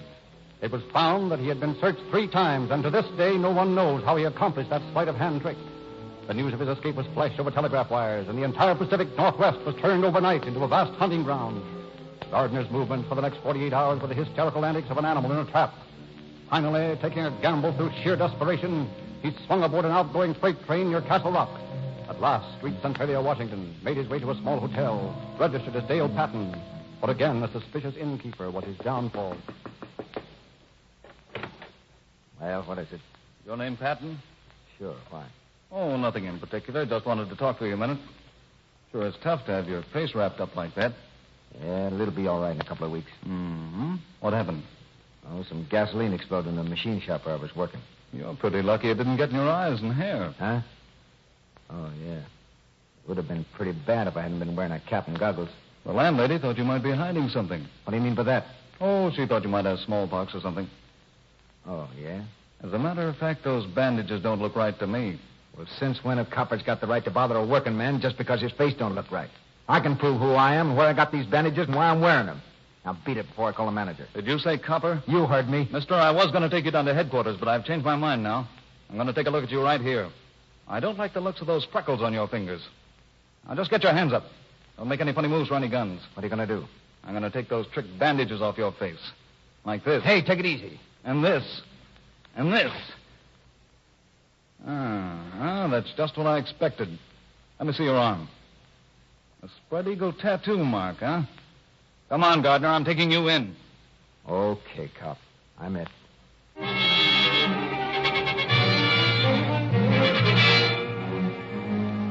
Thus, after long months of matching wits with the law, Roy Gardner reached that cold, windswept St. Helena, McNeil Island.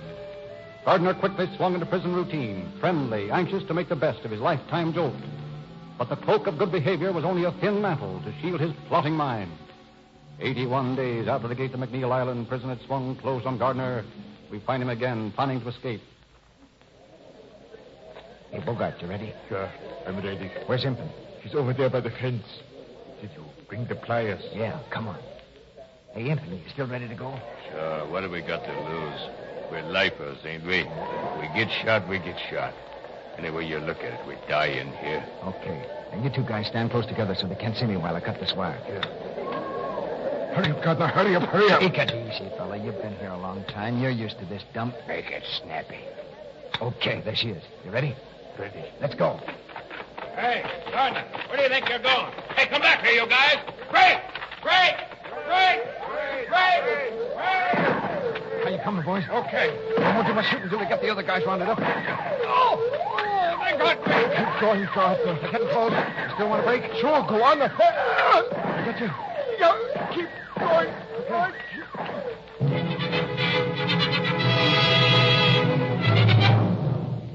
Four hours later, as the gathering darkness swept over McNeil Island, guards toured the thickets with searchlights, but found no trace of the missing Gardner. The search was finally abandoned. Gardner had escaped again. Under a pall of lowering smoke from a fire started to rout him out of hiding, Gardner had crept back through the hole in the fence and for 6 interminable days lay hidden in the loft of the prison barn.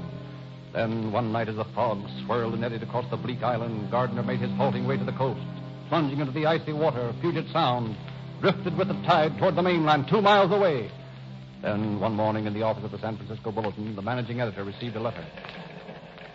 Hey, Bill, come here a minute. Okay, just a minute.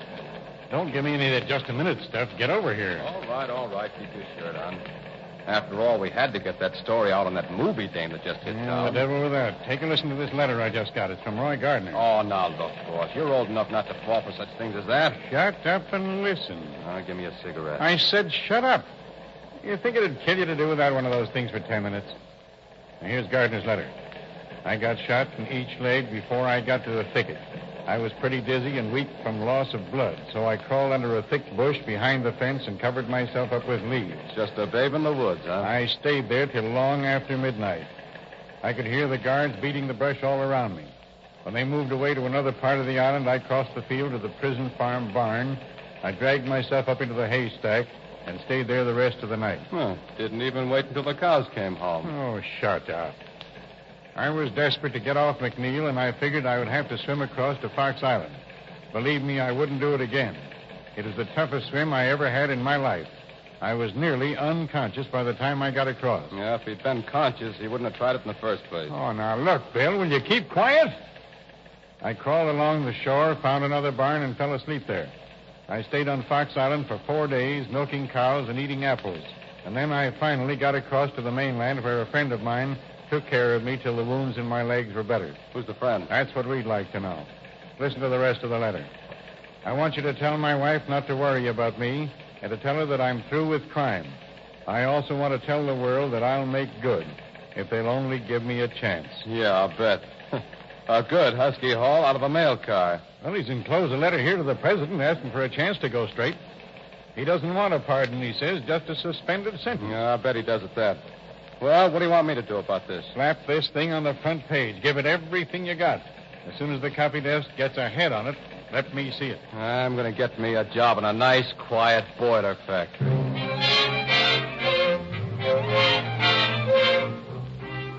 Roy Gardner came out of his hole in November. He turned up in Maricopa, Arizona, a disheveled, haunted figure who had grown a beard and dyed his hair in a frantic effort to disguise himself. Just before train time in the post office at Maricopa, a figure loomed in the doorway. Hey, you can't come in here. This is a post office sorting room. You ain't got any business in here. That's what you think, buddy. Reach for the ceiling and keep your mitts up. What do you want? This is a holdup, mister. I want the registered mail and I want it quick. It's gone to the depot. Oh, no, it hasn't. There won't be a train out of here till morning. Come on, fella, give. Where are those registered pouches? Over there by the door. All right. Put your hands behind you. And we'll just tie you up with one of these nice, heavy cords here. Hey. Now take your gun. That's just in case. Now, if you're a smart boy, you'll keep your mouth shut till I get out of here.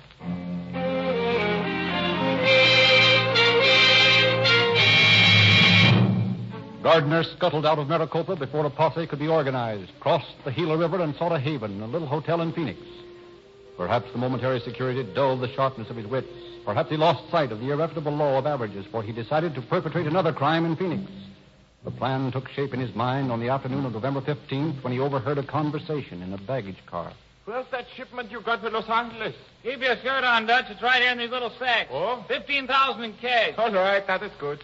Hurry it along. The train leaves in just a few minutes. Okay. Here they come. Catch 'em. All right.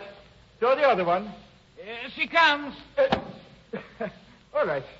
Give me the book. I'll sign it. Okay, Dutch. See you next week. Yeah, I'll be back. Who's there? All right, monkey, get your hands up. Who you call monkey? I'm talking to you, squarehead. Get your hands up. No, I will not do it. Where's your gun? It is in my locker. What's the matter with you? Do you want to get shot? No, but I will not be held up. Yeah, that's what you think. Now get back there. No. I said get back there. No. You do not hold me up. That's what you said, pal. Go on, get back over there. Don't push. You're the bullheadedest guy I ever saw in my life. I said don't push. I am not cattle. No? Well, how do you like this? Now you have done it. Now I teach you a lesson. I teach you what happens to guys who monkey with the mail. Oh, yeah. You take a swing at me, you squarehead. Get you back. Yeah. You find out. Hey, I'm scared of you. In here. Hey, come quick. Bring a rope. I have got a bandit. Huh? Boy, I'll say you have. You know who that guy is? No. He just big fool. Think he could hold me up. That's Roy Gardner, the mail bandit. Who? Roy Gardner. Yeah? From now on, He's just a number in a prison cell. Push me like cat in the doom cup. I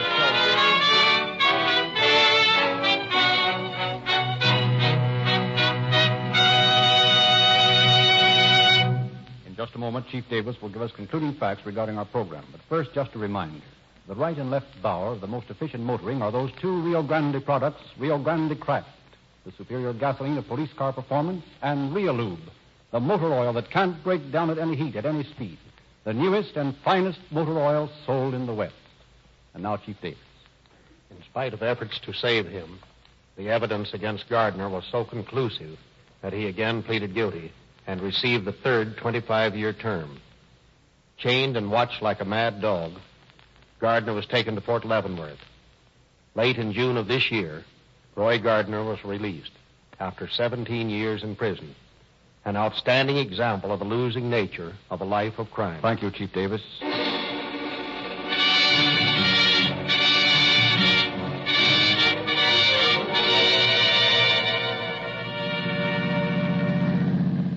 Los Angeles Police calling all cars. Attention all cars. Broadcast 246 regarding a robbery.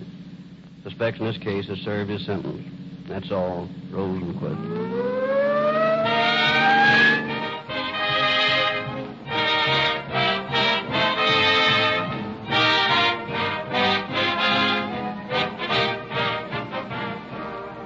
The role of Roy Gardner in tonight's broadcast was played by Mel Ruick. This is your narrator, Frederick Lindsley, bidding you good night for Rio Grande.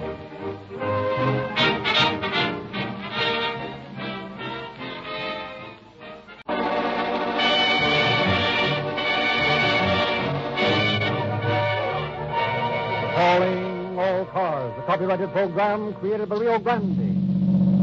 Kern County Sheriff's Office calling all cars. Attention all cars. Broadcast 247 regarding a murder.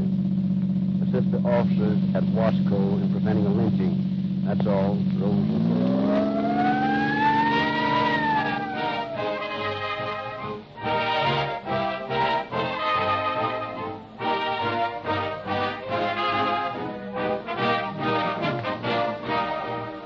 The other day, an acquaintance said, I can easily understand your enthusiasm for Rio Grande Crack, Dr. Lindsley. After all, you are the narrator calling all cars. Well, friends, I'm not ordinarily quick-tempered, but the fellow's insinuations ruffled me so that I snapped back at him. Of course I think Rio Grande Cracked is the finest gasoline on the market, but neither you nor anyone else ever has heard me say use Rio Grande Cracked merely because I said so.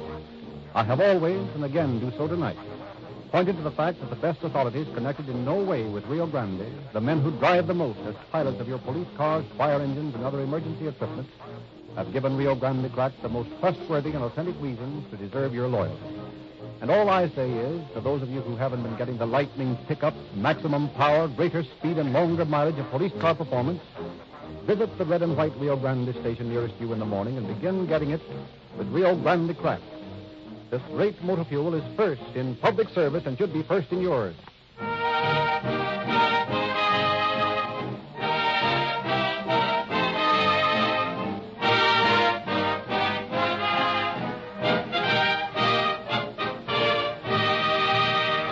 The story we're to hear tonight occurred in the jurisdiction of Sheriff Ed Champness of Kern County, and we are privileged to have Sheriff Champness open our program. There are many organizations in this country that concern themselves with what they have termed the salvation of the modern youth. A great many of them do enormous amounts of good.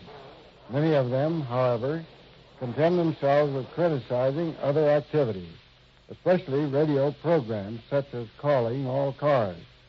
It is my opinion that programs of this nature do a great deal of good in bringing home the fact that crime is a losing game. I think peace officers throughout the state will agree with me when I say that every form that permits the emphasizing of that vital fact is of benefit to the community. The problem of crime among juveniles is one that is causing constant and increasing trouble to peace officers, and we welcome every chance to stress the fact to boys and girls that crime does not pay. Our story tonight will demonstrate again the truth of this statement.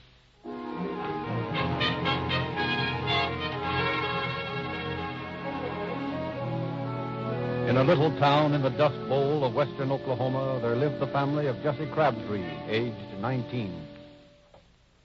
Is that you, Jesse? Yeah, who'd you think it was? Jesse, where have you been? Out. I've been worried about you. I wish you'd tell me when you're going to stay out late like you did last night. I've told you 1,000 times to stop worrying about me, and don't bother me. Well, I can't help it, son. I don't know what I'm going to do about you. You don't have to do nothing. Just leave me alone. Son, why do you talk that way to your mother? Because I'm fed up with your yapping. Did you try to find work yesterday? Yeah, what of it? You're always happier when you're working. You don't get into trouble. Skip it. I'm tired. And if you don't quit belly aching, I won't come home at all. Well, you go lie down, son. I'm going out in the yard to water the flowers. Morning, Mrs. Crabtree. Jesse get home all right last night? Oh, yes. Oh, yes, he did. He sure does a lot of running around for a young feller. Yes, I worry a lot about him. I suppose I'm foolish, but Jesse is the oddest boy. He never was one to confide in a person. Even when he was little, I never could reason with him. And when I'd scold him, he'd just act sullen and then go and do the worst things he could to get even with me. Well, you know how it is. Spare the rod and spoil the child. Yes, sometimes I think if I'd whipped him, it might have done some good, but I was always afraid of breaking his spirit. Well, personally, I'd rather have a child with a broken spirit than an ornery one.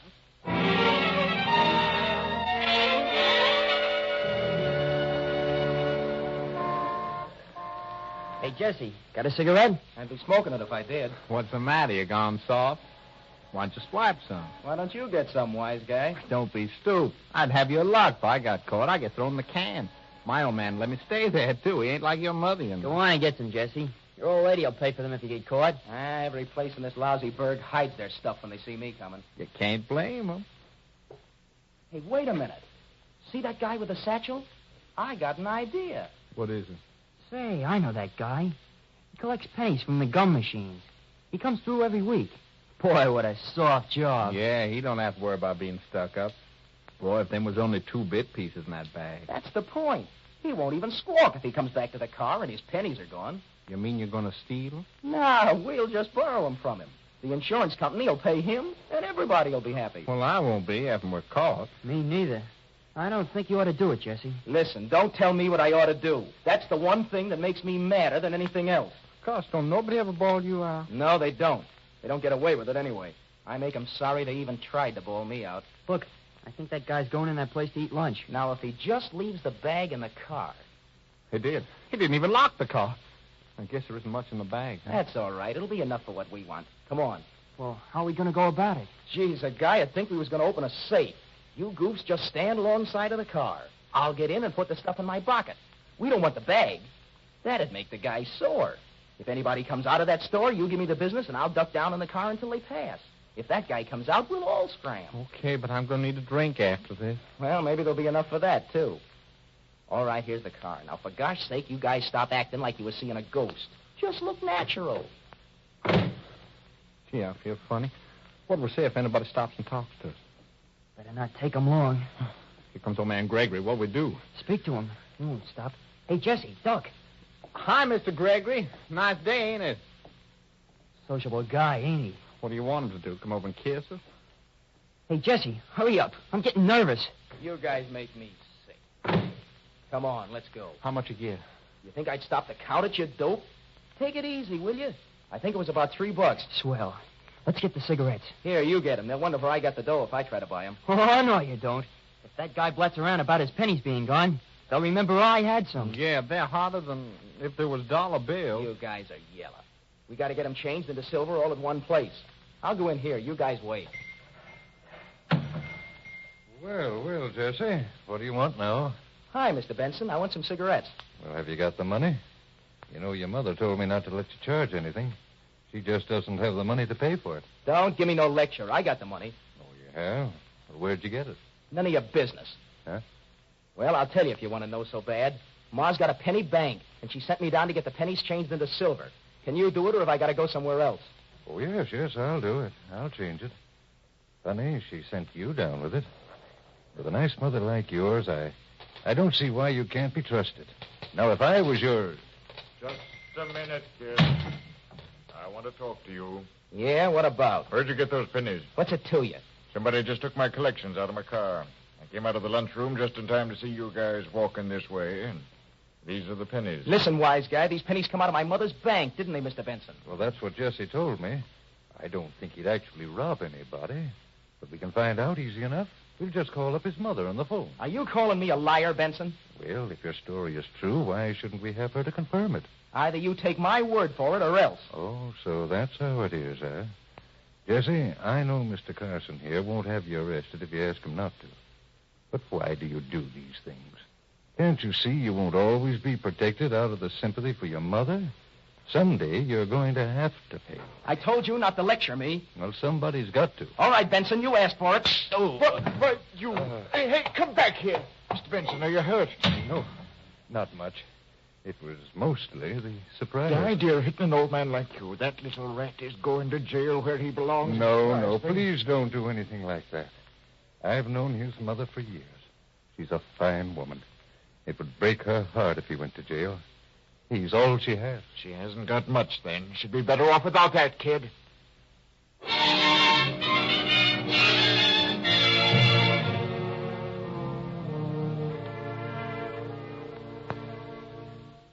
Is Mr. Benson going to bring charges against Jesse, Mrs. Crabtree? Oh, Carl Benson wouldn't think of doing anything like that. He realizes Jesse's young and doesn't know any better. Doesn't know any better than to hit an old man? Well, I've warned Carl not to take Jesse to task. I told him time and again that Jesse's temperament just won't stand for it. I don't know what it was all about, but he must have aggravated Jesse, or he never would have done such a thing. Well, I know what it was all about, and I think you ought to. After all, there are two sides to every story. Well, that's just it. People are always ready to say the worst about a boy that's full of spirit. Jesse has to have someone to take his side. I'm sure he'll settle down when he finds work again. But nobody will hire him until he does settle down. I suppose everybody's prejudiced against him. Well, it'll all be different soon. I'm going to take Jesse to California. California? Yes, I have a chance to go in partnership with a friend who runs a little restaurant in Wascow. It's just another small town, but it's far enough away from Oklahoma for Jesse to get a fresh start. Well, I just hope it's not too fresh.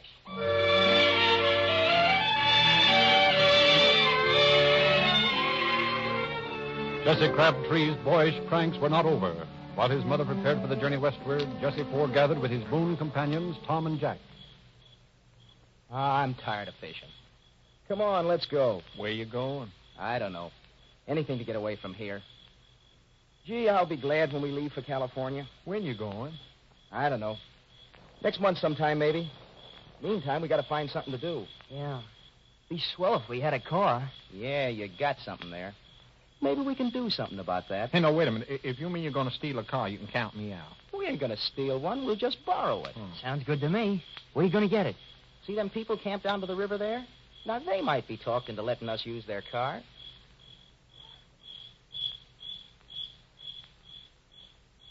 Hey, mister, we got to borrow your car for a few minutes. It's an emergency. What do you mean, an emergency? We got to go someplace, and we ain't got time to answer questions. The key's in the car, Jesse. You guys get in. I'll handle this. Hey, wait a minute. What's all this about? I told you, mister, so don't get tough about it. I ain't meaning to fix flats with this tire iron. Hey, listen, you kids can't get away with this. Oh, don't argue with him, Joe. Let's go call the police. Keep your trap shut, sister. Don't you kids realize the jam you'll get into over this? What'll your parents say? Listen, guy, don't try to bawl me out. That's just what you need, a good bawling out. I told you to shut up. Put that iron down.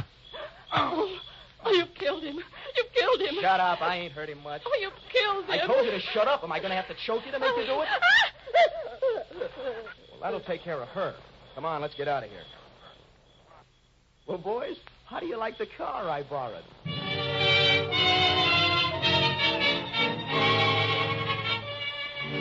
The bruised and bleeding camper and his wife made their way to a farmhouse and reported the robbery. Jesse Crabtree and his companions were arrested and brought to trial. The overwhelming sympathy for Jesse's mother brought only distorted facts into the evidence. I just know my boy didn't mean any harm. He couldn't do a thing like that on purpose. It would give this community a black eye for a boy to be sent from here to the reform school. I think he should be given probation.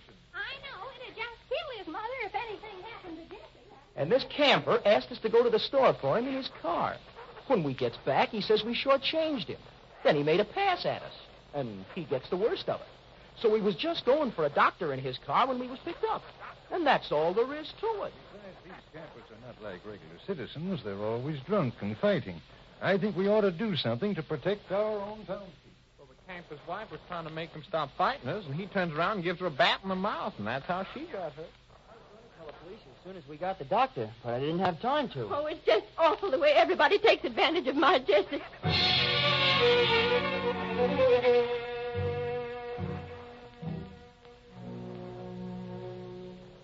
There has been a great deal of conflicting testimony in this case. Too much of it, in fact. Jesse Crabtree, stand up. I'm going to give you what I think you need more than a sentence. I'm going to talk to you like a father. Skip it. What's that, young man? I said skip it. If you think I'm not guilty, turn me loose. If I had a father, he wouldn't give me no lectures. I don't need them. Jesse, your attitude is your principal offense. I warn you that someday it'll get you in serious trouble. I won't antagonize you because I think you can be helped. Therefore, I release you on probation in the custody of your mother.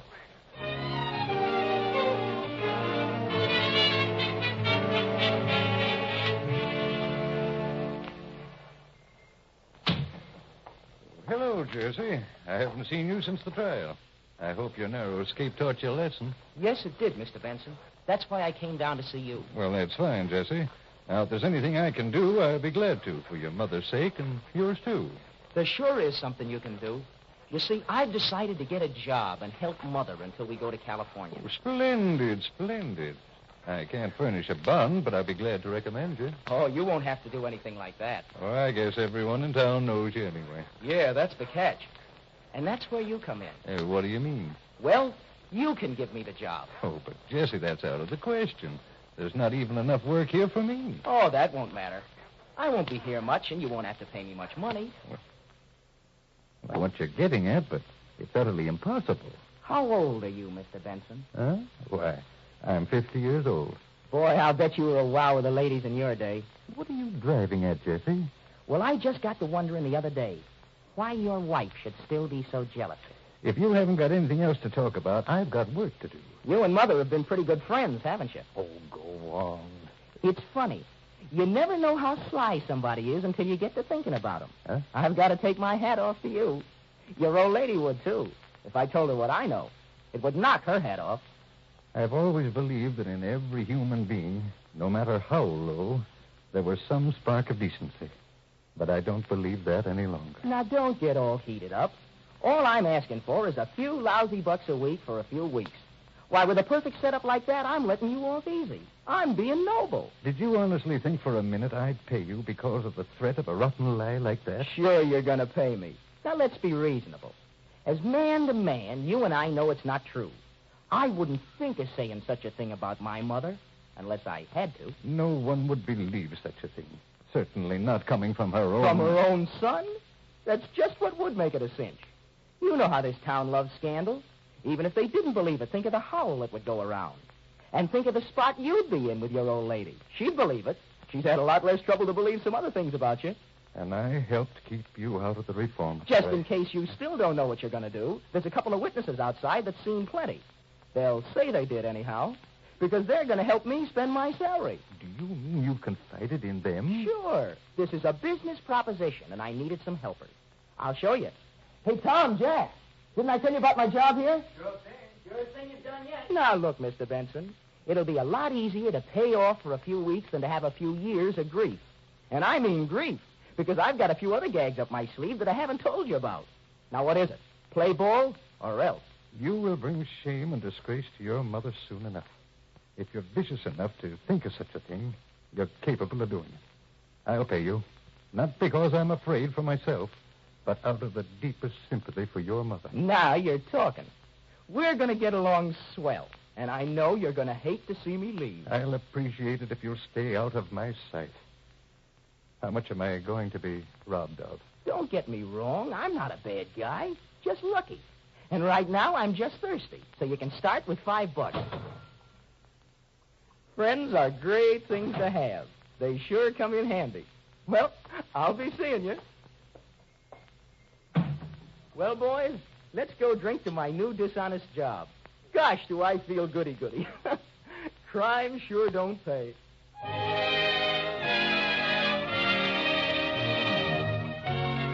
Jesse Crabtree drank continuously and stayed away from home for days at a time. In answer to his mother's questions as to the source of his funds, he was evasive as usual.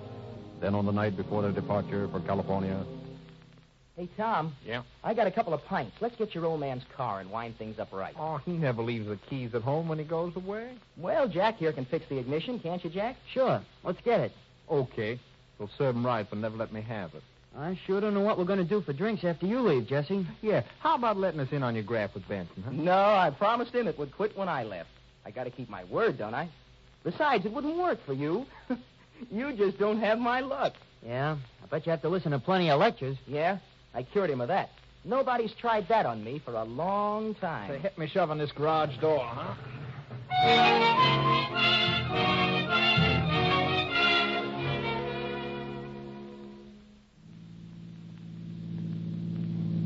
Boy, this is something. 55 miles an hour and we still got the brake on. Why don't you take her off and let's see if she'll do 90. Hey, you better slow down. I can't even see. Just can't take it. Too bad. Hey, what's that ahead of us? Where? I don't see nothing. Stop! It's somebody in the road. I can't stop. You hit somebody. You gotta stop. It's too late now. I've hit him. But suppose somebody saw you. There was some people around that car that was parked by the road. First, we gotta get out of here fast. Then we gotta think fast. Yeah. Suppose they catch us. Even your luck won't get you out of that. I know what we're gonna do. Tom's old man got money. He can get a good lawyer to get Tom out of a stretch. But what's Tom got to do with it? Well, it's his car, ain't it? We'll leave it parked with him at the wheel, passed out cold. They'll pick him up, and he won't know whether he was driving or not. I'll be in California, and you'll have to keep your nose clean by saying we both left Tom in the car after we left the filling station. If you don't, you'll do a stretch, because I'll swear you was driving.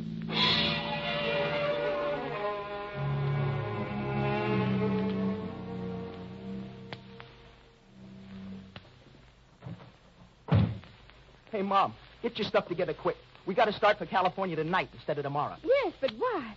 Oh, Jesse, you've been drinking again. Don't start yowling. If we don't get out tonight, I'll go to jail. Oh, Jesse, what have you done now? This is terrible. Listen, it wasn't my fault. Tom was driving and we hit somebody. But I'll get dragged into it if we don't get out of here. They'll blame it on me. I'm always the goat. You know that. Yes, I know. But I told you not to associate with such bad boys. Now, this is what comes of it. Oh, I do hope when we get to California you'll be more careful who you go around with. Yeah, sure I will. But this ain't any time to start preaching. Let's get going. Well, all right, son. But I do want you to promise me that you'll settle down and help me in the cafe. I know you'll be happier there because everyone won't have the wrong opinion of you. I know everything's going to be just wonderful. But Jesse Crabtree did not work in the cafe with his mother. He became a hanger-on around the various pool halls and drinking places of the town. Then, one day in May 1936, he was arrested for drunk driving by Constable Joe English. What's the idea of driving a car like that? All right.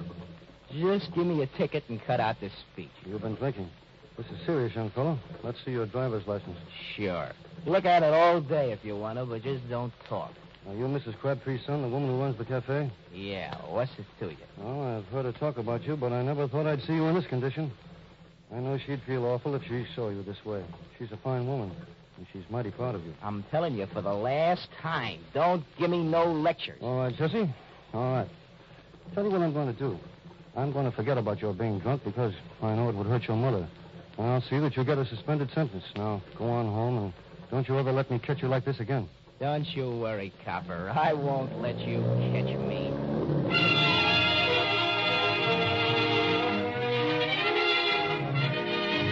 3 weeks later, for the fourth time, English picked up Jesse on the streets, drunk. Jesse, this is the last time I'm going to do this for you. I don't know why I've done it as much as I have. Unless it's because I had a fine mother. And I'll never forget her. And you've got one. But you forgot her long ago. They're just no good. Now, I'm coming around here tomorrow and give you a talking to like you've never had before in your life. And you better be sober. You'd better not come around. Jesse, I've treated you like a father. You know I haven't any grudges against you. I've done everything I can to help you. Aren't you human? What more do you want me to do? I don't want you to do a thing. All right. That's the way it is. But I'm warning you now. And I want you to remember it. The next time I pick you up driving a car while you're drunk, you're going to jail. It's the best and safest thing I can do for you and your mother. Okay, copper. That's the way it is.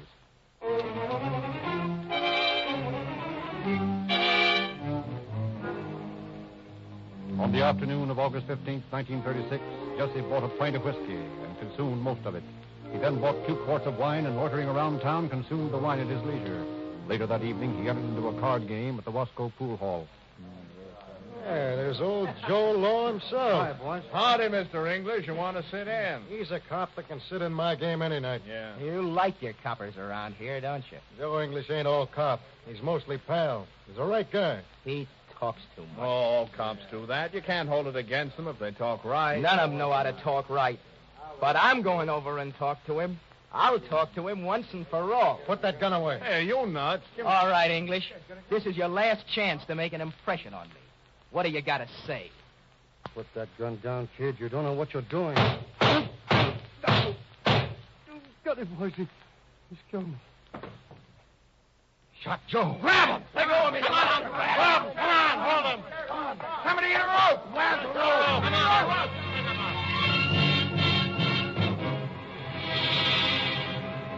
As the mob spirit flared, Jesse Crabtree, for the first time in his life, found himself facing a hostile mob.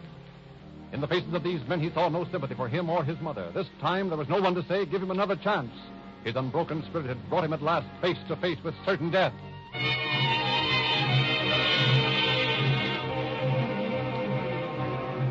Meantime, word had been flashed to the office of Sheriff Champness in Bakersfield, 28 miles away. 33 minutes later, Sheriff Champness pulled to a screeching stop in front of the pool hall in Wasco.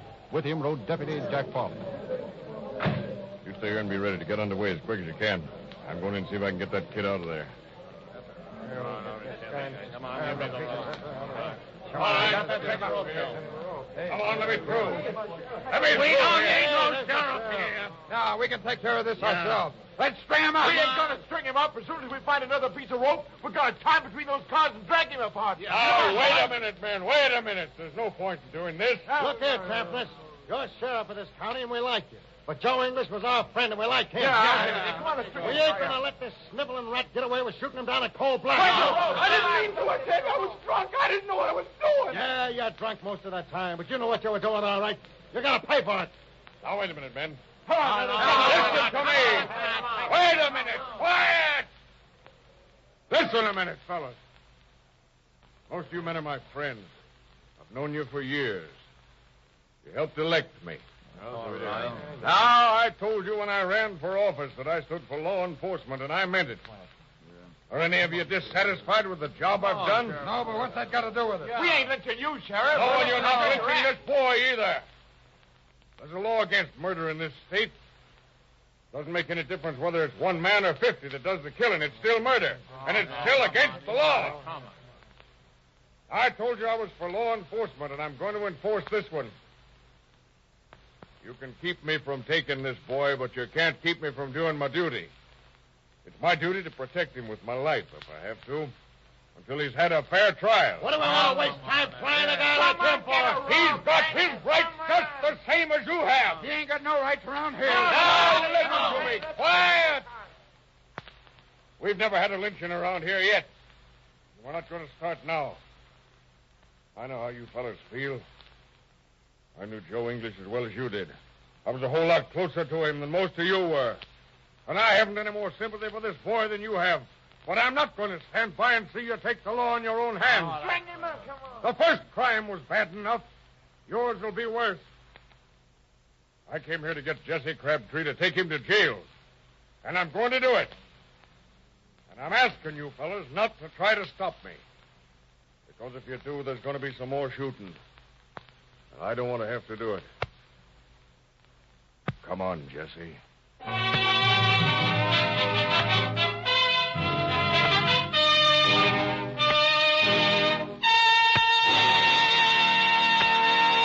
In just a moment, Sheriff Champness will give us concluding facts regarding our program. But before presenting him, friends, I'd like to say that the popularity of police car performance, Rio Grande cracked gasoline, and can't break down Reolube motor oil is due to the actual tests of thousands who have tried these two superior products and thus become the friends and customers of Rio Grande for life. They are the finest petroleum products you can buy. And now, Sheriff Champness. On August the 28th, Jesse Woodrow Crabtree was brought to trial in the Superior Court of the County of Kern. And after hearing all the evidence, a jury of 12 men and women brought in a verdict of first-degree murder, but suggested to the court that leniency should be shown the prisoner in respect and sorrow for his poor mother. The court sentenced Crabtree to life imprisonment in the San Quentin Penitentiary for one of the most atrocious and brutal crimes committed in Kern County. Thank you. It might be added that the jury in their recommendation of leniency did not suggest any compensation for the great loss suffered by Mrs. Joe English or her daughter. Thank you, Sheriff Champness.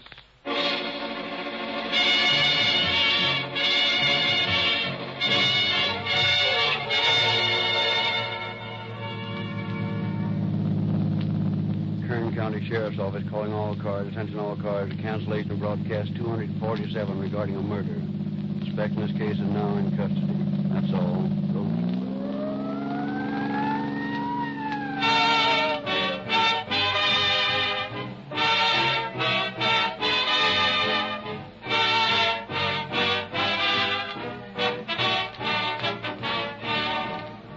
This is your narrator, Frederick Lindsley, bidding you good night for Rio Grande.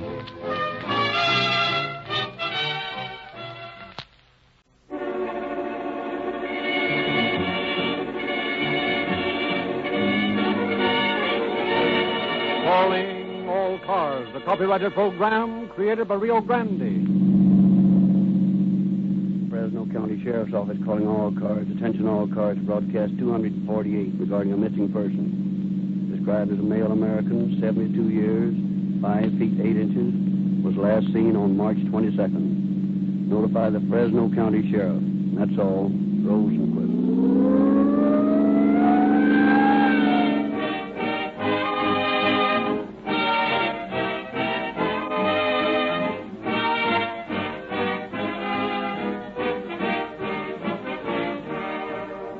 I believe it's true, friends, that you get out of an automobile just about what you put into it. Fill your gas tank with the not-so-good gasoline, and how will your car perform? Not so good. Put in Rio Grande Cracked, and you get quicker starting, smoother acceleration, greater power, better mileage, and the top speed of which your car is capable. Because all of these qualities are instilled into this superior gasoline. And that explains why a certain group of knowing drivers selected Rio Grande Cracked. They wanted a gasoline that had all 5 of these qualities. They tested every available brand and found that Rio Grande Cracked had everything. That is why more police cars, fire engines, ambulances, and other emergency equipment on the boulevards and highways of California today are powered by Rio Grande Cracked than any other brand. We are also proud of the fact that Rio Grande Cracked is the gasoline preferred by the heads of the California state and federal government, and equally happy that tens of thousands of your motorists have also chosen Rio Grande Cracked. If you've not done so, drop around at the red and white Rio Grande station in your neighborhood tomorrow and join the rest of us in getting police car performance with Rio Grande Cracked, the gasoline of the people and for the people, the most highly recommended gasoline sold in the West. The story we hear tonight has been taken from the confidential records on file in the office of Sheriff George Overholt of Fresno County. We have therefore asked Sheriff Overholt to prepare a foreword for our program. Circumstantial evidence is something that the average person has classified as an undesirable thing. Many have been led to believe that circumstantial evidence should not be used to convict a man of a felony. However, consider for a moment the many and varied stories that have been told in court by eyewitnesses to a crime, and contrast those stories with the indisputable evidence of physical facts. It is significant that in the state of California, the death penalty has been assessed only twice on the basis of circumstantial evidence, and both those cases have come from Fresno County. Tonight's story is one of them, and although this case is still on appeal, there is little doubt but that the judgment of the trial court will be upheld. However, I shall reserve additional comment for the end of the program.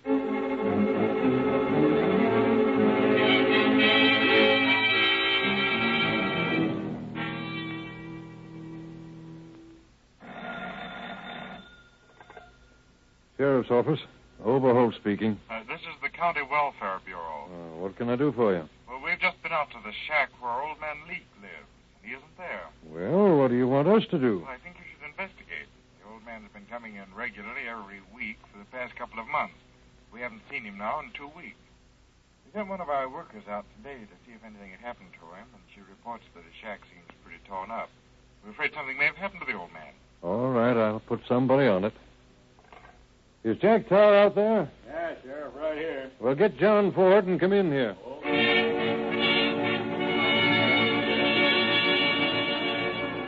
Deputy Ford and Tar made an inspection of the missing man's cabin, but found nothing to arouse their suspicions.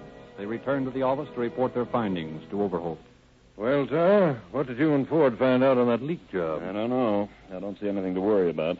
Looks to me like the old man just wandered off somewhere, and while he was gone, somebody broke into the joint. The place has been pretty well ransacked. We talked to some of the Mexicans living out there close to the brickyard, and none of them have seen the old man since sometime late in March. Well, I guess he'll turn up.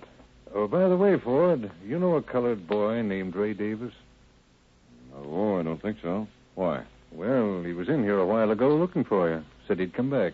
There's a colored boy out there in the hall, but his name's Green. Well, call him in. Maybe he's the one. Come in here, Willie. Yes, sir. You want to see me? Yes, sir, Mr. Ford. I want to talk to you. All right, come on in here. Is this the boy, Sheriff? Yes, that's the fellow. I thought you told me your name was Ray Davis. Yes, I did. Well, why don't you make up your mind what your name is? Oh, I can explain that. What's the trouble, Willie? You all know old man Leek lived out the brickyard. Leek? What about it? Well, there's something I think I ought to tell you about the old man. He done made me a proposition. What kind of a proposition? Well, he done made me a proposition to blow you fellas up. Huh? Blow who up? Blow up the sheriff's office and all you fellas. Well, Mr. Ford and Mr. Tar, all of you. Well, what did you say about this proposition? I told him he's crazy. Well, when did all this happen? About a week ago. And just how are you going to do it? Well, the old man was going to get some dynamite and put it in a suitcase, and he told me to come up here and sit down out there in the hall and wait till you fellas was all in here. Then he told me I was to stick my cigarette on the fuse and just walk out. And what else? Well, he got 5 gallons of gasoline and some coal oil, and he wanted me to pour it on the Mexican shacks down there and burn them up, and the Mexicans in them. But, well, what was the idea of that? Well, they say them Mexicans been stealing some stuff out in this place, and besides, he wanted one of the houses that one of them was living in. And he figured if he was to burn up some of them, the others would leave. He said they'd been stealing dynamite out of the brickyard, too. Well, and what were you supposed to get out of this, Willie? Well, he's going to give me $300 for the job. Give me $100. Oh, he gave you $100? Where'd he get $100? Oh, he had lots of money. Took it out of the bank. When? Oh, a long time ago. Last year sometime, just after you fellas had him in jail here. He said he was going to leave town. Well, why didn't he? He said he wasn't going to leave till he got even with you fellas for arresting him that time when he's carrying them guns. I see. Well, what happened to this dynamite idea? Well, I wasn't going to do it nohow, but I just told him I would. Mm-hmm. And where's the old man now? Don't know for sure, but, well, he said he'd write me a letter from San Francisco. He ain't come yet. Boy, I didn't know it was that late. I got to be getting over to the post office. I got a package coming in. Well, wait a minute, Willie. It's a nice watch you got there. Where'd you get it? Oh, I bought that Waltham when I was in Stockton 2 years ago. Sure is a fine watch, too. Well, this isn't a Waltham. This is a Hamilton watch, Willie. Yes, sir, that's what I said, Hamilton. You said Waltham. Never mind. What makes you think you're going to get a letter from old man Leek? Oh, he just said he'd write to me. Well, you run along, and as soon as you hear from him, you let us know. We'd like to talk to him about that dynamite idea. I sure do that, Mr. Ford, because I don't want to get mixed up with the law. I know crime don't pay. What made you decide that? In them 7 years I put in San Quentin. All right, run along, Willie. Be sure you come back here when you get that letter. Yes, sir, Mr. Ford. And close that door. Yes. Well, what do you think? I don't know. I can't figure out why that boy came around here. Well, maybe he's telling the truth.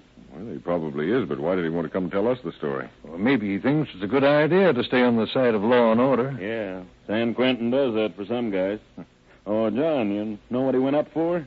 Burglary from Merced. Seems to be going straight now, though, as far as I can find out. What does he do for a living? Oh, he paints a few signs. He's a pretty good sign painter. Washes and polishes cars, digs cisterns and cesspools and whatever else he can find. You think he'll come back when he gets the letter from the old man? If he doesn't, I'll slap him in the hoosgow.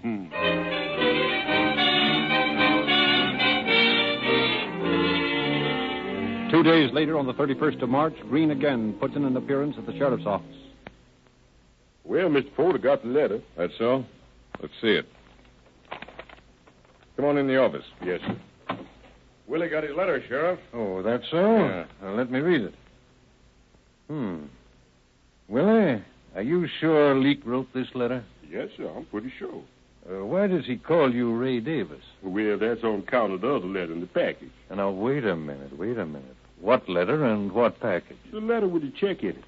Maybe you better tell us about that one, Willie. Well, sir, the other day before Mr. Leak left, he called me over and he said to me, Willie, how'd you all like to go in business?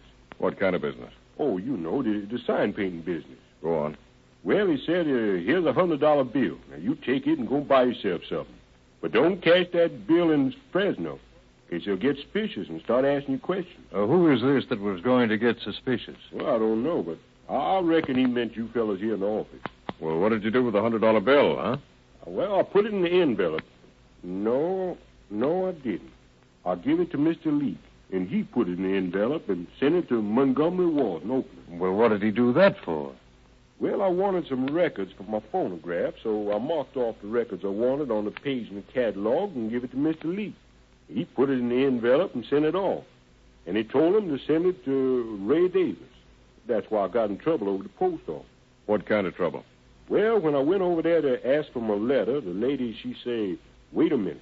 And then she called up some fella, and he come down, and he say, is your name Ray Davis? And I says, yes, sir.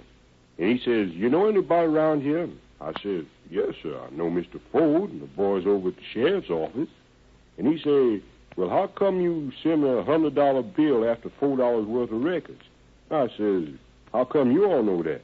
And he said, well, they got suspicious in the audit department at Montgomery Ward, and they call him the Secret Service men. Well, what did you tell the man at the post office? Oh, I just told him that I didn't know no better and wanted to get the change. I thought you said Leak was going to give you $300 for this dynamite job you were going to do. Yes, sir. He say something about that in the letter there. Why, he say he'd give me the other $200 when he reading the papers that I'd done the job. He say he'd make a lot of trouble for me, though, if I tells anybody about this. Wait a minute. That letter was sealed when you gave it to me a while ago. How does it happen you know what is in it? Well, I just guessed that's what he's going to say. Well, you did some pretty close guessing, Willie. But that's exactly what this letter does say. John, would you bring me Leak's fingerprint card? Yeah, right away. Willie, when did you tell me that you saw Leak the last time? About a week ago. You mean last Saturday? Yes, sir, sometime around there. Well, was it before Saturday or after? Must have been after Saturday, because it was after that I was back from San Francisco. And I was in San Francisco on the Sunday. So it must have been after that. No, sir. I believe it was the Sunday before that. Here's the old man's card, Sheriff. Here, Willie. Write Ray Davis on this sheet of paper. Take a look at this card, John. See any similarity between this handwriting and this letter of Leak's that Willie has? No, not very much. Here's that piece of paper, Sheriff. Oh, thank you, Willie. Oh, what do you think, John? I think you've got something worth looking into. You all through with me, Mr. Ford? Stick around a while, Willie. We might want some more information. Yes. Sheriff, I've just been out taking up what... Well, what's that guy doing in here? He brought us a letter that he got from Leak today. Oh, he did, huh? Look, Willie, how'd you like to run over and get me a package of cigarettes? Sure, I'll be glad to, Mr. Tar. Fine. Here's 4 bits. Get something for yourself, too. Yes, sir. I'll be right back. No hurry.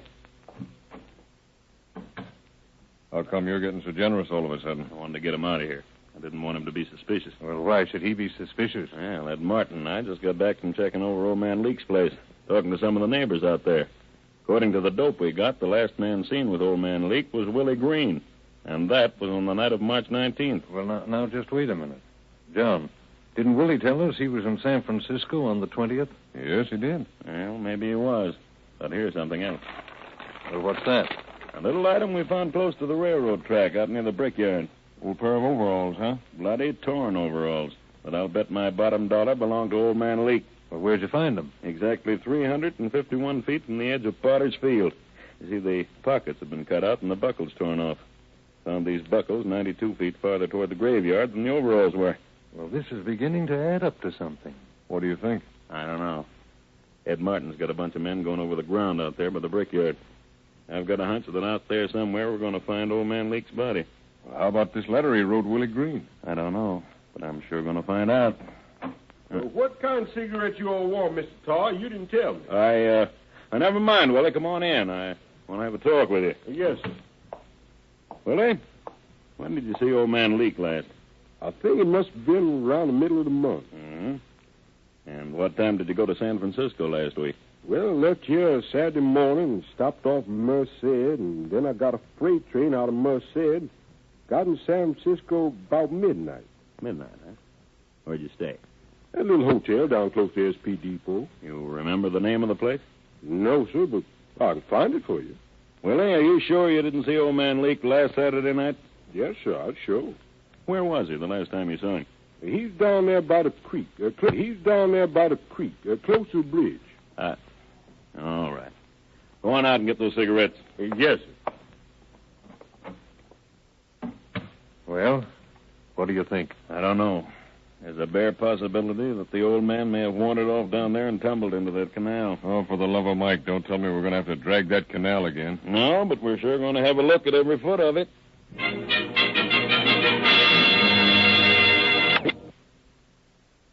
Working on the theory that the missing man may have fallen into the stream or that he might have been killed and his body placed in the water, the officers began a systematic inspection of the canal.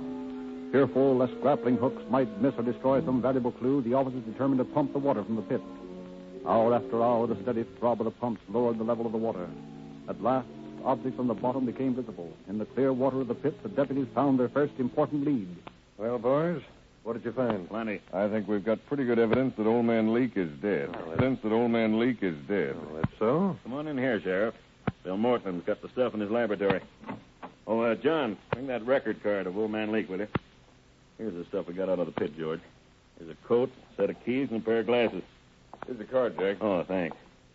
See this right temple on old man Leake's glasses? Yeah, it's got a rubber tube on it, hasn't it? Yeah.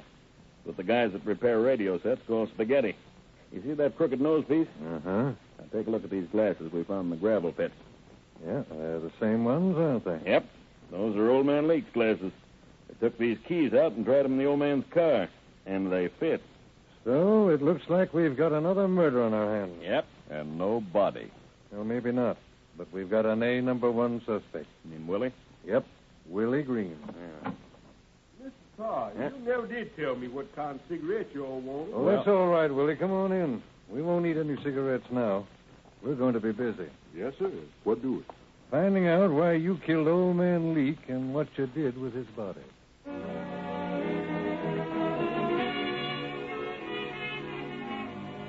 Convinced now that a murder had been committed, officers began questioning Willie Green. Suddenly grown sullen and defiant, Green could not or would not account for his movements immediately preceding the disappearance of the murdered man. Time after time, he changed his story, each time becoming more involved than before. At last, he refused to answer any questions, but carefully worded conversations which the officers held between themselves would from time to time goad him into fresh admissions or denials. He stoutly maintained at all times that Leake was not dead, but was in hiding. Then, on the 4th of April, Sheriff Overholt and his deputies again determined to search the neighborhood of Leake's home. Now, just where have you boys been looking for Leake's body? Well, we figured that if anybody was going to kill a man and bury the body, he'd choose a place that wasn't visible from all points. Well, that's reasonable, all right. So we've been down in the hollow there, close to the Mexican houses, over here in this low place beyond the railroad, and down in that dump heap there. Well, that might work for an ordinary person. What do you mean? Did it ever occur to you that Willie did some pretty clever maneuvering when he came around to us before we knew anything had happened to Leake? Yeah, I thought it was funny at the time. All right. Now, let's assume that he isn't figuring like an ordinary man. Or else that he's just plain foolhardy. Let's go over this ground again. This time, let's look for the high places. Now, according to what we found out before, you boys found some bloodstains down by the railroad track there, didn't you? Yep, that's right. All right. Let's go a little further down the line and see what we can find. All right. Yeah, a guy'd have to be touched in the head to try to bury a body up here. No, I don't think our murderer is touched in the head, Jack. I think he's a very clever man. Well, there have been times when Willie Green showed signs of being clever. We haven't convicted Willie Green of this murder yet, John. Did you boys look under that pile of junk over there? No, we didn't. There's no time like the present. Well, here, let's move these old fenders. All right. Well, George, this looks like the place, all right. I'm afraid it is. Opposite the 13th Grve. Let's get a couple of fellows over here and do a little digging.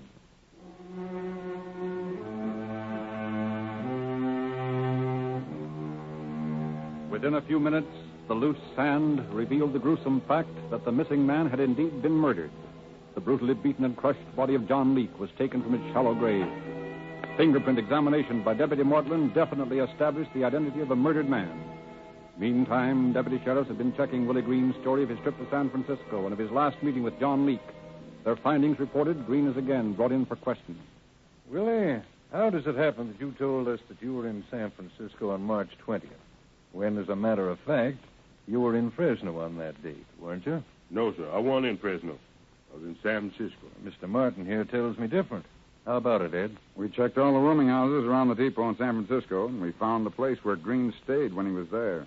It was on the night of the 26th, and not the night of the 19th and 20th. That ain't so. We found a woman who runs a restaurant close to the hotel. And when we showed her pictures of Willie, she recognized him as the man who'd been there, buying chicken dinners for all the crowd on Saturday night, the 26th. I didn't buy no chicken dinner. She told us that Willie showed her several $100 bills, and he told her he got them from his sister back in Chicago, and that his sister owned some oil wells. How about that, Willie? I never told her nothing of the kind. Jack and I checked with the bank where old man Leake did his business, and they tell us that about a year ago, the old man drew $5,000 out of a savings account. Most of it in $100 bills, and some of it in $10 gold pieces. What did you do with the gold, Willie? I ain't never had no gold, except what I mined when I was up at the SERA camp. We checked up on that Merced angle. We found that Willie had been there, that he paid a woman where he used to live some back room rent. She said that he took the money out of a wallet, and that the name on the wallet was Leake. She's lying.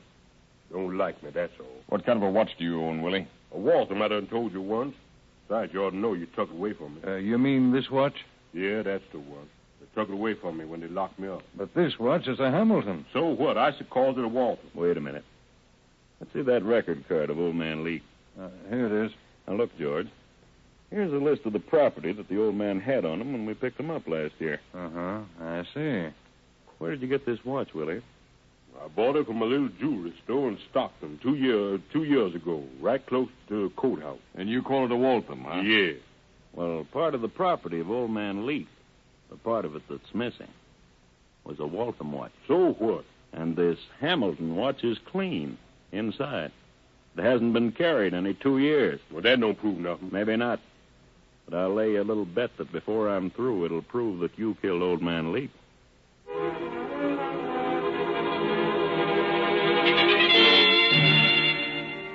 From the file of the previous case involving the murdered man, officers learned that the missing watch had been purchased from a jeweler in Coalinga. Accordingly, they took the watch which Green claimed he had purchased in Stockton to the jeweler for examination. Good morning, Mr. Petty. You know Deputy Martin, don't you? Yeah, why, sure. Hi, Ed. Fine. Mr. Petty, we've got a watch we want you to look over. See if you have any record of ever having cleaned it. Here it is. Yeah, it's a good-looking watch. Just a minute, let me look inside the case. All right. No, I never had this watch in here, but here's a number that indicates that the watch was repaired in 1936 by a jeweler at the Army post in the Presidio in San Francisco. 1936. Huh? He might be able to tell you something about it. Well, okay, thanks. We'll check with him.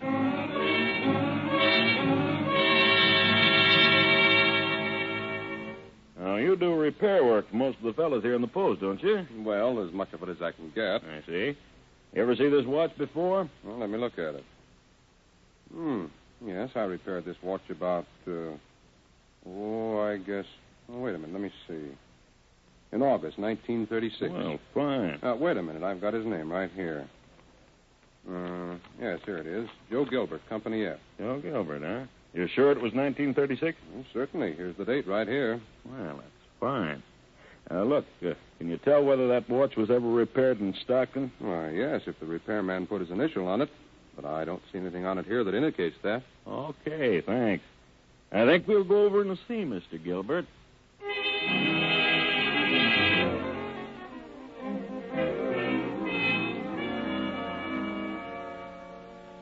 Mr. Gilbert, I'm trying to find out something about the history of this watch. You ever seen it before? Why, sure. That used to be my watch. I gave it to Louis Edwards. I owed him $6. He was discharged, and I didn't have any cash, so I gave him the watch. Well, do you know where Louis Edwards is now? No, but he used to live up at Oroville.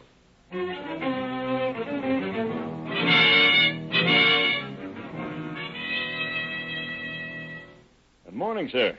Are you Mr. Edwards? Yes, sir. That's my name. Well, I'm trying to get in touch with Louis Edwards. You know where I could find him? What do you want with him? Well, I've got a watch here that he used to own, and I'm trying to trace the place where he sold it. Is he in any kind of trouble? Oh, no. No, he's not. I just want to find out where this watch has been since he sold it. Well, I don't know where he is right now. He was working for a man down on F Street in Bakersfield the last time I heard from him. I see. Well, thanks. Oh, if you hear from him, ask him to get in touch with the sheriff's office in Fresno, will you?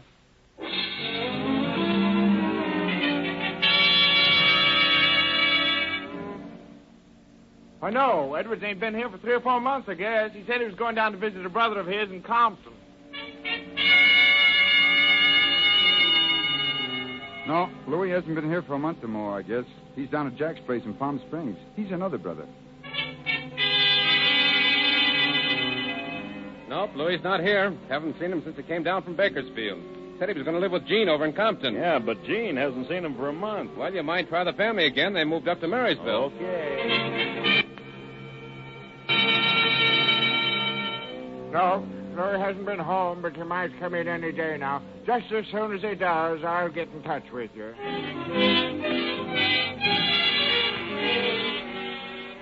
Faced with the seemingly hopeless task of finding the man who had previously owned the watch, Under Sheriff Tarr returned to Fresno.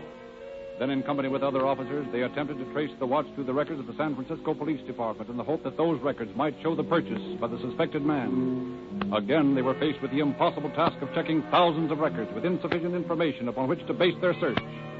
Then, one day, from Marysville, word came from Louis Edwards, giving the name and address of a pawn shop in San Francisco where the watch had been sold less than a year before. Immediately, Deputy Martin and Tarr contacted the pawnbroker. Now, look, I've got a watch here that's supposed to have been sold by this shop. Say, weren't you the fellows in here the other day? No, but we've been in every other hock shop in San Francisco. Well, let me look at that watch. Well, I don't know. It'll take me a long time to check all my records. Well, I have a sneaking suspicion you won't have to look very far, because I believe that this watch was bought here between the 15th of last month and the 1st of this month. All right, let's start looking with March 15th. I think you can get it farther down than that, Jack. We know that Green was in Fresno the night of the 19th. Let's start with the 20th. Okay, the 20th it is. 20th, no Hamilton. 21st, no Hamilton. 22nd, no Hamilton. 23rd, no Hamilton. No Hamilton. None on the 24th. 25th, no. 26th, no. 27th. How about a Waltham? Waltham? What about it? I bought a Waltham on the 27th, and I traded a Hamilton, a 21-jewel watch for it, and got a $10 gold piece in trade. Are you sure of that? Positive. You can see for yourself. I sold this Hamilton watch to a young colored man, weighed about 150 pounds, 5 feet 8 inches, according to the sales slip. Here's his name, Ray Davis. I got a gold-faced Waltham watch and a $10 gold piece. You say, wait a minute. There's no trouble about this watch, is there? Is there? Huh? Oh, no. No, not very much. Just a fella got murdered for it, that's all.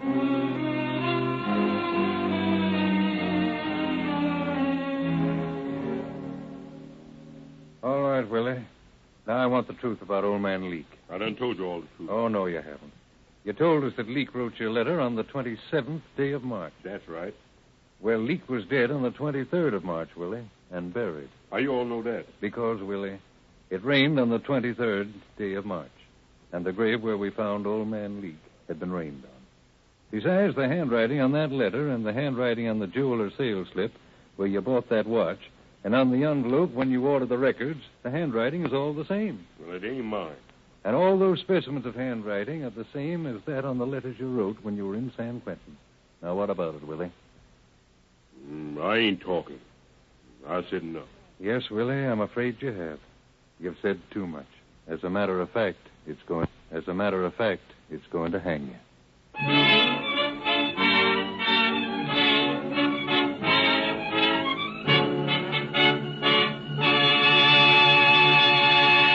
just a moment, Sheriff Overholt will tell us additional facts regarding tonight's story. But just a reminder, friends, just as you think of police car performance, Rio Grande cracked gasoline, whenever you hear the shrill cry of sirens, will you do this? When you need an oil change, think of Reolube, the stronger, smoother lubricant that can't break down. For Reolube is justly known as the newest and finest motor oil sold in the West. And now, Sheriff Overholt. On purely circumstantial evidence, Willie Green was brought to trial, and in exactly 55 minutes, a jury returned a verdict of guilty. The evidence of the watch was the most conclusive of all, and Green received the death sentence as payment for his crimes. Thank you, Sheriff Overholt.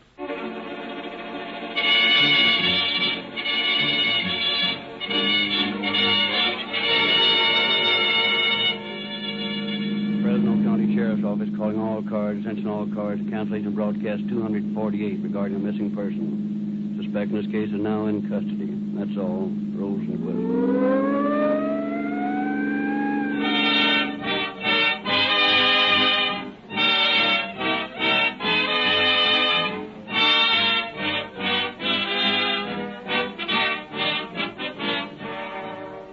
This is your narrator, Frederick Lindsley, bidding you good night for Rio Grande.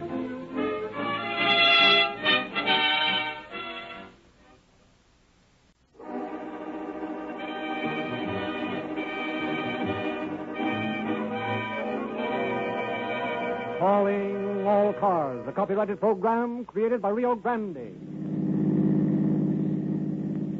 Los Angeles Police calling all cars, attention all cars, broadcast 250 at Wilshire and Western. Assist the officer. That's all. Rosen.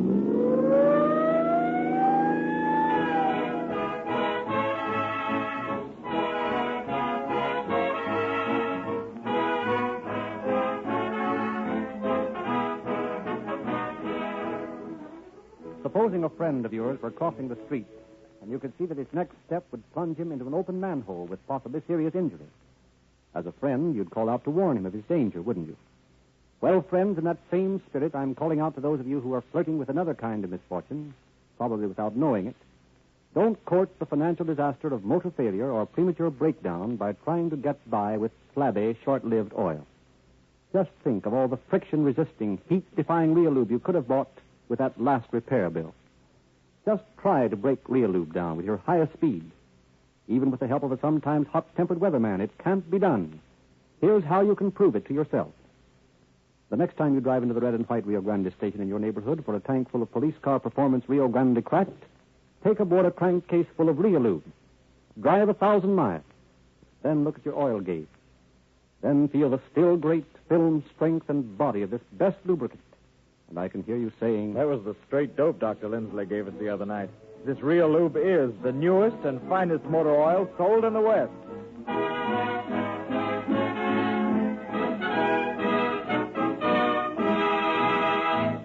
The story of the Artful Dodger is to be found in the confidential files of the Los Angeles Police Department. We have therefore requested Chief of Police James E. Davis to open our program.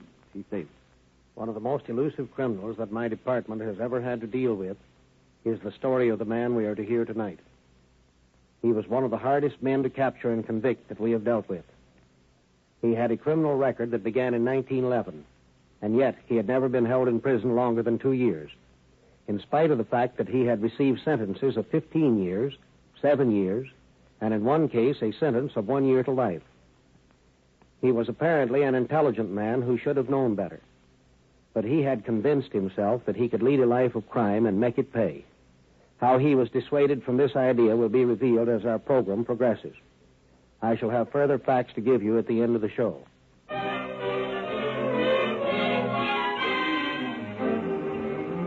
On a bleak day in December, Captain Chitwood of the narcotic detail sat talking to a newspaper reporter. Pity the poor peddlers on a day like this? I don't pity the peddler on any day, but I would like to put my hand on the guy who's supplying this dope. Mister, I wouldn't go out after the guy who makes all the narcotics in Los Angeles in a rain like this. Now, what's this story you had to tell me? Well, this guy Courtney has got a fake automobile insurance racket that he's operating out here at Western and Wilshire. But I've got a hunch that so-called business is only a blind. What makes you think so? Well, the grand jury's investigating him, and there hasn't been an entry in his ledger in 2 years. What else have you found out about him? This bird was picked up in 28 on a fugitive warrant from Chicago, but for some screwy reason, Chicago turned him loose. Wait a minute, I want to get his record. Will you go down to the record division and get the file on Don Courtney right away, please? You haven't told me why you think this fellow's peddling dope. Well, in the first place, his brother Ed is a known addict. Well, I'm beginning to connect this up now. This Ed Courtney is a brother of a guy they call Dapper Don, isn't he? That's the one. Yeah. We've had Ed in here several times, but we've never been able to prove anything on him. Well, I think this is the time they're going to do it.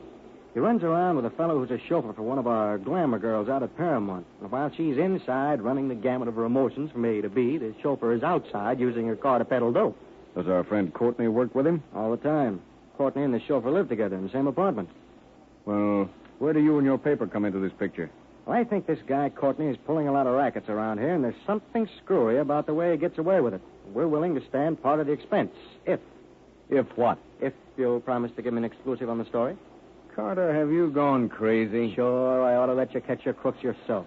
Well, it has been done, you know. Yeah, sure. But don't try to kid me, Eddie. You know and I know that you haven't gone after this fellow because you haven't the money to build up the case. Don't forget, I read the budget recommendations, too. Oh, all right, all right. How do you want to work it? My people will put up enough money to rent an office next door to Courtney's.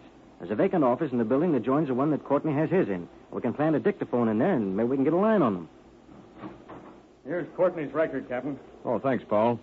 You know Charlie Carter, don't you? Yeah, but we call him Nick. That ought to be a good name for him. He's going to play detective for a while. Oh, that's so? What's up? We're going to try to get the goods on Don Courtney. Yeah, it's a good trick if you can do it.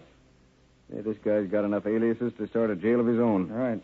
He's been picked up as Regan, Osborne, Batir, and as Charlie Struce. And on everything from grand larceny to extortion. To say nothing of robbery, escape, and bond jumping. And you can add contributing to the delinquency of a minor and grand theft bunco. Mm-hmm. Otherwise, he's a model citizen, I suppose. Oh, yes. Complete with spats, carnation, and cane. So that's where he gets the Dapper Don stuff, huh? That's right. Carter, I don't think you've told me everything. Just why is your scandal sheet so interested in this gentleman? Well, Eddie, I will tell you. Did you ever hear of the Bilkins Investment Corporation? No. That's a suggestive name, though. You've no idea. Ever hear of the Minority Stockholders Committee or the Lincoln Realty Landowners Committee? The answer's still no. Did you ever hear of the Cincinnati Realty Corporation? Well, certainly. Perfectly legitimate firm of subdividers. Yeah, that's right. So legitimate, in fact, that our friend Dapper Don was able to cause them so much trouble that they had to get an injunction from Judge Dorn to keep him quiet. How come? Well, it seems our dapper friend was carrying on a whispering campaign. Is that so? What was he whispering about? Well, it turns out that the Cincinnati people were developing a new tract. And our friend Courtney wanted to get his hands on it, so he formed the Cincinnati Realty Corporation Lot Owners Recovery Commission. Sounds important. It was important to the Cincinnati people. Just what was Mr. Courtney going to do for the lot owners? Well, he convinced some of the owners that they'd made bad investments when they bought lots. He told them that he had a lot of money invested in the tract and that he was representing the minority lot owners, and he could help them get their money back. For a consideration, no doubt. Naturally. His minimum fee was 10% of the original investment. My gosh, that's high. Nothing cheap about Dapper Don. Of course, when the saps found out that their investment was perfectly safe and with a legitimate company, it was too late. Dapper Don had their 10% and they had nothing. What was the big idea behind all this? There's somebody backing him with money who wanted that tract of land. And they figured the simplest way to get it was to run the owning company into bankruptcy. Oh. Well, that's been done before. Yes, and it's being done again on a building and loan out in Hollywood. Well, why doesn't somebody tell the grand jury about these things? My friend, your lack of sophistication amazes me. Not only has the grand jury been told, but so has the Corporation Commission. And Dapper Don goes merrily along, still whispering. Yeah, so you want me to go out and pick him up on a narcotics charge, huh? I don't care what you pick him up on, so long as I get the first interview with him. Okay, Tom Swift. Get your wireless machine. Let's go.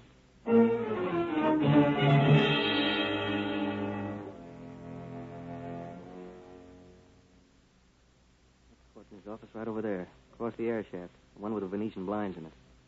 Doesn't look like a very big layout. That one and the one adjoining it. We're going to have to put dictaphones in both of them. What's the matter with tapping the telephone? It's illegal. So what? So we're not going to do it. Oh, so you're going to do it the hard way. That's right. You're getting like Horatio Alger. Yeah. Hey, it looks like somebody's sitting on Courtney's desk. Yeah, that's where the delinquency of the minor comes in.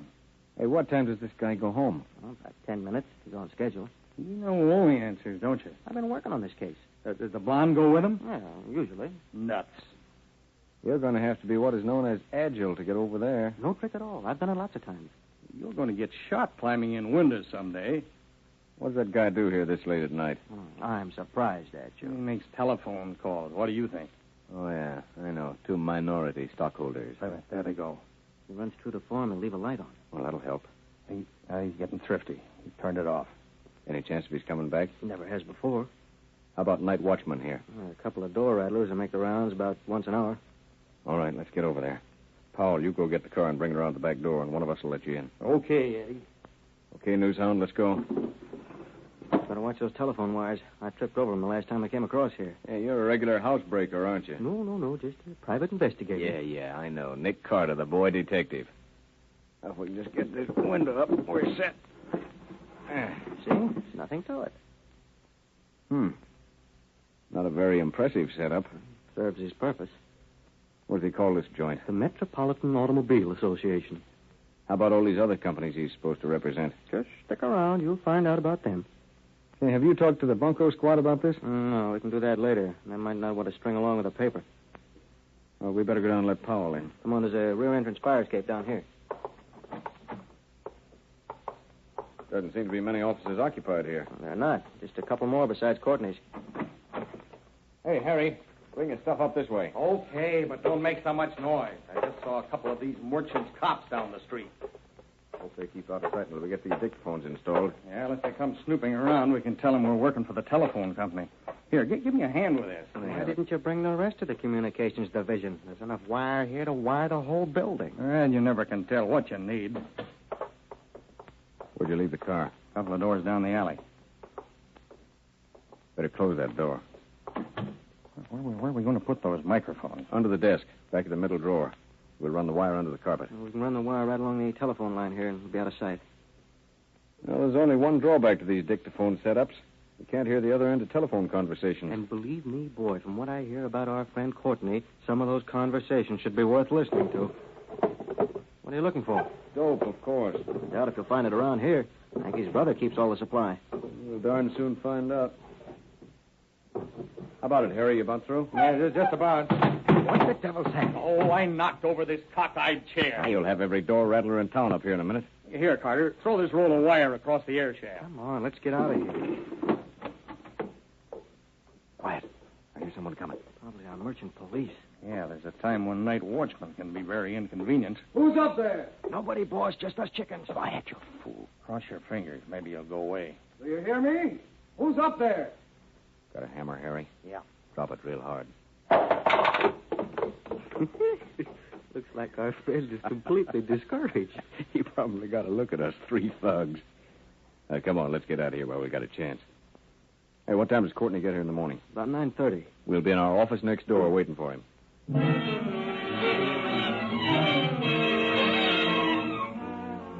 Early next morning, the officers arranged for Powell to attempt a buy from Ed Courtney. Chitwood and Carter were listening on receivers in the office the newspaper man had rented. As the hours went by, they heard numerous telephone conversations, mostly of the same pattern. Drexel 0456, Minority Stockholders Committee. Oh, yes, I'm quite familiar with that company. I'll say he is. Well, I'll tell you, old man, I'm afraid you've lost your money. No, I wouldn't want to undertake to get it back for you. Well, let's see. I'll tell you what to do. You mail us your check for $49.95, and we'll look into it for you. Yes. Well, that's to cover the registration and title search. Yes, that's right. Why, absolutely. We'll get every penny of it back. Way back. Yes. Suppose you get in touch with me in about a week. That's right. Goodbye. So that's the way he works. That's just part of it. Stick around. Wilkins Investment Corporation, Courtney speaking. Yes? Oh, yes, I know that company quite well. Of course, I wouldn't want you to quote me on this, but my investigators tell me they're due to go on the rocks any day now. Would you get that? Yeah. I wouldn't be surprised to pick up the morning paper and see where they've filed bankruptcy proceedings. Well, of course, I couldn't make you any definite promises, but we do represent the minority stockholders, and we're making every effort to get our money back. I see. Well, how much stock have you? Oh, $10,000. Oh. Well, of course, you know we charge a slight fee for our services.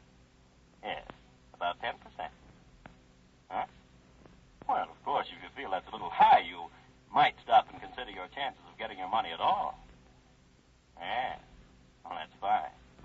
I thought you'd see it our way. Oh, yes, we require a small deposit in advance, about 5%. That's fine. Yeah. Well, we'll send a messenger right over for your check. Goodbye. Say, this guy's doing a land office business. You ain't heard nothing yet. From the stories I've been hearing, this guy loses his temper and throws the furniture around if he doesn't clean up $5,000 a day. $5? Oh, go on. There aren't that many suckers. Hold it. Here it comes.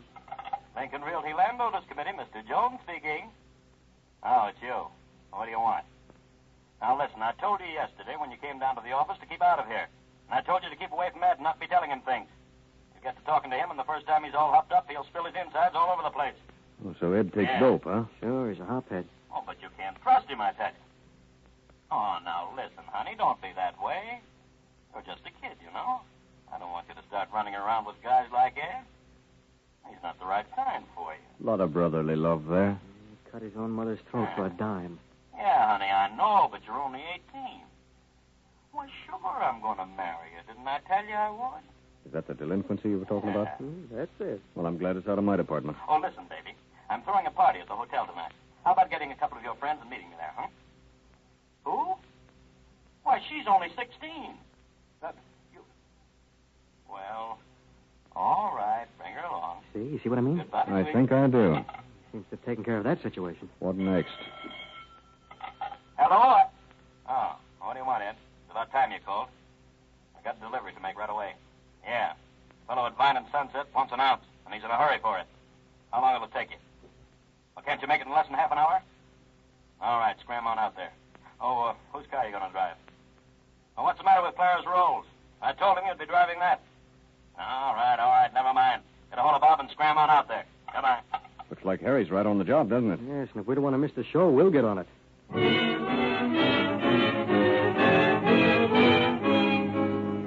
Stopping only long enough to notify the bunco squad and the juvenile authorities, Chipwood and the reporter rushed to Vine and Sunset to be present when Powell made the buy from the suspected pair. See Harry anywhere? Yeah, right down there by the drugstore. Did you give him the money? Yes, all in marked bills. Now, as soon as Harry pays them the money, we'll hop on the running board and take him in. You don't see a Rolls Royce anywhere, do you? Uh-uh. I don't know what this Bob guy looks like, but I'd know Ed if I met him on a dark night. He weighs 2 pounds less than a horse. Hey, here comes the Rolls. Looks like they're going to pull into the curb. You spotted Harry? I think so. Yeah, I see him now. He's got the stuff. Come on, let's go. All right, Courtney, let's go. What is this, a stick-up? Never mind, just drive around the corner until I tell you to stop. I don't know what this is all about. I don't know who you guys are. What do you want? We want you to come down to headquarters and have your fingerprints taken. What for? For selling dope without a license. I don't know what you're talking about. Ask your talkative friend over there. Maybe he does. Bob, do you know what they're talking about? I ain't saying nothing. Slightly ungrammatical, but clear. All right, Courtney, give me that money you got for the narcotic you just delivered. I ain't got it. No, but Bob has. Come on, shell out. Give it to them, Bob. Is that all of it, Carter? Let me count it. Yeah, that's all of it. $250. Is that the same money you gave Harry? It's the money, all right. These are the babies we're after. Where do you get your supply, Courtney? I don't know what you're talking about. I'll bet you don't. How about your brother? Is he handling the stuff? I don't know anything about it. How about it, Bob? I ain't saying nothing. Yeah, I believe you mentioned that before. Okay, drive on. Where to? The city jail, my friend.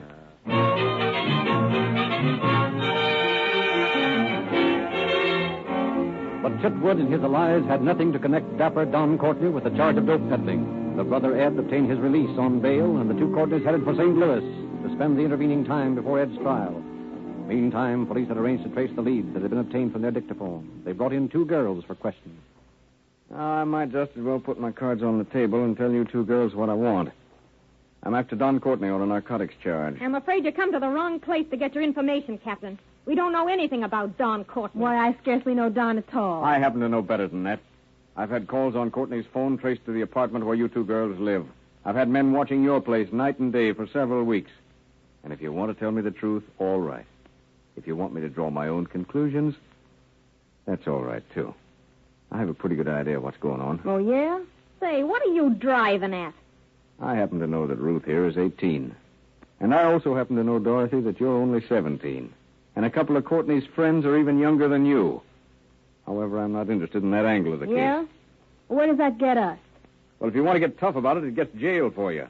But if you want to play along with us, we can make it easy on you. Well, what do you want to know? Where's Courtney now? He went to St. Louis with his brother. When will he be back? I don't know. Oh, sometime around New Year's. That's next week, huh? You figure fast, don't you?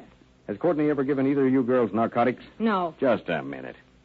I heard enough over that dictaphone one afternoon to send both of you girls to jail. What did you hear? Well, I heard about a little crap game that you played with Mr. Courtney. I also heard him promise you an ounce of morphine as a bonus. So that's where he was that night. Say, I ought to knock this dame's block off. Oh, you didn't know about that, huh? I'll tell you plenty about that, Lug. No, you won't. Because if you do, you'll get yourself in jail. So will you. Oh, no, I won't. Take a look at that. Why, you dirty double-crossing... Sister, hey, what's so interesting in that paper? Read it yourself. My, a marriage certificate. I suppose you're going to stand on your rights and not testify against your husband. That's right, Copper. I'm Mrs. Don Courtney, and I'm going to stay that way. And there's nothing you or anybody else can do about it. If you read that sheet of paper carefully, you'll see my mother was one of the witnesses. Now, what does that do to your case? You forget there's still Dorothy. I don't think you'll find Dorothy so willing to talk. Will he, Dorothy? Oh, enough to it. Save your breath, Copper. Hey, Paul. What is it, Chief? Take these two femmes du pave out of here and keep them out. Yeah, it's a pleasure, Eddy. Come on, get along, you two.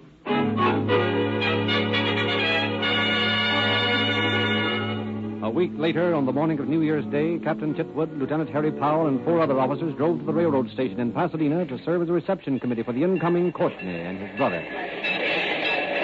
Here he comes, boys. Watch him now. He's tough. Smithy, keep your eye on the train and see if his brother gets off on that side. If he does, uptight and Luckenbeck will get him. Robinson, you watch the back platform. Harry, come with me and we'll pick up Don. Hey, you're still going to try to pin a narcotic rap on him? Yeah, we can't seem to get anybody interested in getting him on anything else. The Corporation Commission didn't do anything about his whispering campaign? No. There's something fishy about that bird, but I can't find out what it is. He knows too many people. Yeah, maybe he's got a good lawyer. Well, that wouldn't get him out of all his jams. Wait a minute. I see him. He's fixing to get off. Okay, let's keep this quiet now. Where's Carter? He's over there all set with the photographer. All right, Mr. Courtney. Take it easy now. What? We're police officers, and you're under arrest. Oh, yeah? Well, what's the charge? Suspicion of narcotic violation. What? Don't make me laugh. We'll try not to. Take a look in those bags, Harry. I'll get you for this, Chitwood. Yeah, I thought it was about time you said that. How about it, Harry? Pretty good, Eddy. 245 automatics and enough dope to send him to jail for the rest of his life. Now, look, you're making a mistake, coppers. Those are not my bags. No, whose are they? They belong to my brother. Hey, Harry, there's Courtney's brother in the vestibule. Grab him. Okay, Chief. Get that train into Los Angeles and bring him in. You're wasting your time, copper. You can't make this rap stick. Maybe you're right, but I'll take a chance on it.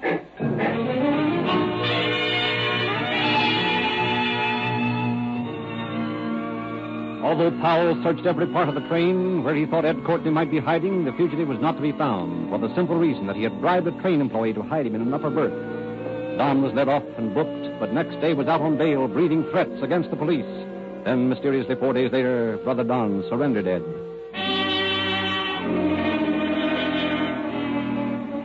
Then started a story of the law's delays. Ed and his companion, who had been arrested carrying the marked money which the newspaper reporter had given Powell for the purchase of narcotics, had been released with ridiculously light sentences. Dapper Don managed to delay his trial time after time. And while he delayed, he was busy fixing things. Having already married one potential witness, he now managed to have the girl Dorothy disappear, and while a charge of tampering with witnesses was being considered, any hope of obtaining a conviction on a morals charge was shattered when the case was quietly dismissed. Insufficient evidence hampered the pressing of bunco charges.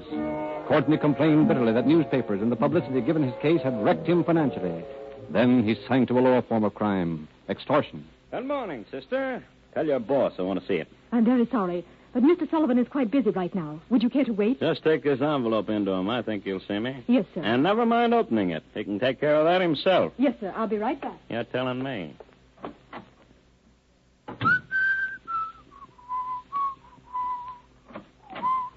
Mr. Sullivan will see you, Mr. Courtney. Yeah. I thought he would. Hiya, Sullivan. What do you want around here? You read my note? Yes, you lousy rat. I read it. Well, I see you got my picture, too. Where'd you get this picture? Wouldn't you like to know? I intend to. Ah, come on. Let's cut out this child's play and get down to business. I admit you beat that rap on that morals case of yours. But how do you think the DA would like to see that picture? You've got a lot of gall, but you haven't got nerve enough to do that. You're ripe for a little investigating yourself. Oh, yeah? It might be interesting for the district attorney to know how you beat your raps. Maybe you would, Mr. Sullivan. But I'm afraid a man in your position can't afford to squeal on a guy like me. All right. What's your proposition? Now you're talking. I need $2,000 and somebody to square a beef with the Bunko Squad. I'm a lawyer. I'm not in a beef squaring racket. Besides, where do you think I'm going to get $2,000 to give you? Remember them bonds I spoke to you about? Go ahead and sell them. The ones that you and your pals stole in Philadelphia? Yeah, that's the one. I told you once I wasn't going to touch those. They're hot.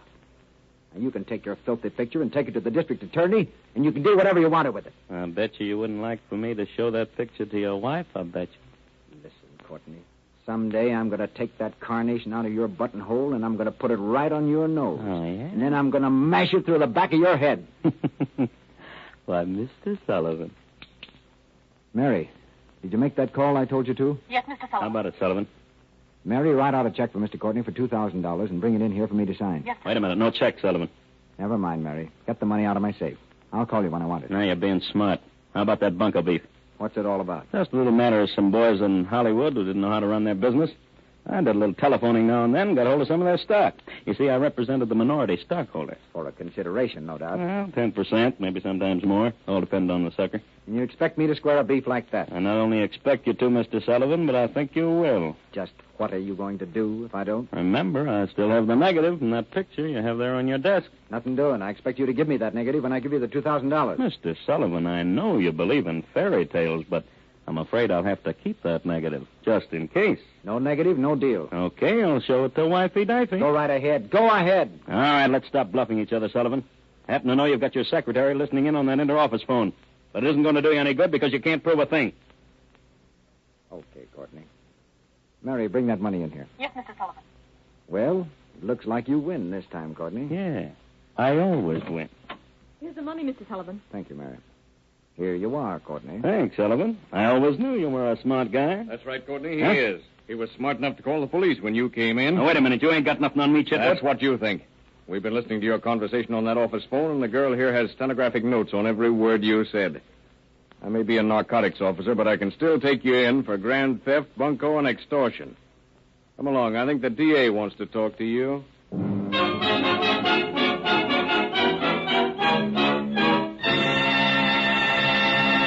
In just a moment, Chief Davis will give us the remaining facts regarding our program. Meanwhile, remember these facts. That Rio Grande Cracked is just another way of saying police car performance gasoline, and that Realube, its companion product, means complete and immediate protection for your motor the instant you step on the starter. For the sake of your motor and your pocketbook, use Realube, the newest and finest motor oil sold in the West, and Rio Grande Cracked, the gasoline that is first in public service. And now, Chief Davis. In spite of Dapper Don's attempts to again clog the wheels of justice, he was nevertheless brought to trial on March 26, 1937. And because of 2 prior convictions, his sentence resulted in his being sent to Folsom Penitentiary for a period of 10 years, and an additional sentence of 1 year to life. His was another crime that did not pay. Thank you, Chief Davis.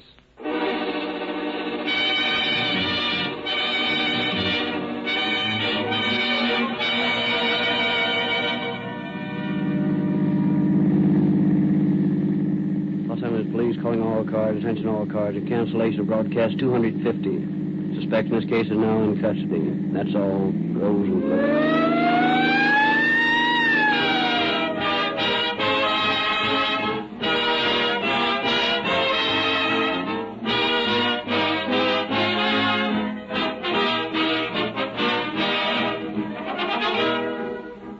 This is your narrator, Frederick Lindsley, bidding you good night.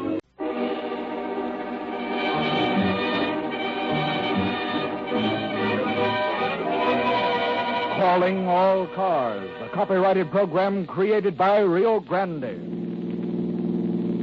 Los Angeles Police calling all cars, attention all cars to broadcast 250 at the Dollar Line docks in Wilmington. See the officer. That's all. Rose and Cliff.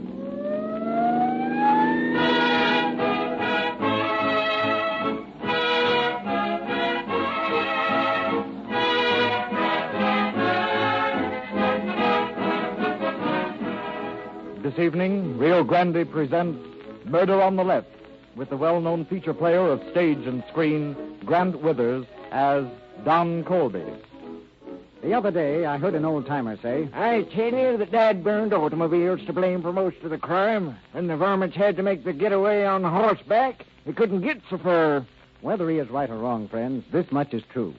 Law enforcement officers in California use good automobiles and the best gasoline money can buy. More fire engines, ambulances, and police cars are powered with Rio Grande cracked wherever it is sold than any other brand. California state and federal government officials also use Rio Grande cracked to power their emergency public serving equipment. Benefit by the split-second starting, swift acceleration, the top power and speed, and amazing mileage of this better gasoline. So, friends, if you're getting anything less, if you want real police car performance in your car, set your compass for the nearest red and white Rio Grande station and get it with Rio Grande Cracked, the most highly recommended public serving gasoline in the West.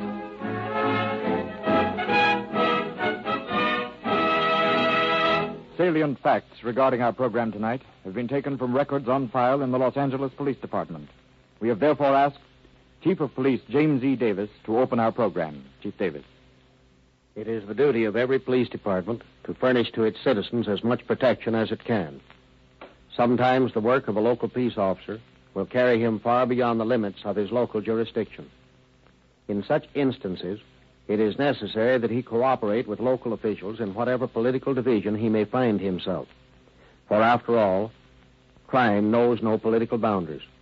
Needless to say, crime is no more profitable outside the United States than it is in any of our local communities.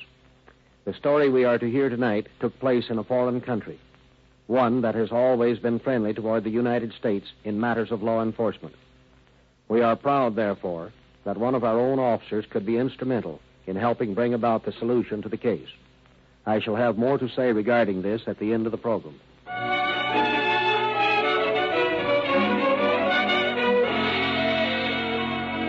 Our scene opens on a bright April morning in 1930 in the office of Captain James Bean of the Los Angeles Homicide Detail.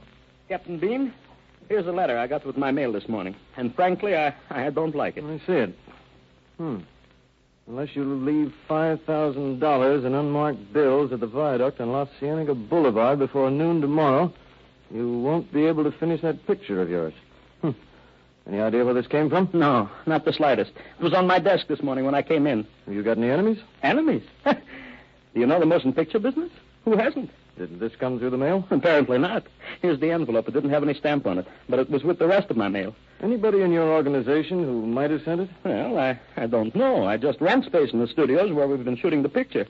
What worries me is this. This is the third note like this that I've had left on my desk in the last 3 weeks. Wow. Why didn't you come in here before? Why? Well, I didn't want any publicity to get out about it. You see, there are several things I wouldn't like to come out right now. And if a lot of publicity breaks, well, there's no telling what might happen. Well, I don't exactly see where we come into the picture, Mr. Fish. Huh? No crime has been committed as far as our department is concerned. Though, if you'd like, we will assign an officer who can act as sort of a bodyguard. Well, that's fine. That's exactly what I wish you'd do. And, by the way, I'll be willing to pay his expenses and pay for his services, No, that won't be necessary, Mr. Fish. It's our job to protect people. Well, that's fine. Yeah, Captain, there's one more thing. My company and I will be leaving in a couple of days for a little place in Lower California. We're going to shoot some scenes down there for our South Sea picture. In Lower California? Sure. We got a swell location down there. It's down close to La Paz. And what I wanted to ask you was this. Will it be all right if we take this officer along with us? Sure. I've got a young fellow here who would be tickled to death to go. His name is Philkis. Joe Philkis. Philkis? That's fine. I got a radio set by that name. You see, we'll only be gone a couple of weeks, but I don't want to take a chance on anything happening.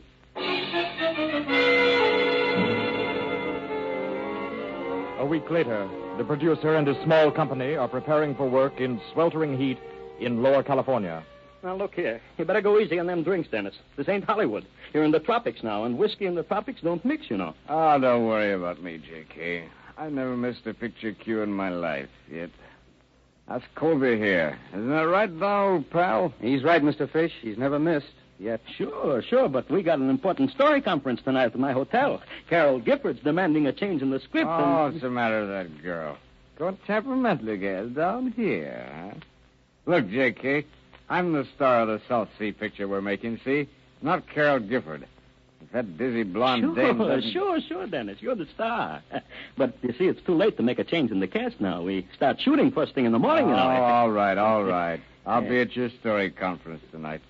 We'll start shooting in the morning. Only go on away now. Let a couple of pals drink in peace. Okay, but you better show up tonight. The La Paz Hotel, room 400. Yeah. La Paz Hotel.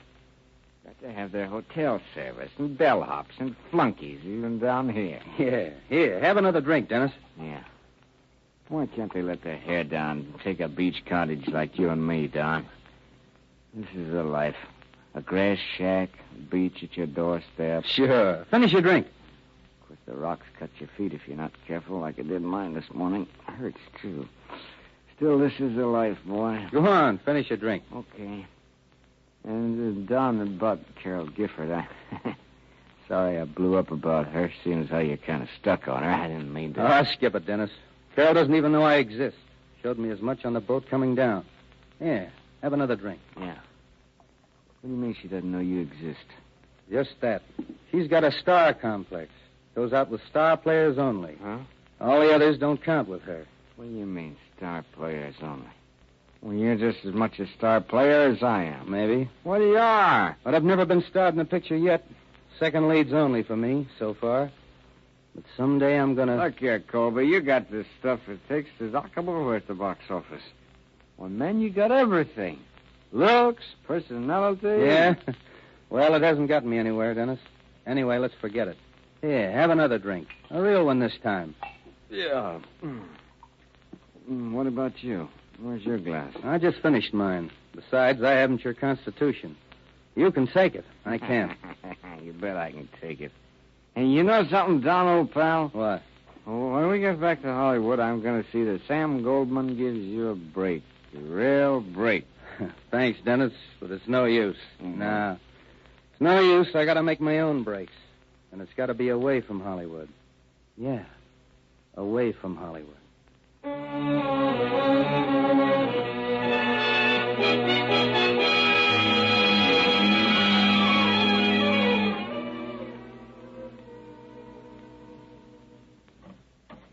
Sorry to be late for the conference, Mr. Fish, but you see, Where's Dennis Clark? Didn't Dennis come with you? Well, that's what made me so late, Mr. Fish. I tried to sober Dennis up, but he was too drunk to come. Too drunk? And after me warning him to keep sober.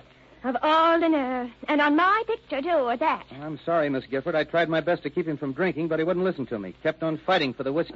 This is a fine how do you do. 500 miles on location, and he's got to get cockeyed. He'll ruin my picture. That's what he'll do, Sam. Well, if there's anything I can do, Miss Gifford. Oh, no, there's nothing you Say, Sam, I've got an idea. What? Again? Why don't you use this fellow here? This, what's your name? Colby, Don Colby. Oh, yes, Don Colby. Use him in Clark's place, Sam.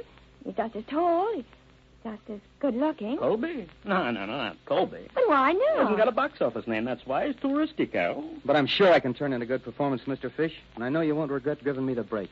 Say, wait a minute. I thought you and Clark were pals. Well, we are, but business is business. And that's what I say also, Sam. You know that.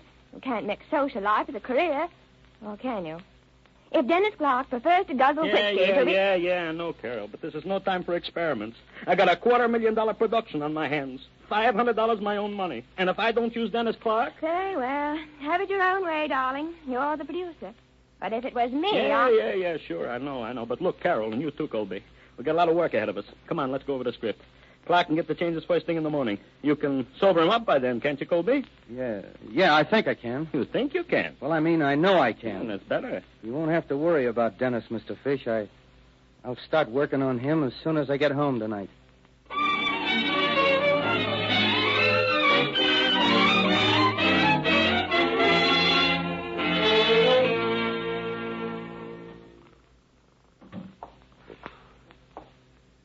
Midnight and still drunk. The famous Dennis Clark, stewed to the gills. Well, snore on, fella. It won't be long now. Getting you cockeyed didn't work as I hoped it would. Well, there's still another way. Yeah, a sure way.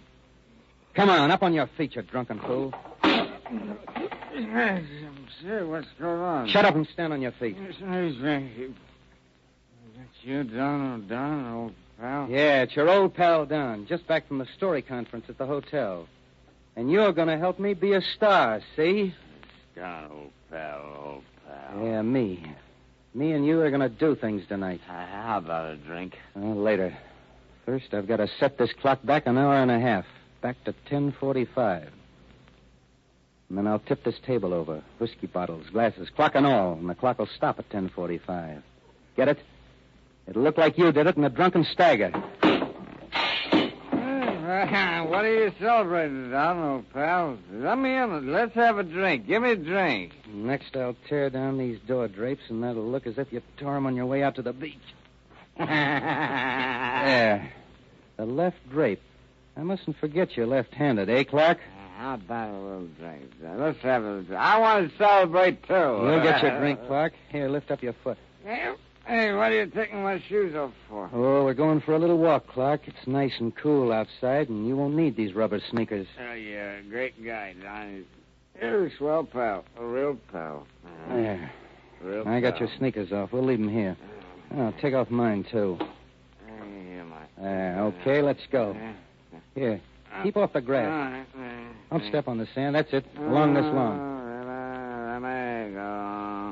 You drunken idiot. Looking like a fool. Well, here we are, Dennis, the rocky ledge. There. Watch your step. Easy. Okay. Now get on my back. I'm going to carry you through the shallow water here, all the way back to a spot on the beach just in front of the shack. Piggyback. All right, Don, old pal. Let's go piggybacking. Piggybacking my old pal. Oh, don't shake so much. I don't want you falling off and getting your feet and your clothes wet. Here we are. Just the spot. Straight in line with the shack's beach door. Wait. Don't get off. I want your feet dry, not wet. What about that drink, Don, old pal? I need a drink. In a few minutes now, Clark. It's too bad you're too drunk to appreciate the details. Else you'd learn what a perfect crime this is going to be. Don't know how drunk I am. You won't be singing along, you fool. Not with your head deep in the water and your legs stretched out on the sand. Well, here you go. Feet first. That's perfect. Stretched out like a perfect stiff. Say, who hit me? Nobody hit you, Clarky, old pal. Just lie there quietly. You're going to help me to eliminate you. Help me to take your place as the star of the picture you're doing tomorrow. You want to help me, don't you? Sure, you want a drink. Anything, Don, old boy, old boy. You fool, I'm going to kill you. And after you're stretched out here dead with your head in the water, I'm going back to the shack the same way I came. And I'm going to put on your shoes, your rubber sneakers, and then stagger like a drunk over the sand from the house to here. The last footprints will look as if you actually fell flat on your face, see?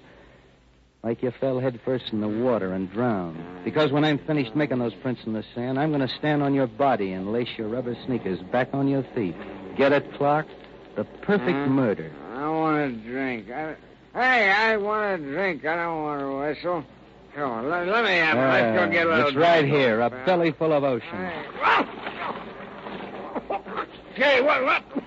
It's cold. Don, what's the Quit lurking, you idea? fool. It's too late now. Get your head back under that water. Gotta do it, Dennis. It's the only way fish will ever give me the lead in that picture. Here, quit your wriggling. For God's sake, stop it. You're drowning me. You've got to die. This time your head goes under the stay. A couple of more minutes and it'll be over. 1 second. 2, 3, 4, 5, 6, 7. 2 hours later, just before dawn, Mr. Fish is aroused by violent pounding on his door. Mr. Fish, wake up. Wake up, Mr. Fish. Who is it? Who is it? It's me, Colby. Open the door, Mr. Fish. It's important. Please hurry. All right. Wait till I get my bathrobe on. What is this, Colby? It's a fine time to... Hey, what's the matter? You look like you seen a ghost. It's Dennis Clark, Mr. Fish. He's dead. What? Yeah, dead. Drowned. I saw him stretched out on the beach. I tried to revive him, but I couldn't. Are you sure he's dead? Did you call a doctor? No, I came here first. I thought maybe... Well, we better get a doctor right away. Here, come on in. Close the door. I'll get him on the phone right away. Well, the rotten breaks happened to me. Hello, operator. Operator, get me a doctor, quick. What? I don't care if he is a French doctor. Any doctor, only get him quick. Yeah, and rush him out to, what's the number out there? It's the only house near the rock ledge. Yeah, it's the only house near the rock ledge. You can't miss it. And ask him to hurry.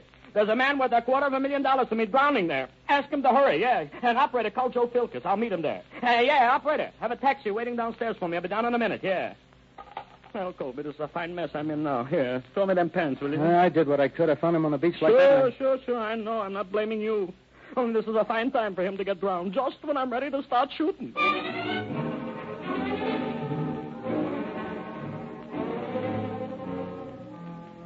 Well, Doctor, what's the verdict? You already examined him? Yes, and he is dead, Mr. Fish. Asphyxiation of the lungs. Well, what's that? Drowned. Suffocation by water. Then you mean that, being drunk, he staggered out here to the edge of the water, flopped over, and was drowned? Apparently so, Mr. Colby. However, that's for the judge to decide at the inquest. Careful where you step, gentlemen. The police will want to verify those staggering footprint markings in the sand to establish the official cause of death, you know. God, this is terrible. Dennis was such a swell guy. A great pal. Yeah, and now your pal, my star, is stiff like a board.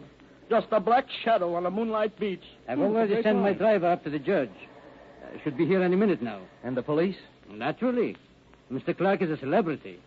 The police won't miss out on this, you can bet. Is there any other member of your company that knows the deceased?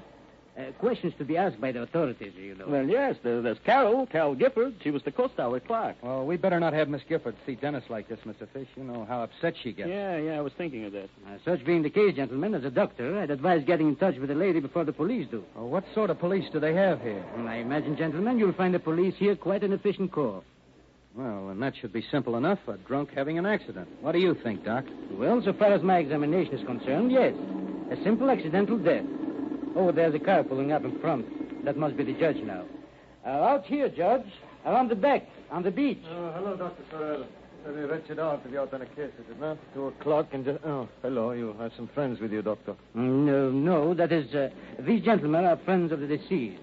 This is Mr. Fish. How do you do? And this is Mr. Colby. How do you do? How do you do? Judge Padilla, gentlemen. You determined the cause of death, no doubt, Doctor? Yes, asphyxiation of the lungs caused by an excess of water. Accidental? Apparently so. There being no head wounds. Of course, a further examination of the body itself might prove otherwise. Mr. Colby here says that the deceased was intoxicated earlier in the evening. Intoxicated? He was just plain drunk. Well, it seems there is nothing more mystifying here than a very sad case of an unfortunate, if foolish imbiber of alcohol. That's fine. What did you say? Well, I mean, it's fine. There won't be any bad publicity. You see, we have a picture, a moving picture. Of course. I read this much in the local papers. Oh, you did? Well, gentlemen, it's a bit chilly out here. If we can go in the cottage. Oh, yeah, sure, of course. Come right in. And, Mr. Fish, you'd better get over and get Carol. I mean Miss Gifford, and prepare her for what's coming off.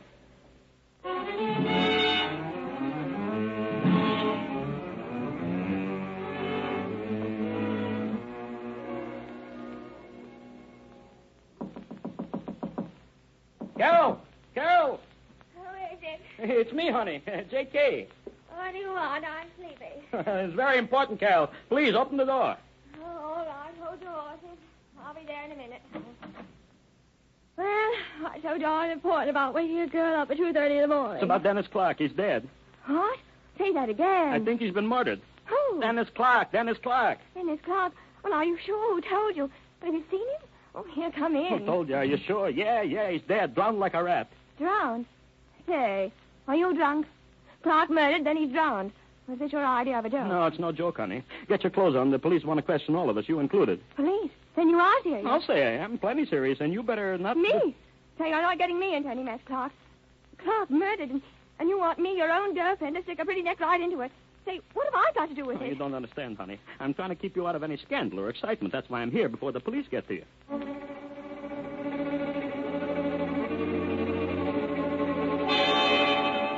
Fish and Miss Gifford returned to the cottage where Lieutenant Filkis had begun an investigation. Right here. Well, I guess everybody's here now. Well, all right. Let's see. I'm sorry to keep you waiting so long, Lieutenant, but Miss Gifford was quite upset when I went for her. Yeah. That's okay, Mr. Fish. I Thank understand. you. Anyway, I was doing some private investigation on the beach. Good thing you folks didn't come too soon and disturb my investigation. But I thought all murder mysteries were investigated by the police. For the present, I've got this case. Pardon me, Lieutenant, but I believe I'm no longer required here, so if you will excuse me, I shall go home to bed. Oh, no. Don't go to sleep yet, Judge. Wait a while. I think I'm going to need you for something pretty soon. But, Lieutenant, I have completed my examination. As far as I'm concerned, death was caused from asphyxiation of the lungs due to accidental drowning. Yeah, sure, Judge.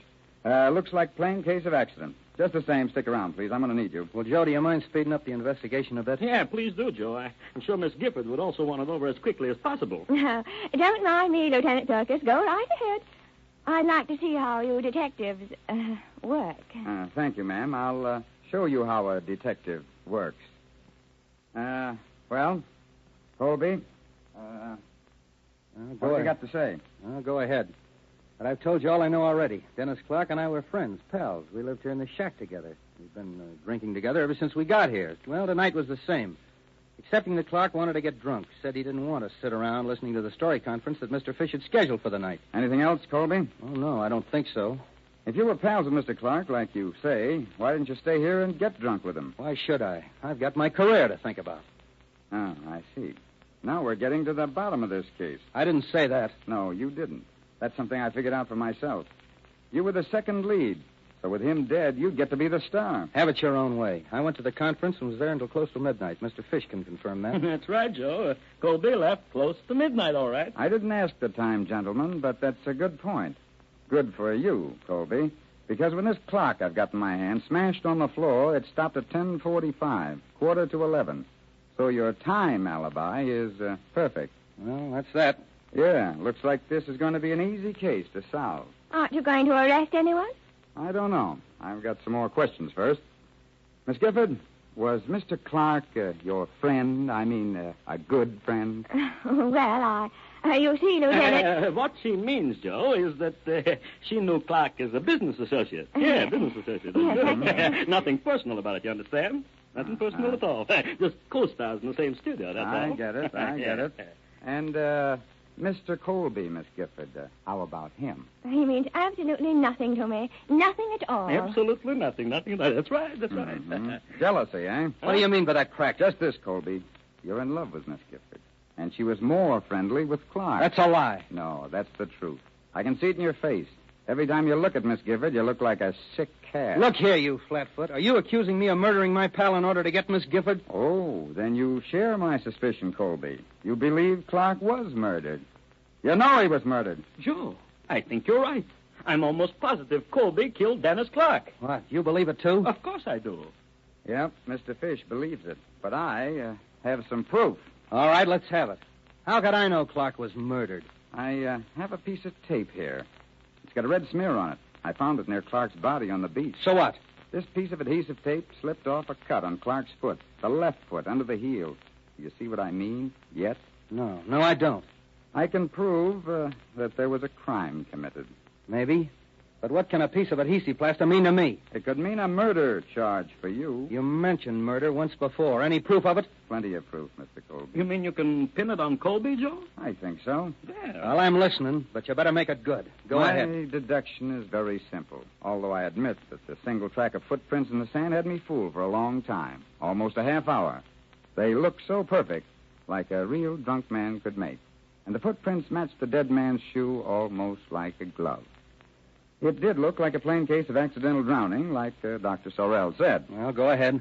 Well, after I think some more. I decided the murderer had walked through the water.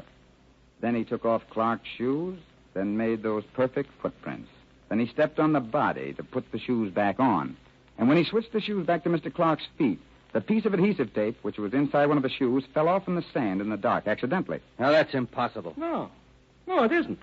I've got it, Joe. Once you knew about the plaster gauze, you knew someone had unlaced Clark's shoes and put them on again.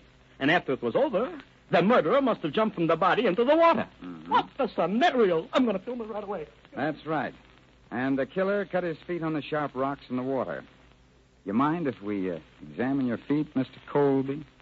Well, sure. Why not? No. The left one, please. Oh, very well. Well, there you are. Sure, I've got a cut on my left foot. Who wouldn't get hurt swimming out here? Well, even Clark had a cut, but that doesn't prove anything. Lift your feet some more, please. I want to look at the bottom of them. Well, is that high enough? Yeah. And now you're under arrest, Colby, for the murder of Dennis Clark. Oh, no, you don't. I suspected this, and I'll kill you first, same as I killed Clark. Stand back, you fool! Nice work, Doctor. You winged him nicely. Now I'll tell you why I asked you to wait, Doc. Please examine Colby's foot. No, not the rock cut. Just examine the left heel, Doctor. Isn't that a mercurochrome stain on the skin of the heel? Why, yes, Mr. Filkins. It is mercurochrome. Same as on this piece of adhesive plaster that fell out of Clark's shoes, eh? Yes, the same.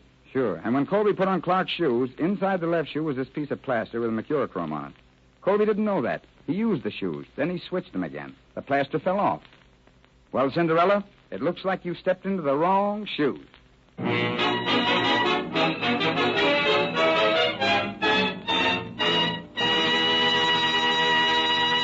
In just a moment, Chief Davis will conclude our program. And before Chief Davis closes this case, just a brief reminder that those who drive the most and know the most about gasoline depend on the police car performance of Rio Grande Cracked, and that the lubricant that can't break down is Real Lube, the newest and finest motor oil sold in the West.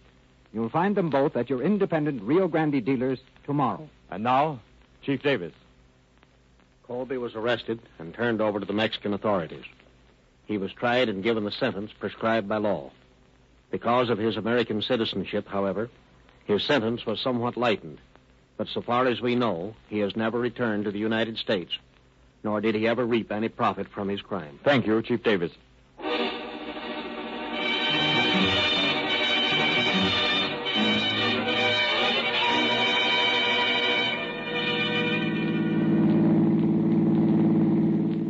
Los Angeles Police calling all cars, attention all cars, cancellation broadcast 250. Suspects in this case delivered to Mexican authorities for punishment. That's all. Rolls and quit.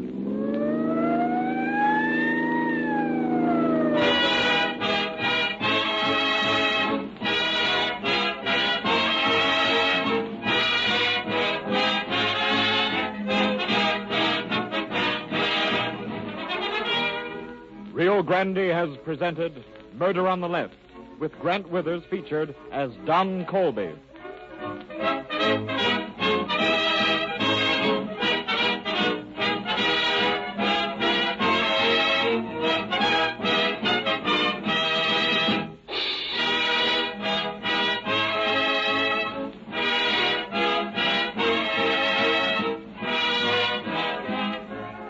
This is your narrator, Barry Kroger, bidding you good night for Rio Grande.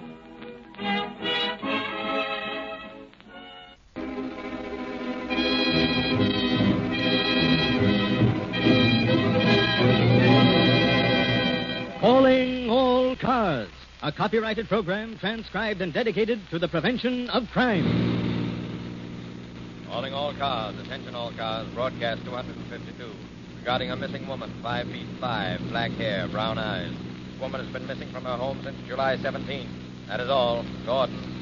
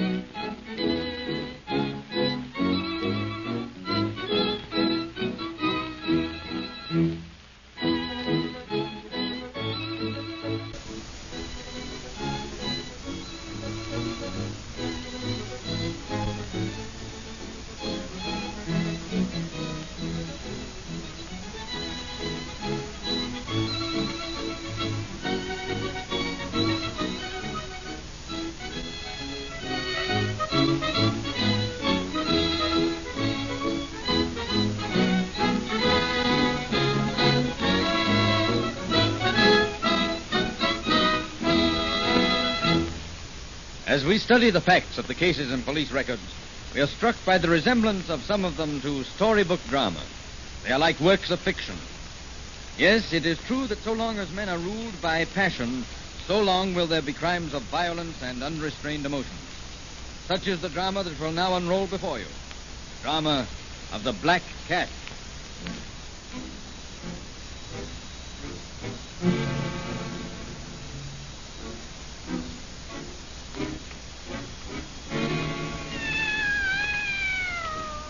Get out of here, you black devil! Stand back, honey. Let that cat alone. Don't you throw that! On the morning of July 17th, 1932, a woman walked into the Bureau of Missing Persons in the Los Angeles Police Department. Good morning. May I do something for you? Well, I'd like to know how to go about finding a missing person. They told me in the homicide room across the hall that I'd have to come over here. Well, that depends a great deal on the circumstances surrounding the disappearance.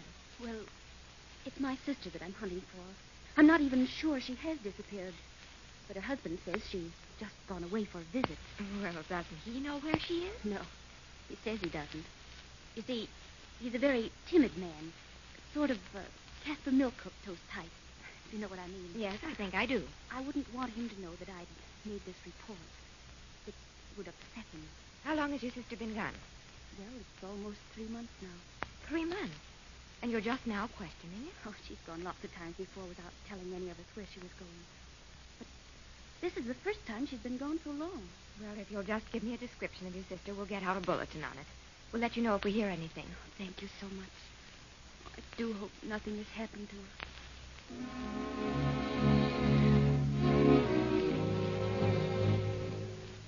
In the months that followed, Vera Dresden made inquiries concerning her sister. But always the Bureau of Missing Persons reported no trace of the missing woman. 3 years passed. Vera has risen steadily from an extra player to bit parts in pictures, and at last has received her first important part. Hey, can the chatter. I think a toast is in order. Well, it better be good. I'm just beginning to get this cowboy interested in dancing. Oh, shucks, Miss Vera. I can throw a steer a whole lot better than I can dance. You're telling me? Ladies and gentlemen, let's start over. Now, dearly beloved, we're gathered here in the presence of these witnesses to do honor to a most clever and promising young actress, Vera Dresden. Now, here's to the day when we celebrate Vera's first starring party. For an actress that's been promised a star's part, you surely look mighty forlorn, Miss Vera. You ain't going moody on us, are you? No, Bud. I'm not going moody.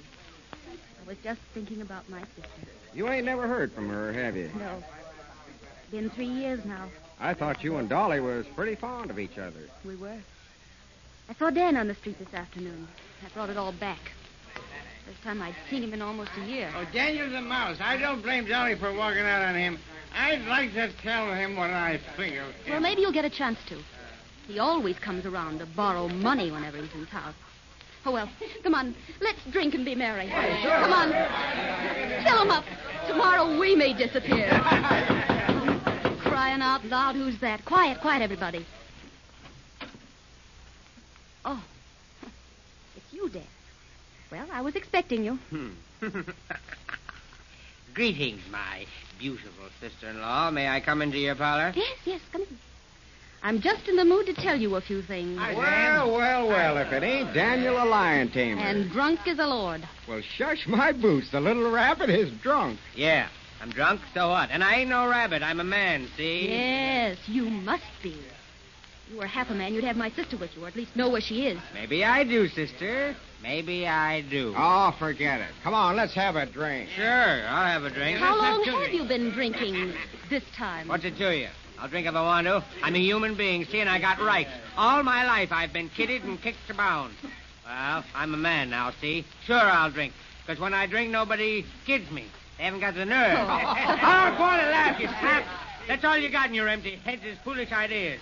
Stop twiddling your thumbs very annoys me. I'll do what I please. I said stop it! There. Now that's better. Much better. Now let's have a little music. A little appropriate music, if we can find it. Because I'm going to tell you a story. What's wrong with that guy, Nut? Quiet, you. I'm going to tell you, brave people, a story. A ghost story. Oh, Dan. Be quiet. Have you ever been in an old house that creaked when the wind blew against it, huh? When the rain on the roof made a groaning noise that seemed to be a part of the damp air that made the candle flames motionless as the eyes of a ghoul? The storm had smothered every other form of light or life except hers. And there she sat, reviling me with her eyes. I think she knew I wanted to kill her, just as she had killed my soul with her hate. And reading my thoughts, she taunted and dared me with her eyes because she didn't know I'd been planning this night for months. No, she thought I was weak and spineless. Even when my hands were about her throat, she looked at me with such loathing it seemed I was being suffocated instead of her. You know I'm going to kill you now, don't you? I'll make you believe it. You can't cheat me out of the only moment I've ever been your equal. You're dying. Dying!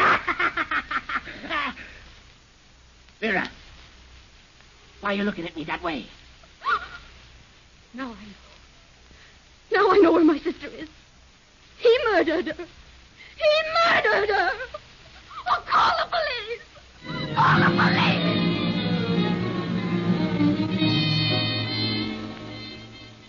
Daniel Markheim was taken into custody, lodged in the Hollywood police station. Next morning, Detective Lieutenant Dwight and his partner Joe Page interviewed the prisoner. There he is, boys. The tamest killer I ever saw. A hangover like that, bird's got to tame anybody. Not the worst third degree you could give that guy is to hold a cup of black coffee out of his reach. All right, come on, you. We want to talk to you. Oh, my head. Sit up. Come on, tell us your story, and we'll give you a nice new box of aspirin. Go away. Where'd you hide your wife's body after you murdered her? Let me lie down. Oh, no, you don't. Come on now, open up. Tell us where you hid your wife's body, and we'll let you lie down a long time. I don't know what you're talking about. Go away. Come on. Stop stalling. Don't suppose you remember anything about last night, huh? Where am I?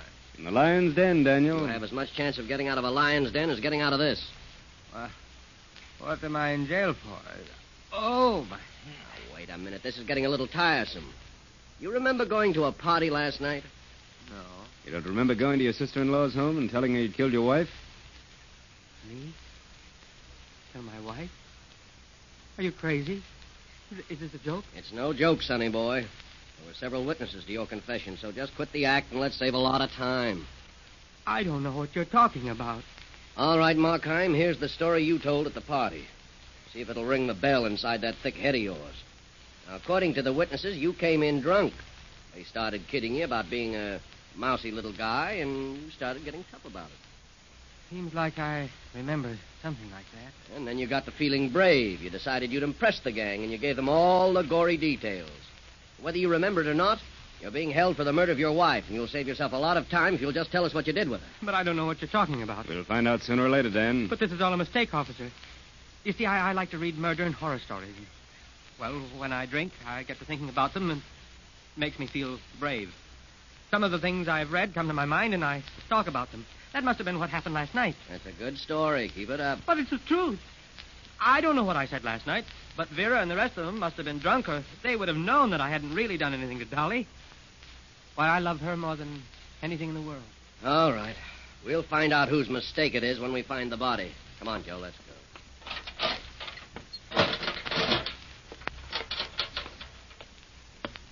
Well, what do you make of it, John? About the funniest case I've ever seen. I'll bet that little runt never takes another drink as long as he lives. You believe his story? Yes, I do. That guy is suffering from an inferiority and a frustration complex. He gets drunk to make himself believe he's a big shot and a tough guy. Yeah, take a look at this report. Now, according to this statement from the witness, this guy Markheim didn't say he killed anybody. They just put two and two together. Yes. That's about all the district attorney does. But he usually gets a conviction out of it. But if anybody had ever been found to answer to that woman's description, we'd have a record of it. That dame probably walked up with the first he-man she met, and she figured would beat her up regularly. All right, psychologist. Me, I'm just a plain cop that plays hunches. This may turn out to be a course in psychology for me, but I'm going to play my hunch to the limit. Well, what are you going to do? Let's take a run out to the place where Daniel used to live before his wife disappeared. That won't do any good. What makes you think so? Well, we haven't got any howling wind or black cat. Oh, nuts. Come on.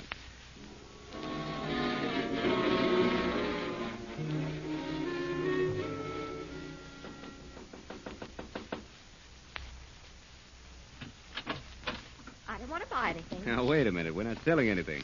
We just want to ask you a few questions. We're police officers. Police? What do you want here? There isn't anything to be alarmed about, lady. I'd just like to know how long you've been living here. Well, I don't know what you want to know that for. Now, why don't you tell us and don't argue about it? Well, about 3 years. And that's 3 years too long. Why? Don't you like the place? No, I don't like the place. Come inside and I'll show you why. That's what we've been trying to do for 5 minutes. I'm moving out of this stuff. 6 months. I don't want to spend another rainy season here. This place gives me the creeps. The wind howls and makes funny noises, and we can't keep the dampness out. Besides, I think the place is haunted. You mean you believe in ghosts? Oh, no, that's just a joke. But whoever lived here before we did must have been nuts. Look here, for instance. Here's what I mean. See this button? Sure. What about it? Well, just watch the wall when I push the button. Secret compartment, eh? Yes, and they're all over the place. Here's a fake dagger we found in one of them. Here, look in this drawer. Well, toy guns.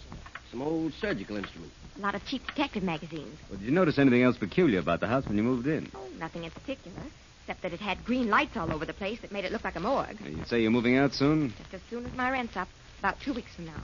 You don't know if the house has been rented, do you? If they ever rent this barn again, it'll be a miracle. No, thanks. You needn't talk too much about our being out here. Oh, I'll keep quiet. Thanks for showing us the place. Oh, you're very welcome. Yeah, this is going to be good. Wait till the boys hear about your ghost killer. Now, go ahead and laugh. You haven't heard the last one yet. Neither of you, Joe. Neither of you.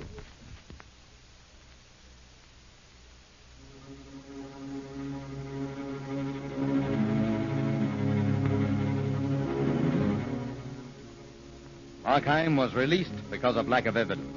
Weeks passed with Detective Page spending weary and fruitless hours studying the characteristics and mental processes of Daniel Markheim. They were apparently unvaried and seemed to lead nowhere. Another beer, Jim. Hello, Dan. Mind if I sit down? Well, well, well. If it isn't my friend, Detective Joe Page. Sit down, Joe. Sit down. Are you still interested in my criminal tendencies? No, not particularly. No. Well, at least you understand me, even if you're not my friend. Oh, but then I haven't any friends. You are most welcome, my friend. Sit down. Have a drink? No, thanks. I just dropped by on my way home. Of course, of course. Now, listen, Page, I'm not a dope. I've never taken a drink without you popping up beside me. You're just like a detective in a fiction story. Oh, it's all right with me. I enjoy it. But you're just wasting your time. Is that so? Sure. How would you like to hear me recite? Go ahead. My life is but a travesty and slander on myself. I have lived to belie nature. All men do. All men are better than this disguise that grows about and stifles them. You see each dragged away by life, like one whom bravos have seized and muffled in a cloak. Say, you're pretty good. Well, I've read that story, too. It's Markheim by Stevenson. Oh, smart guy, aren't you, Page? Not particularly. But I've read a few horror tales in my time. Well, here's one you haven't heard. He was a madman, tortured by the thought that she constantly reviled him. But there was one supreme moment worth living eternity for. To hear her begging for her life. Now, let's see you finish that one, Joseph. You never can tell. Maybe I will. You're a nice guy when you're sober, Dan. Why don't you stay that way? Sure. I'm nice. Too nice. When I was a kid, I was always so nice I got beat up by every other kid that couldn't lick anybody else. Then my old man would lick me for not fighting back. But now it's different. Look at these morons around here. They think they're my superior just because they're bigger and tougher than I am. But I know different. They haven't got my nerve. When you've been drinking. What's the difference? Hey, you. If you don't stop that hiccuping, I'll shove 'em down your throat. You better sit still. You'll get a sock in the puss. So I'll get a sock in the puss. Hey, come on, wake up.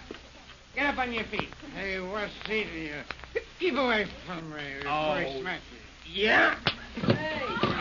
Okay, buddy. Ask for it. Hey, Dan.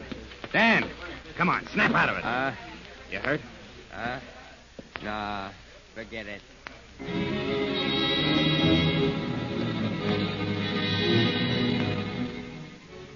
Weeks went by. Other headlines grew where the story of Dan Markheim had once flourished.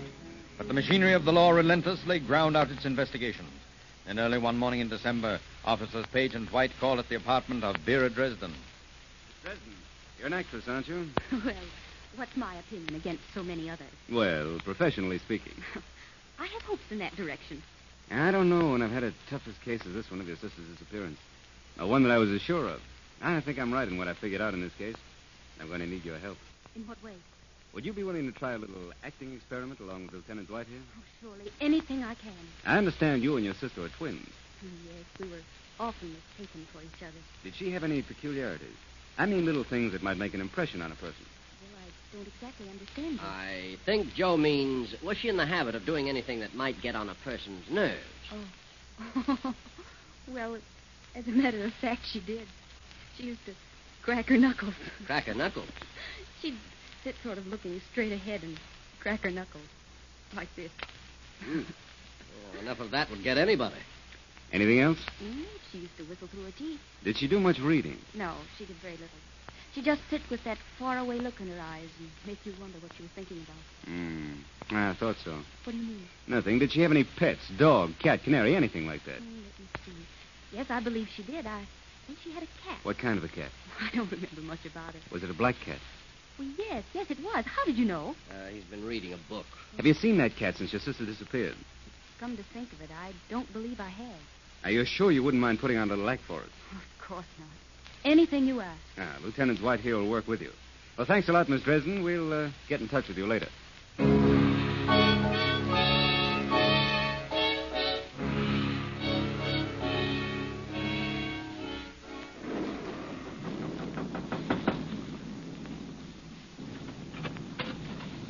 Oh, it's you. Well, come on in. At least you're somebody to talk to, and I've got to talk to somebody, even if it is a cop. That's what I like about you. Your friendly attitude. Found a job yet? Nope. Where do you get the money for the liquor? I manage. Well, I've got something that might interest you. It's not a job, but knowing your queer mental quirks, I think at least you'd find it diverting. What do you mean by that? Well, I've spent a lot of evenings being entertained by you, and I thought maybe I could amuse you a little. You're not afraid, are you? Well, I don't know. Here's your chance to show that you're a man, without being stewed to the gills. Have you got the nerve, or haven't you? Sure. Why not? Well, you better get some warm clothes on. Pretty raw outside. Well, can't we wait until the storm's over? What's the matter? Losing your nerve already? I haven't got any to lose. All right. Let's go. Well, where are we going? Maybe we'll open a keg of nails. Yeah. You're going to feel right at home tonight, Dan. Is that so? Here's the car.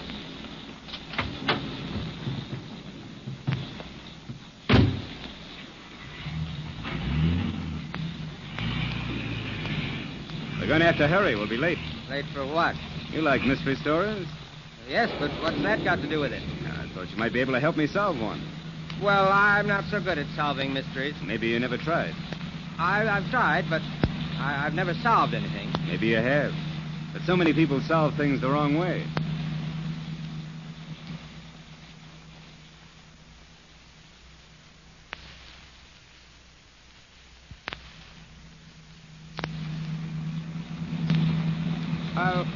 What are you bringing me down here for? You recognize the place? Yes. But why? You told me you'd help me solve a mystery, huh? Sure. Oh, why not? Come on. Let's get out of this rain. I like the rain and the wind. I understand it. I don't. Come on. Home again. Hey, well, what are you going around the back way for? The only key I've got.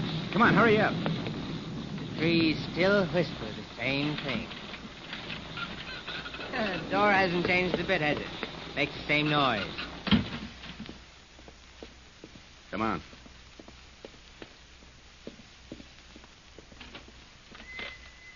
Why don't you turn on the lights?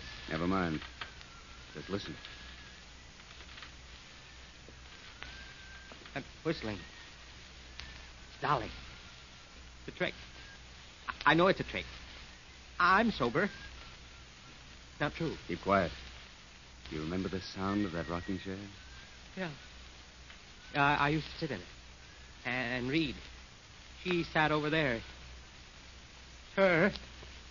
Dolly. Will you stop that? You have to make those noises. Turn on the lights.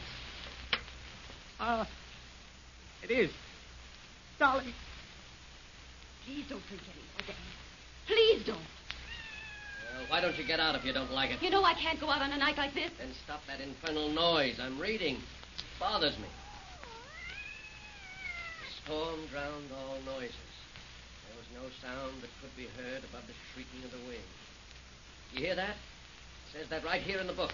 Why do you have to read those awful stories? Because I like them. I don't like the noises you make. I'm sorry. You're just another bully that despises me, aren't you? You annoy me with your whistling and cracking your knuckles. You think I'm afraid to put you away, don't you? You think I'm a coward. Scat! Get out of here, you black devil! Scat! Dan Markheim, let that cat alone. Don't you throw that... And now I'll tend to you. Dan, put down that axe. Oh, you can't bully me this time.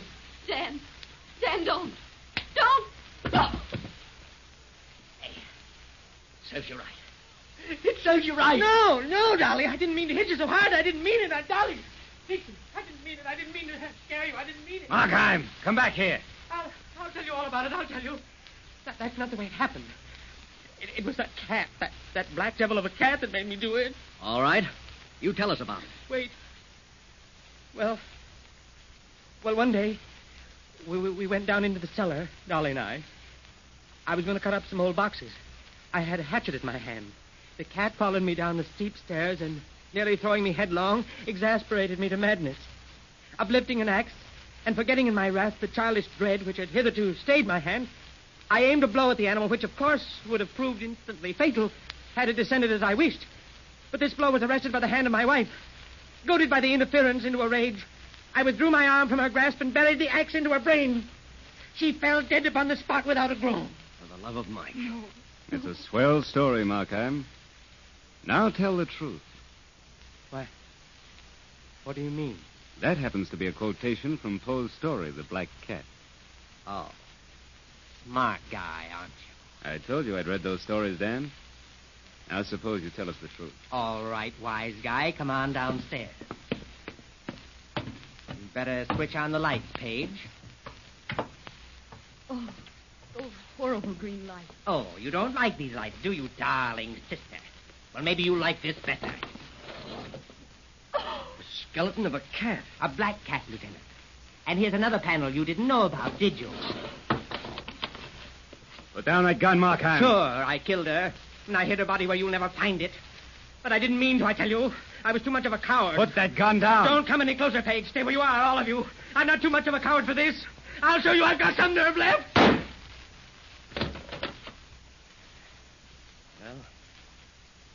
he did it. Yeah. I didn't think he had it in him.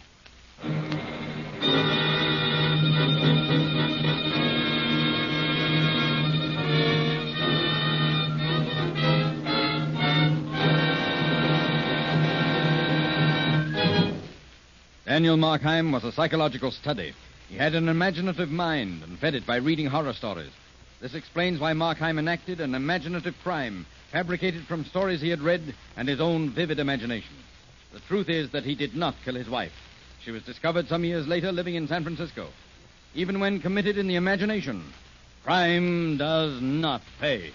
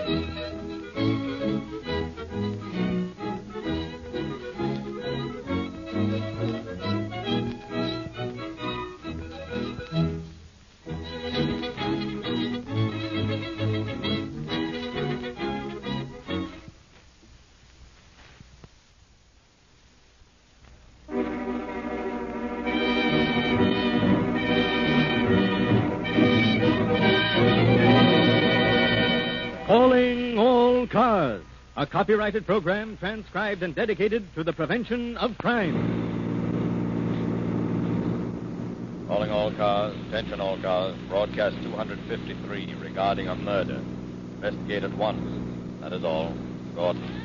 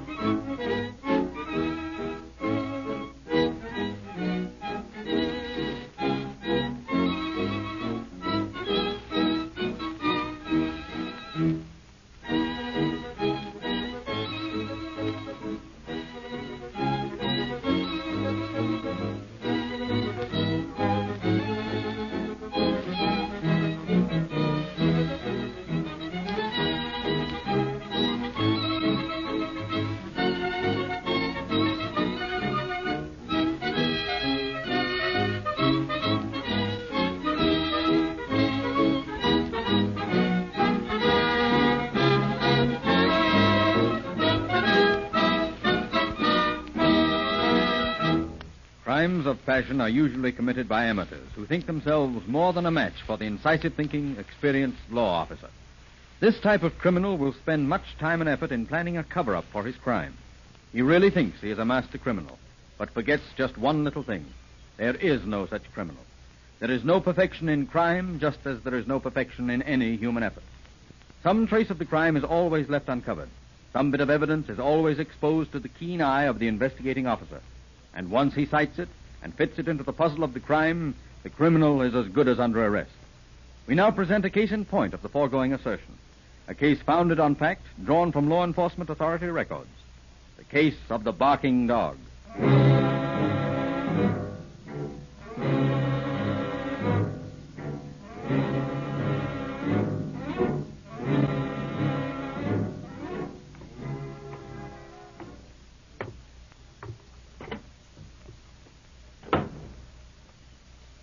Who's out there? Oh, it's you.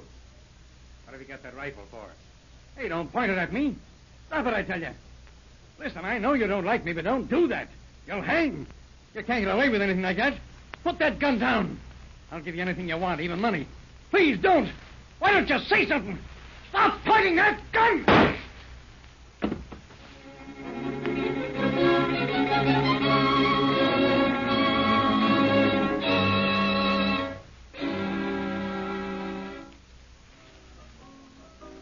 Dan, what time is it? Oh, roughly speaking, I should say it was nighttime. All right, I want to know what time it is. What do you want another time for? I want to know if it's time to go home. But the dance isn't over. Will you tell me what... All right. 5 after 11. Well, let's go. This place is getting on my nerves. You were anxious enough to get here. What's the matter with you tonight? There's nothing the matter with me tonight. You're going to take me home, or aren't you? Okay. Where's Jane? Send her out to the car. Then you knew what time it was. Well, what do you mean by that crack? Oh, nothing. I just can't figure you out sometimes. Well, don't try to figure me out. I'm going to get wrecked. That's another thing. What you ever brought that dog along for, I don't know. I've got dog hairs all over. You can get them off. It was nice of the garage man to let us tie him in here. Rick, keep quiet. Suppose you'll crawl all over us all the way home. Wouldn't mind if it was a poodle, but a police dog. He crawls over me, too, don't he? Yeah, if I had my way, we'd tie him on the back of the car and see how fast he can run. Hold still, Rex. Hold still till I get this rope untied. There. Now get down, Rex. Get down. Get down, you. Don't you kick him, he'll bite you. The ugly cur would at that. Well, now we'll have to get the kids from the picture show. They won't be out until 12. Well, you'll have to go in and find them. Why don't you? They're your kids. You know my eyes aren't good enough to see anything in a dark place like that. I'm sorry I didn't let your husband bring you to the dance.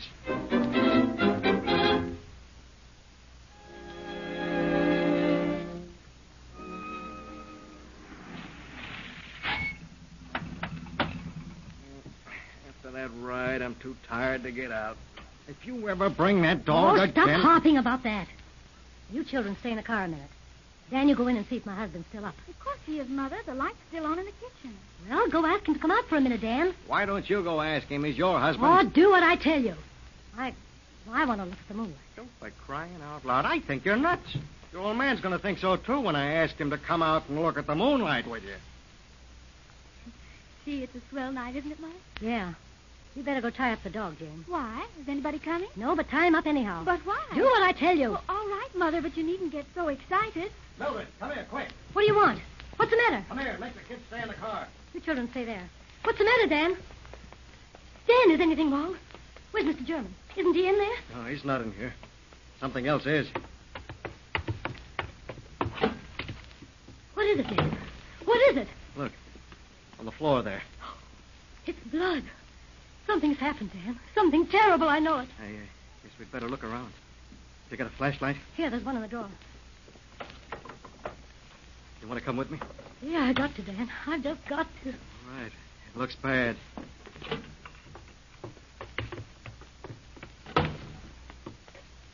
Dan, you were at the dance all evening, weren't you? You didn't go out, did you? Of course not. Danced every dance with you, didn't I? Yeah, sure. And lots of people saw you there, didn't they? Sure. Hey, listen. Do you mean that people might think that I don't know, Dan. I'm scared. Yeah, so am I. Look, something's been dragged along here. Looks like it was a body. How do you know it was a body? I don't know what it was. Do you? Of course I don't. Look, it was dragged through the break in the fence here. Yeah. Over this furrowed ground. What's that out there? That's it. It's him. I can't look, Dan. Tell me quick. Is he dead? Yeah. Plenty dead, all right. Hey, you going to tell the kids tonight? I forgot about them. You take them into a hotel in town, Dan. I'll phone the sheriff. Yeah, you phone the sheriff, and when he gets here, you tell him where I went and tell him I'll come right back, because if I don't come back, they'll come and get me.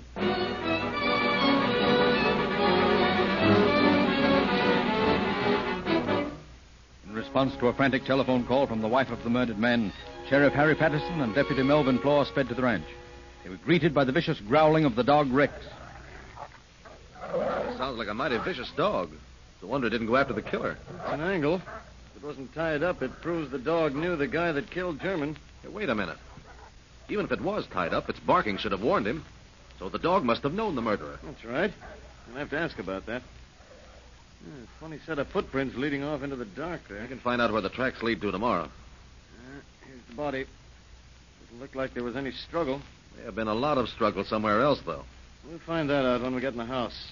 Throw your flashlight down here. Okay. There are a lot of footprints. There's a set of prints that have been made by somebody dragging their feet. Must have been a cripple. Cripple couldn't drag this body. Whoever made those tracks scuffed his feet deliberately. Whoever pulled this job was smart, or thought he was. Looks like that lets the wife out. Doesn't let anybody out. Shine that light a little closer down here. There's a bullet hole in this man's throat. Uh-oh. Here's something. What have you found? Look at the back of this fellow's neck. There's been a rope around it. Here's some of the fibers still clinging to the flesh. We'll just take them along to compare with any ropes we happen to pick up. We'll probably find the ropes bloody, too. Yeah, let's go in the house. I want to talk to Mrs. German. You know, I can't figure out about that dog. It just doesn't make sense that a guy would sit in the house while that dog was raising so much cane. I've been thinking about that. We'll find out in just a minute. Hey, wait a minute. What's that on the ground down there? Huh? A man's watch. The crystal broken. Let me just take this along. Huh. The hands are bent, and it stopped at about 9:35. That fixes the time he got it, or was dragged down the steps here.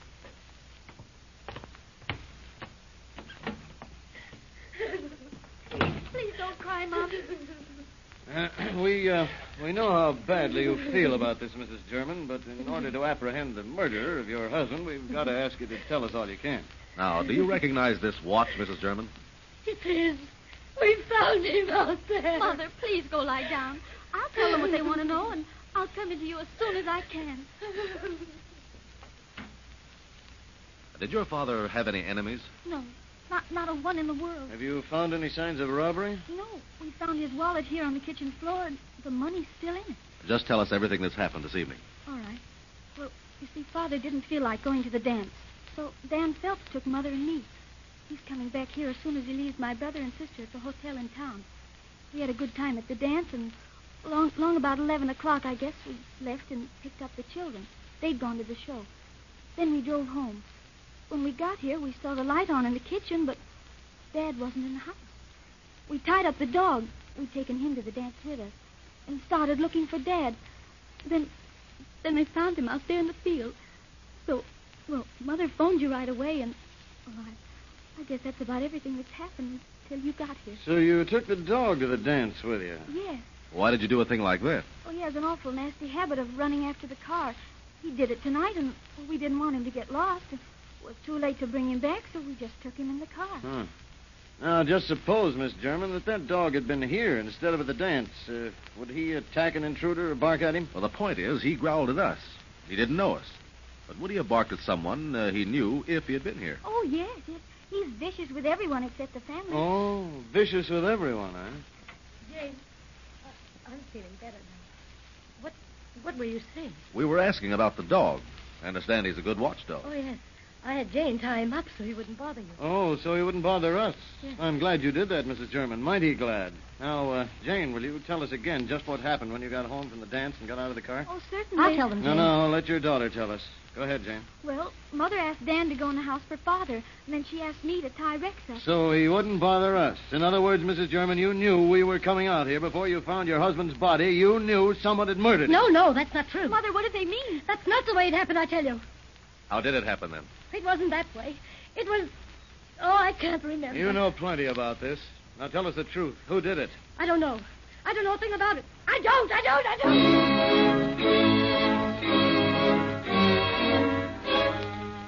With the evidence of the murdered man's watch to mark the hour when his dead body was dragged from the kitchen, supported by the evidence of the coroner's report that German had been dead not more than 2 hours, Sheriff Patterson and his deputies began checking the stories told by the dead man's family. A fingerprint in blood on the kitchen floor was photographed. The deadly bullet was proved to have come from a .22 caliber rifle. Several days later in the sheriff's office, Patterson confers with Flore. Oh, Mildred spent $60 for clothes the day before her husband was killed. That's interesting. Rather unusual for a ranch wife to spend that kind of money. Did you check on the rest of their alibis? Yeah, they're okay. They were at the dance before 9:35 and stayed there all evening. The kids were at the movies. What'd you find out about this Dan Phelps that was with her? Well, his record's clean. Well known, well liked. According to the neighbors, German was plenty stingy. Never gave his wife any money, and the kids went around and made over clothes. I wonder where she got that money. Why don't you ask her? I've questioned her every day. She's shut up like a clam. If we could find the guy that gave her that dough... We'd have the murderer. You don't suppose Phelps gave it to her? He never had $60 at once in his life. I'm going to let him go. The other prisoners are going to miss him, though.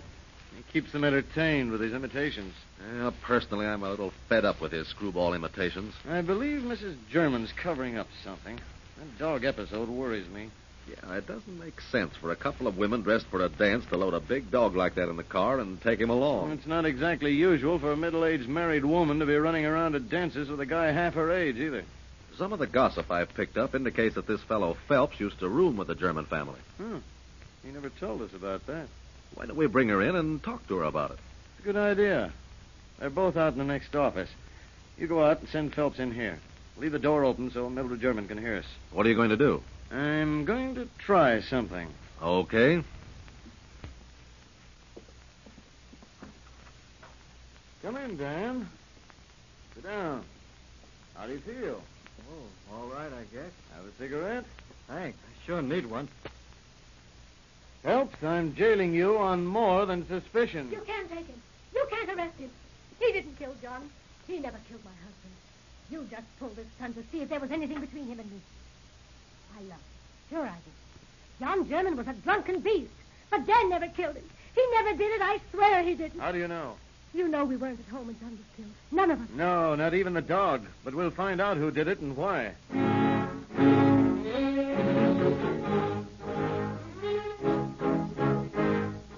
While While Sheriff Patterson and Under Sheriff Money checked every available lead in town, Deputy Floor was busy in the community surrounding the German home, running down clues and questioning neighbors about possible enemies of the slain men. At last, late in the afternoon, Floor called the office, and Sheriff Patterson sped to the German farm. Well, that's all excitement, Mel. I believe I've got a lead on that noose for you. You mean the rope that was around German's neck? Yeah, I'm pretty positive it's the same rope. I've compared the strands we found on German's neck with this rope, and it appears to be the same. Here, take a look. It does look like it, doesn't it? And those stains there. I'd say they're blood stains. Mel, I believe you've really found something this time. Where'd you find this rope? Right over there in those bushes. I followed those dragging tracks out this way, and the rope was lying under a bush by the fence. I found it right back of that shack over there. Who lives in it? An old fellow named Williams. Happy Williams. Who's he? Well, from what I can find out from the neighbors, he's been living here for years. Knows practically everybody. Know the Germans? Yeah, according to reports. That's really how I happened to be over this way. I was going to stop by and talk to Williams, but after I found the rope, I didn't go. I called you. Yeah, that's a better idea. After all, this rope may not be the one we're looking for. Well, I don't know who's crazier, Williams or his neighbors. Why so? Well, he's silly, but as kind-hearted as they come. Well, that is being crazy in this day and age. But the crazy idea that people have about him is that he's got lots of money hoarded. Yeah, they say that about every hermit. I talked to several people who say they saw him flash a roll that'd choke a cow. My. Well, let's take a visit over to see our hermit friend. Well, it'll be like visiting a branch bug house if the inside's anything like the outside of the dump. Maybe he's got another piece of rope, and I hope a .22 rifle. If he has, we'll borrow it.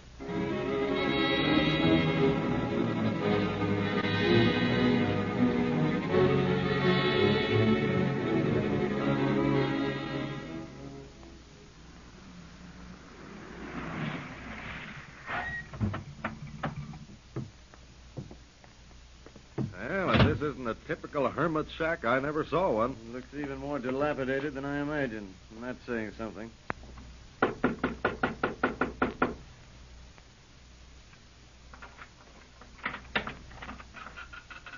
Howdy, boys.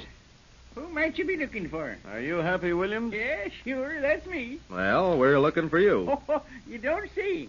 I ain't had a visitor for nigh on to 3 years. You sure you ain't looking for somebody else? Yes, we're sure. Do you mind if we come in for a minute? We have a few questions to ask you. Oh, sure. Come on in. Make yourself to hum. What there is of it. And any questions you ask will be gratefully received, as the saying goes.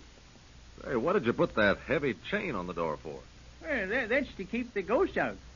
Oh, I see. Yes, sirree. They can walk right through the door, but they can't get by that chain. Well, where do these ghosts come from? Oh, ghosts don't come from no place, and they ain't going no place. What'd be the use? When they got there, they'd still be a ghost. Well, you've got something there. Yeah. Say, who are these ghosts, or who were they? Oh, mostly gals that I loved. One time or t'other, they're hating me because I wouldn't marry 'em. Oh, they're all female ghosts? No, sometimes their husbands come belly-aching around. Well, you ought to have a rifle to protect yourself. Oh, no, not me. If a rifle went off, it might hurt something. Happy, why did you give Mildred German $60 last week? Is that all I give her? Oh, I should have given her more. Sometimes I think I'm getting to be a miser. Oh, then you did give it to her. Sure. I give lots of people money. You want some, boys? It's right here in this box. There you are, boys. Just help yourself. Say, that's a young fortune. Where'd you get all this money? I just sent for it. Got this whole sack for $1. Well, I'll be... This is stage money. Stage money? Uh-huh. Hey, what's the idea there? Well, I ain't so tempted to spend that. Listen, Happy. Huh? Why did you kill John German? Anything for a laugh, I always say. Where's the gun you shot him with? Oh, I didn't use no gun to shoot him. How did you kill him, then? Why don't you tell me? Maybe we will sometime, Happy. But right now we're in a hurry. We'll come back and see you some other time. All right, boys. I'll be waiting for you. So long, Happy. So long. Well, that's running into a blank wall. Maybe we didn't run into a blank wall, Mel. Give me some more details about what people think of Happy. Well, nobody knows anything definite. They just say he's balmy, silly, nuts. What's the most outstanding thing they say about him? That he's harmless. He's always telling people not to hurt anything. That's what I've been thinking about. That's what interests me most. What do you mean? I mean, I don't think he's as crazy as he's pretending to be. People that are a little nuts can be awful smart and cunning when they want to be. You mean you think he's just nuts about the subject of not hurting anyone? That's it, exactly. You mean you suspect Happy? I mean just that. I think he's completely nuts. If he is, I'll be too before we're through with him. Let's get back to the office. I want to talk to Mildred German.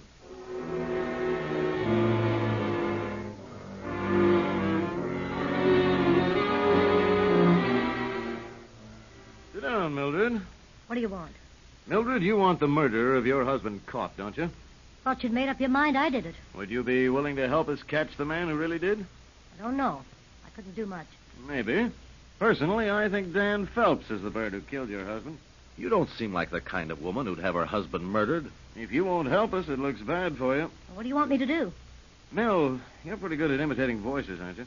Fair. Think you could imitate John German's voice? I guess so. Why?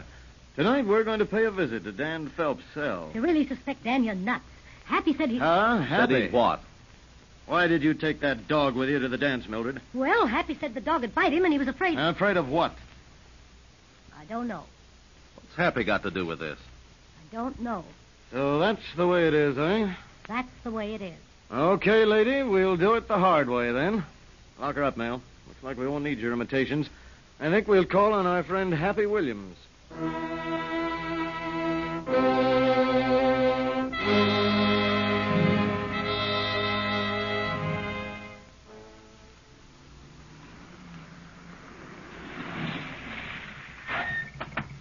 Well, there we are again, Mel.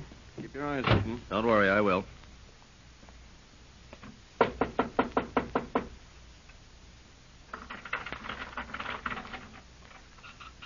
Howdy, fellers.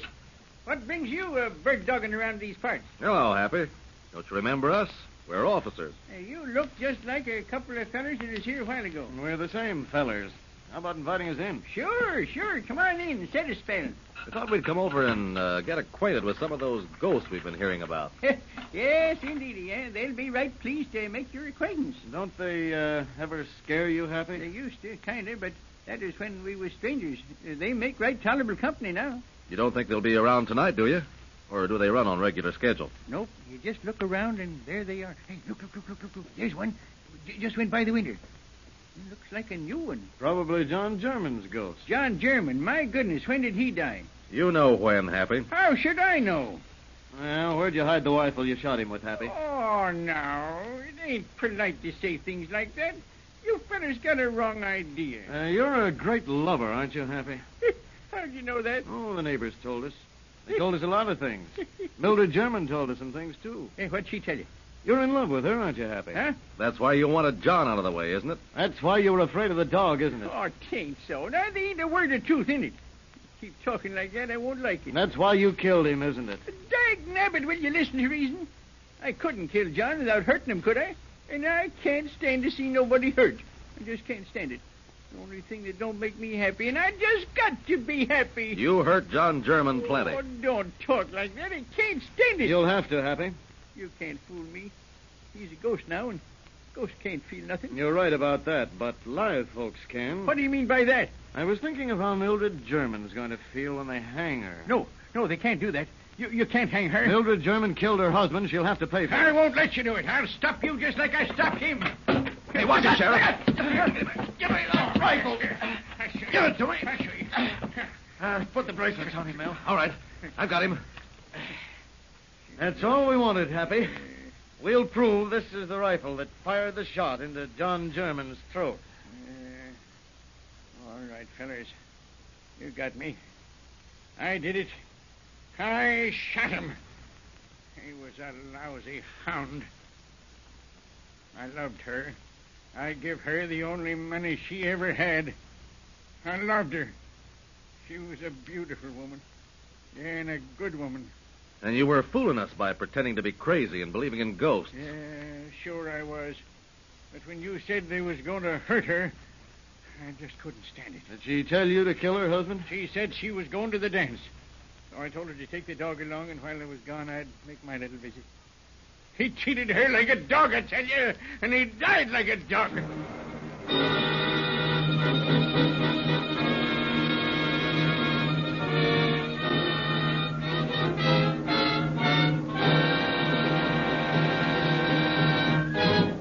In just a moment, you will hear the summation of our story.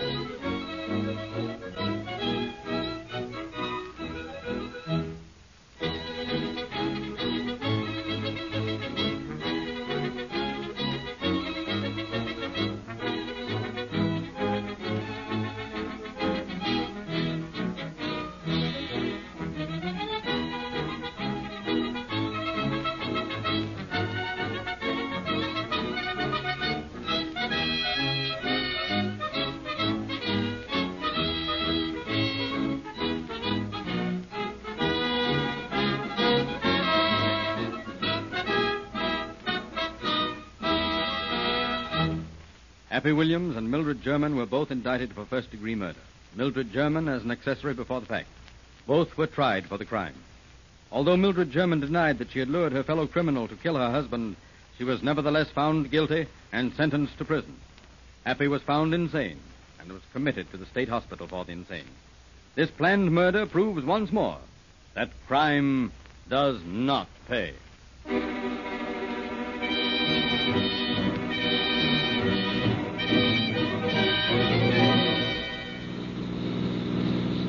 Calling all cars, attention all cars, cancellation broadcast 253. Suspect now in custody. That is all. Gordon.